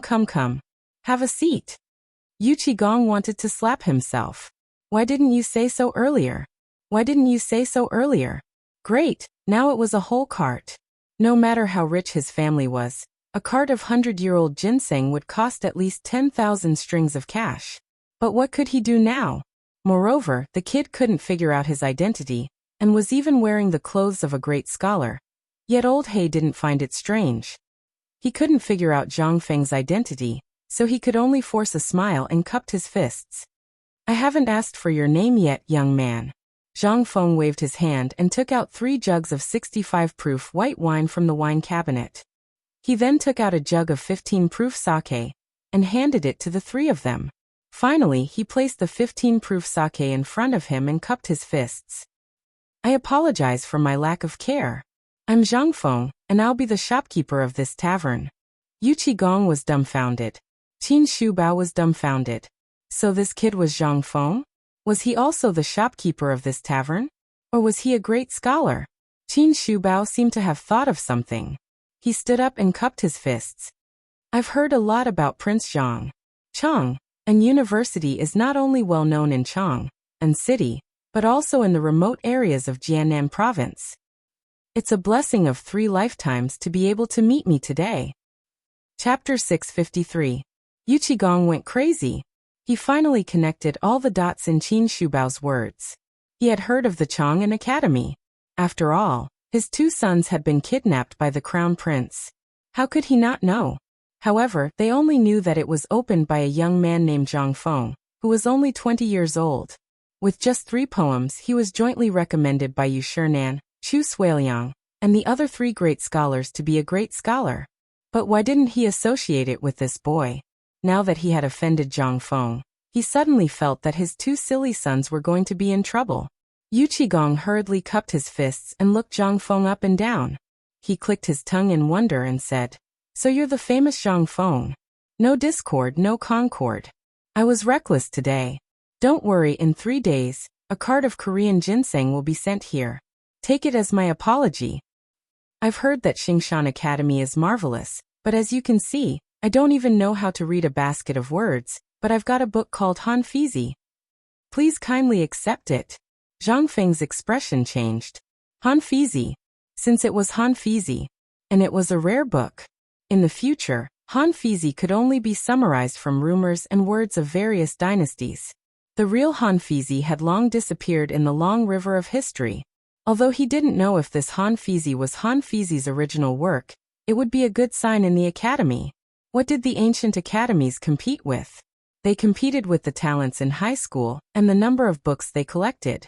And what did they compete with in the collection of books? It was these rare books, the only books. This was especially true for rare and one-of-a-kind ancient books from before the Qin dynasty. After all, that was an era that people yearned for, and everything now basically evolved from those works. For example, Sun Tzu's Art of War and so on. Zhang Feng hurriedly said, Thank you for your gift, old Yu. I'll remember this favor. If you need me in the future, just let me know.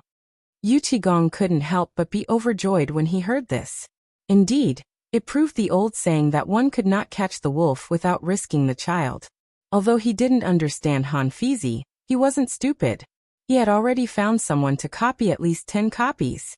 As for giving the only copy to Zhang Feng, on the one hand, it was for his son's sake. On the other hand, it was because of him. That was a book on the art of war.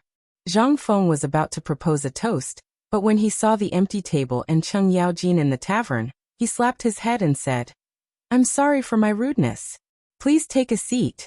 I'll go and prepare the dishes.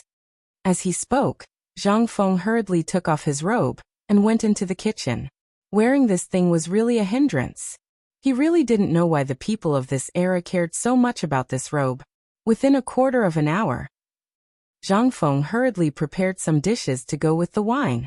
He also specially made 2 dishes from the crucian carps and crabs in the water tank in the backyard, and served them to the table. As soon as Zhang Feng came to the table, the 3 people at the table had already poured themselves and drank. Seeing Zhang Feng come, Yu Qigong and Qin Qiong stood up and took the delicacies on the tray. Their gluttons had long been attracted by the fragrance of the kitchen. How could they sit still? They wolfed down the food. Zhang Feng raised the wine jar and said, Old Yu, old Qin, since you are friends with old Qin Fengzi, these 2 guys are Lao Li's right-hand men. If it weren't for the two of them in Longyu, Laoli wouldn't be so peaceful. Although they are his subordinates, it's better to say that they are Laoli's brothers like us. Just treat them like us. Don't be so cliché. We're all uncouth men. There's no need to be so genteel. Zhang Feng understood when he heard this. He stopped being genteel and raised the wine jar. I'll drink first. You guys can drink as much as you want. As he spoke, Zhang Feng raised the wine jar and was about to gulp it down. However, before the wine jar touched his mouth, a strong and pungent smell of alcohol rushed at Zhang Feng and made him frown. Motherf *Ker, who gave me this liquor with a high alcohol content? If he drank this damn jar, wouldn't Lao Tzu go to see the king of hell? But now he had already acted cool. Moreover, among Qing Yaojin and the other two, Zhang Feng was so bold. How could they fall behind? Moreover, they had important matters to discuss with Zhang Feng today. The three of them also raised the wine jar and gulped it down. There was no other way. Zhang Feng looked around and smelled the alcohol. He couldn't tell who changed the wine, so he braced himself and gulped down a few mouthfuls. After a few mouthfuls, Zhang Feng was terrified. He sat down dizzily and only coughed. On the other hand, these three valiant generals continued to gulp it down as if it was plain water. Good wine. Ha ha ha, Fengzi's wine is really amazing. It's hard to believe that old He is hiding this thing like a treasure. Come, Fengzi, let's continue. Since old He calls you Fengzi, old man will call you that too. Yu Qigong drank happily. He had always drunk a lot. Moreover, there was a ban on alcohol in the military. He hadn't touched alcohol for almost a year. Now that he had, and it was such a good wine, how could he not drink to his heart's content? However, Zhang Feng's actions were all bark and no bite. Yu Qigong was displeased. He shook his beard and patted Zhang Feng's shoulder. Fengzi, what's wrong? Are you looking down on me? Zhang Feng looked at the fleas crawling up and down on Yu Qigong's curved beard in horror. He couldn't help but feel his scalp explode. In addition to Yu Qigong's slap, Zhang Feng felt as if his left shoulder had suffered a heavy blow. His body staggered, and he almost fell to the ground. Yu Qigong was also surprised. Fengzi, what's wrong with you? Did you collapse from exhaustion last night? Why is the body of someone who can come up with such amazing military knowledge so weak? Chapter 654. Zhang Feng had already passed out at this time. Since he returned to Chang, and this time he had been drunk every day, Zhang Feng wondered if he should not have come back. If it went on like this, his stomach would be perforated sooner or later. He coughed violently for a while. Zhang Feng hurriedly refused Yu Qigong's kindness and waved his hand repeatedly. Brother, you're good at drinking. You guys continue. I've suffered on the mountain. I can't eat enough and sleep well every day. No matter how good my body is, it will be worn out. I'm not as good as you guys. Don't try to fool us. Last time my Tainyo came back, he said that you lived a good life on the mountain. Not only did you eat wine and meat every day, but you also cooked some roast chicken every day. You're not a good friend. Zhang Feng stared at Qing Yaojin and his face darkened. But when he took a closer look, he found that Qing Yaojin was completely fine after drinking a jar of wine. He was very different from before. He couldn't help but realize that the wine was exchanged by this grandson. And among the people at the table, only Qing Yaojin knew that he had done this. But he had no evidence, so he could do nothing. Just like that, the dizzy Zhang Feng was forced to drink almost half a liter of wine by the three people. Seeing that Zhang Feng was talking too much, they couldn't help but stop. Instead, they asked Zhang Feng to eat. More than 2 hours later, Zhang Feng finally regained a little clarity. It couldn't be helped. Zhang Feng originally didn't have a high alcohol tolerance, but after drinking with these amazing people all day long, his alcohol tolerance slowly increased. Although it wasn't a huge amount, at least a liter of alcohol was nothing to him. However, today's situation was a bit abnormal. Even a fool could see it, let alone someone like Qing Yaojin who couldn't hide things. He had something to ask of him. Otherwise, why would this person give him a cart of Korean ginseng at the beginning? That would be a real fool. And not only that, he also gave him hanfizi. What was hanfizi? This was a genuine treasure, but this guy actually gave it to him so easily? If he wasn't an idiot, then he was an idiot. However, even though he looked like an idiot, He was able to work under Lao Li and make Lao Li hand over the entire Longyu business to him. What did that mean? Moreover, Zhang Feng always felt that old Qin, who looked gentle and quiet, was not someone to be trifled with. After all, there was a saying, a full pot doesn't make a sound, but half of it is shaking. Zhang Feng deliberately pretended to be drunk. Although this appearance was a little too much, it never failed. Zhang Feng's reputation as a good drinker had long been known. This was a natural signboard. This time, he successfully prevented Zhang Feng from being drunk. After resting on the table for a long time, Zhang Feng pretended to catch his breath and asked, old Qin, you don't know. Fengzi doesn't say anything else, but there's one thing that I want to talk to you about. Go out and ask around. Who in this 10-mile radius doesn't know my name, Zhang Feng? Yes, you're right. Yu Qigong rubbed his hands together and dealt with Zhang Feng. Zhang Feng suppressed the chill in his heart and put his arm around Yu Qigong's shoulder. Old Yu, did you run into some trouble? I'm not that talented, but I'm still good at reading fortunes and guessing. If you have any problems, tell me. Yu Qigong's eyes lit up when he heard this. However, Cheng Yaojin couldn't help but look at Zhang Feng suspiciously. This didn't seem like this kid's style. Could it be that this kid got drunk yesterday, and today he drank until he became muddle-headed? However, Cheng Yaojin didn't think too much about it and said, Fengzi, you don't know. Ever since we established trade with Tubo, business in Longyu Dao has increased. However, I'm sure you know about the recent happenings at the border, right? Zhang Feng pretended to be surprised and nodded. Lao Li mentioned this yesterday. I thought that Lao Li was just talking drunkenly. Could it be true? Of course it's true. Yu Qigong sighed and grabbed Zhang Feng's hand and patted it. It hurt so much that Zhang Feng winced. Only then did Yu Qigong let go of Zhang Feng and said, this matter started a month ago. A month ago, the border wasn't peaceful. Those who traded cows, sheep, and horses for food couldn't solve Tubo's problem. Later, our Tang dynasty lacked food, so Tubo didn't have a single grain of food, so Zhang Feng was puzzled. That's the government's business. What does it have to do with you? Yu Qigong glared at him. Do you think the government can be relied on? Everyone is in danger now.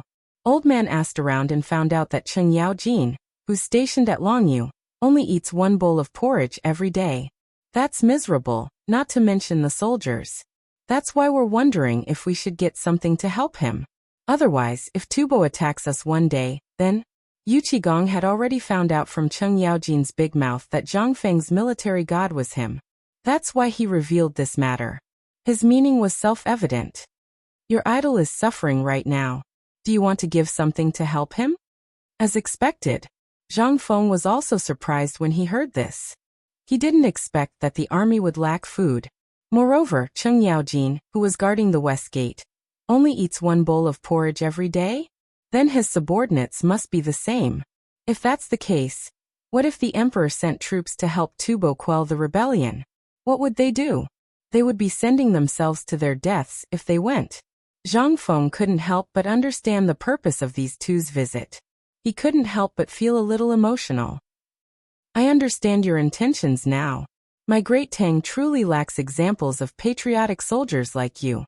Since the two of you have spoken, this humble one might not have any other items, but I do have the recipe for a porridge that can resist hunger and strengthen the body. I hope that the two of you can pass it to General Cheng Yaojin. Yu Qigong and the other two couldn't help but look at each other. Damn, so this kid is a softie. Chapter 655. Yu Qigong and Qin Xiong, who had discovered Zhang Feng's weakness, looked at each other and gave him a thumbs up.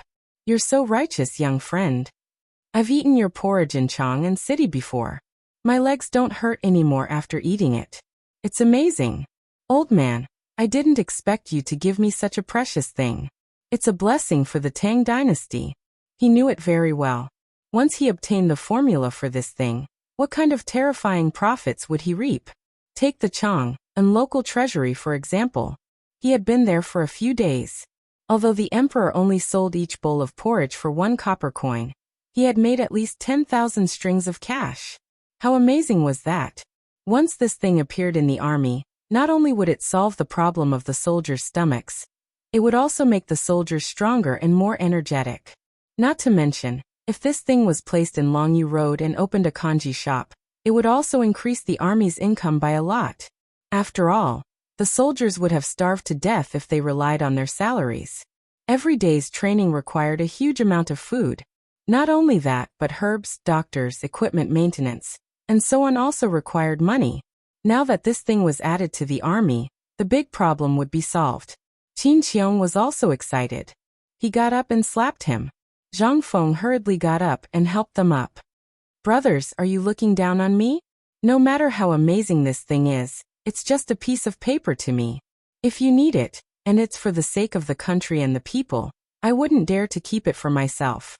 Then wouldn't the reputation of my White Deer Academy be destroyed if the world were to find out about it? After that, Zhang Feng pretended to be surprised and said, "Don't mention this again. If anyone says anything, they're not my brothers anymore." Ha ha. Good. That's a real man, a real man. Good. Come, let's drink. Let's drink for this, Jing Fengzi. Yu Qigong took the lead. The three of them each picked a jar of wine from the wine cabinet and gulped it down. Zhang Feng's eyelids twitched. They were all drinking low-alcohol wine. F***CK. Now Zhang Feng finally understood. They had all changed their wine to low-alcohol ones. Zhang Feng wanted to cry. He felt like he had been fooled.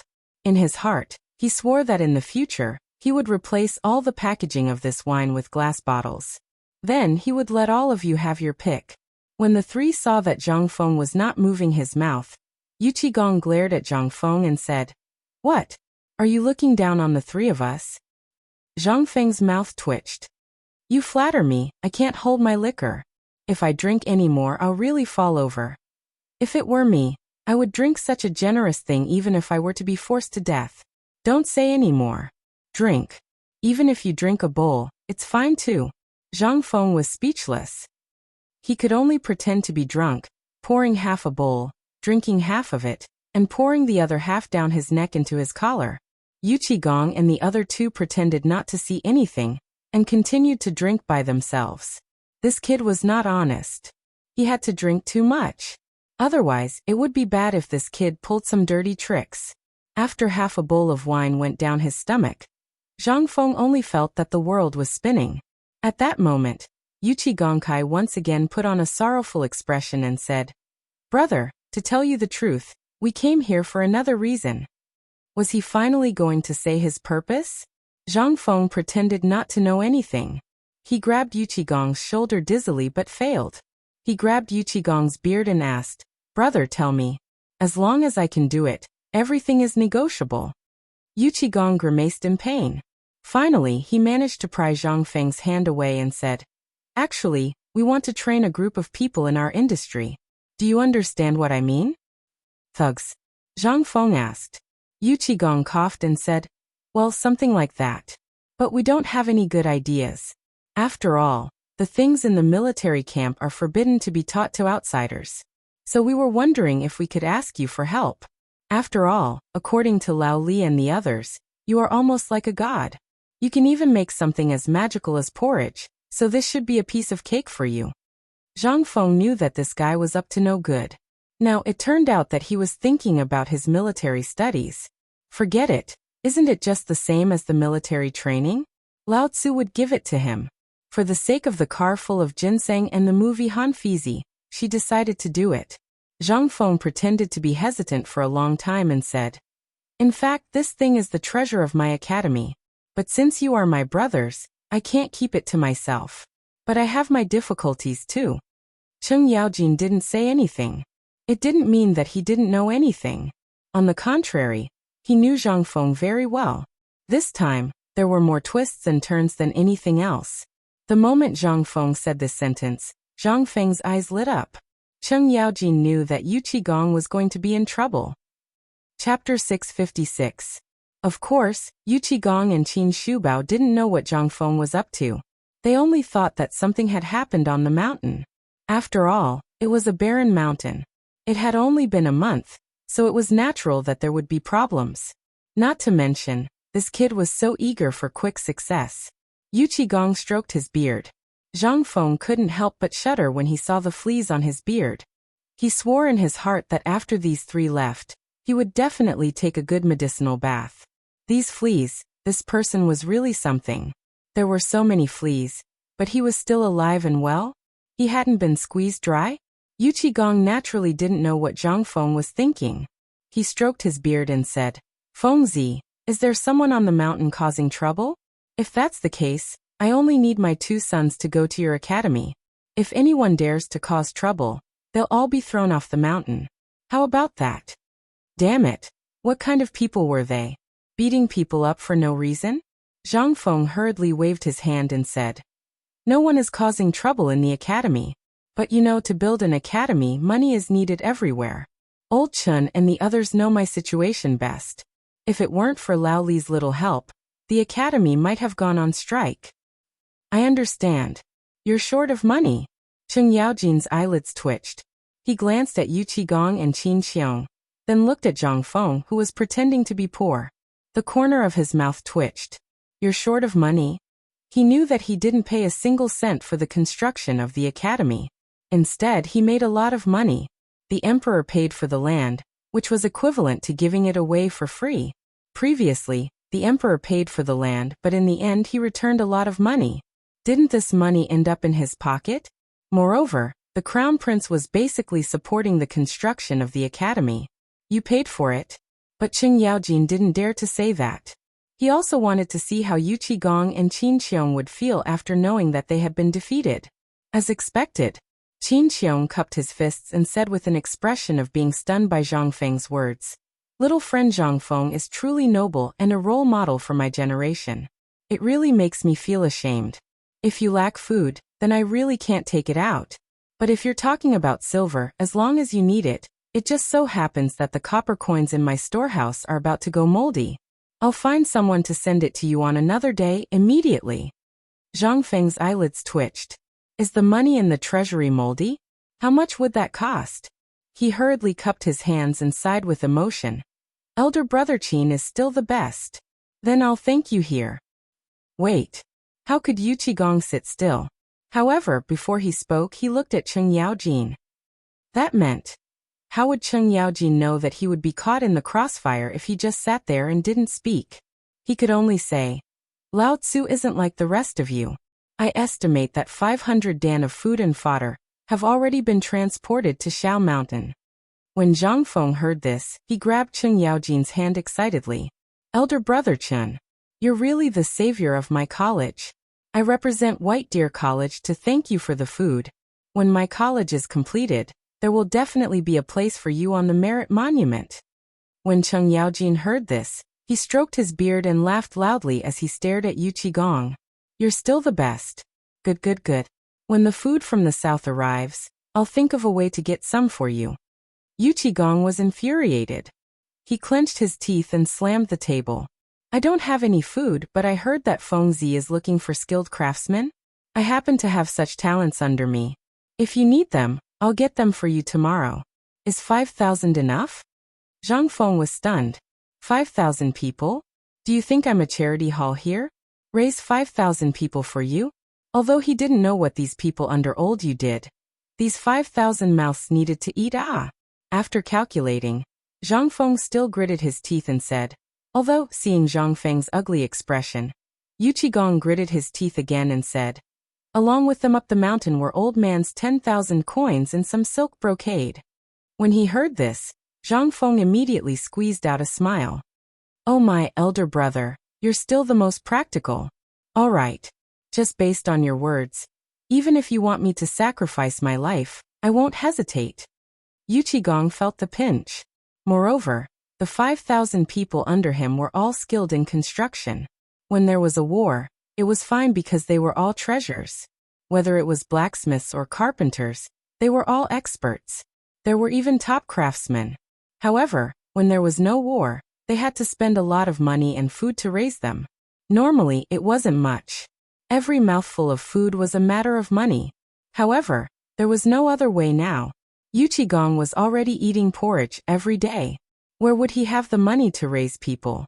However, after being provoked by Cheng Yaojin, he instantly thought of this idea. It just so happened that Zhang Feng was short on manpower, and he couldn't afford to raise them. Didn't they happily reach an agreement?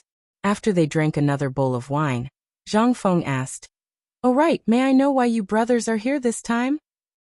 Chapter 657. Zhang Feng had really forgotten. Yu Qigong was a little speechless. He nudged Qin Qiong with his elbow, and Qin Qiong said, "Brother, you know that we're in Longyu and the border isn't peaceful right now, so we want to train a group of guards to guard against thieves.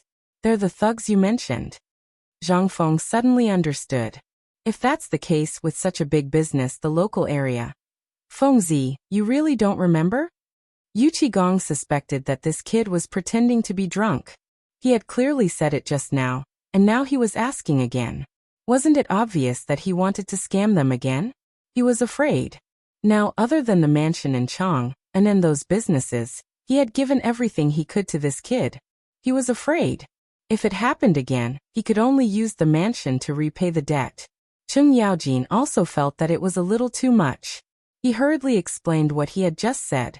Zhang Feng still gave him face. Only then did he come to a realization. He pretended to be angry and said, "You should have said so earlier. Why didn't you say so earlier? Why didn't you say something so important earlier? That place not only has your businesses, but I also have shares in all of your businesses. If those thieves rob it, won't that cut off my path to wealth?" Yu Qigong and the other two were completely speechless. They only had one thought at this time. They wanted to beat someone up. This grandson was 2F** king annoying. So after talking for so long, they were now the ones to be blamed? Zhang Feng didn't want to be long-winded anymore. Now that his head was dizzy, he just wanted to quickly deal with this matter and go to sleep. Otherwise, when he was dizzy, he would be tricked by these three. That would be terrible. Well, as I've said before, this is the treasure of my academy. It's also a secret that I won't pass on. However, since you've all been so generous, it would be inhumane of me to hide it from you. However, I have a test question here. If you can answer it correctly, then this military book will be presented to you with both hands. No, and that training method of yours. I want that too. Qin Qiong hurriedly added. Zhang Feng patted his head and said, "Then I'll have to trouble Brother Qin to help me get the brush and ink. I'm drunk. This training method is actually very simple. You just need to build a training ground according to what I've drawn. Horizontal bars, parallel bars, this swamp altar, sandbags, and this. How was Zhang Feng drunk at this moment? While writing and drawing on the paper, he explained to them, such as the fishnet-like net wall, the wooden horse, the minefield that required them to crawl, and so on. The more they looked and listened, the more their eyes burned with passion. What is this? In the past, their barracks, regardless of whether it was good or bad, were all thrown into the training ground and trained to kill. But who would have noticed that soldiers could train like this? Let's not talk about the soldiers first. Let's talk about the weightlifting squats first. While Zhang Feng was talking, Cheng Yaojin quietly ran to the backyard and found a sack of food. He held it high above his head, but after only 10 rounds, he felt like he was running from the palace to Chang and city and then running back. It was as strenuous as running from the palace to the outskirts of Chang and city and then running back. His legs were as sore as if he had climbed a mountain for a whole day. Cheng Yaojin couldn't help but be shocked. He pulled the three of them to the backyard and pointed at the sack. "Fengzi, let's not talk about other things first. Lao Tzu's physical strength is not bad. He can lift 180 kilograms without panting or blushing. But why can't I do 3 of the squats you talked about with this sack of food?" Zhang Feng heard this and glared. "Do you still need to ask? Tell me, how old are you? You haven't even flexed your muscles yet, and you're suddenly undergoing such high-intensity training. You should thank the heavens that you didn't tear your ligaments." Faced with Zhang Feng's attack, Cheng Yaojin didn't care. In any case, this brat dared to insult others. He even dared to insult the emperor, so he didn't care. But this thing was very important, so he didn't dare to be careless. After all, this thing was really damn useful. In the long run, if he squatted 5 times a day, he would only need to do 5 times. In a month, his broad axe would be able to add another 50 kilograms. Moreover, it would be as easy as playing with a small wooden stick. If he let his subordinates do such a miraculous thing, then everyone would be able to watch a broad axe charge forward. That would be damn exciting. Zhang Feng slowly pointed to a green brick at the corner of the wall and said, "At the very beginning, you guys can rely on your good physical strength, so you can definitely do it. However, those servants of yours who drink porridge all day definitely can't do it like you guys. This will only cause them to die without a doubt. Don't you guys understand the principle of more haste, less speed?" Yu Qigong and the other two shook their heads, causing Zhang Feng's face to darken. "Hey, this needs to be done step by step. For example, at the beginning you guys can tie this brick to your ankles, and then jump on the spot like this." As he spoke, Zhang Feng jumped on the spot to demonstrate for the three people to see. However, he didn't tie the brick to his ankles. Then he continued, "After 10 days you can add half a brick to each leg and jump on the spot. You only need to do it 3 times a day, each time for half a quarter of an hour. After that, you can also run with weights. After that, when you can carry 30 kilograms of weight and tie 5 kilograms of bricks to your ankles and still be able to move freely, then congratulations, your hired thugs have finished their apprenticeship."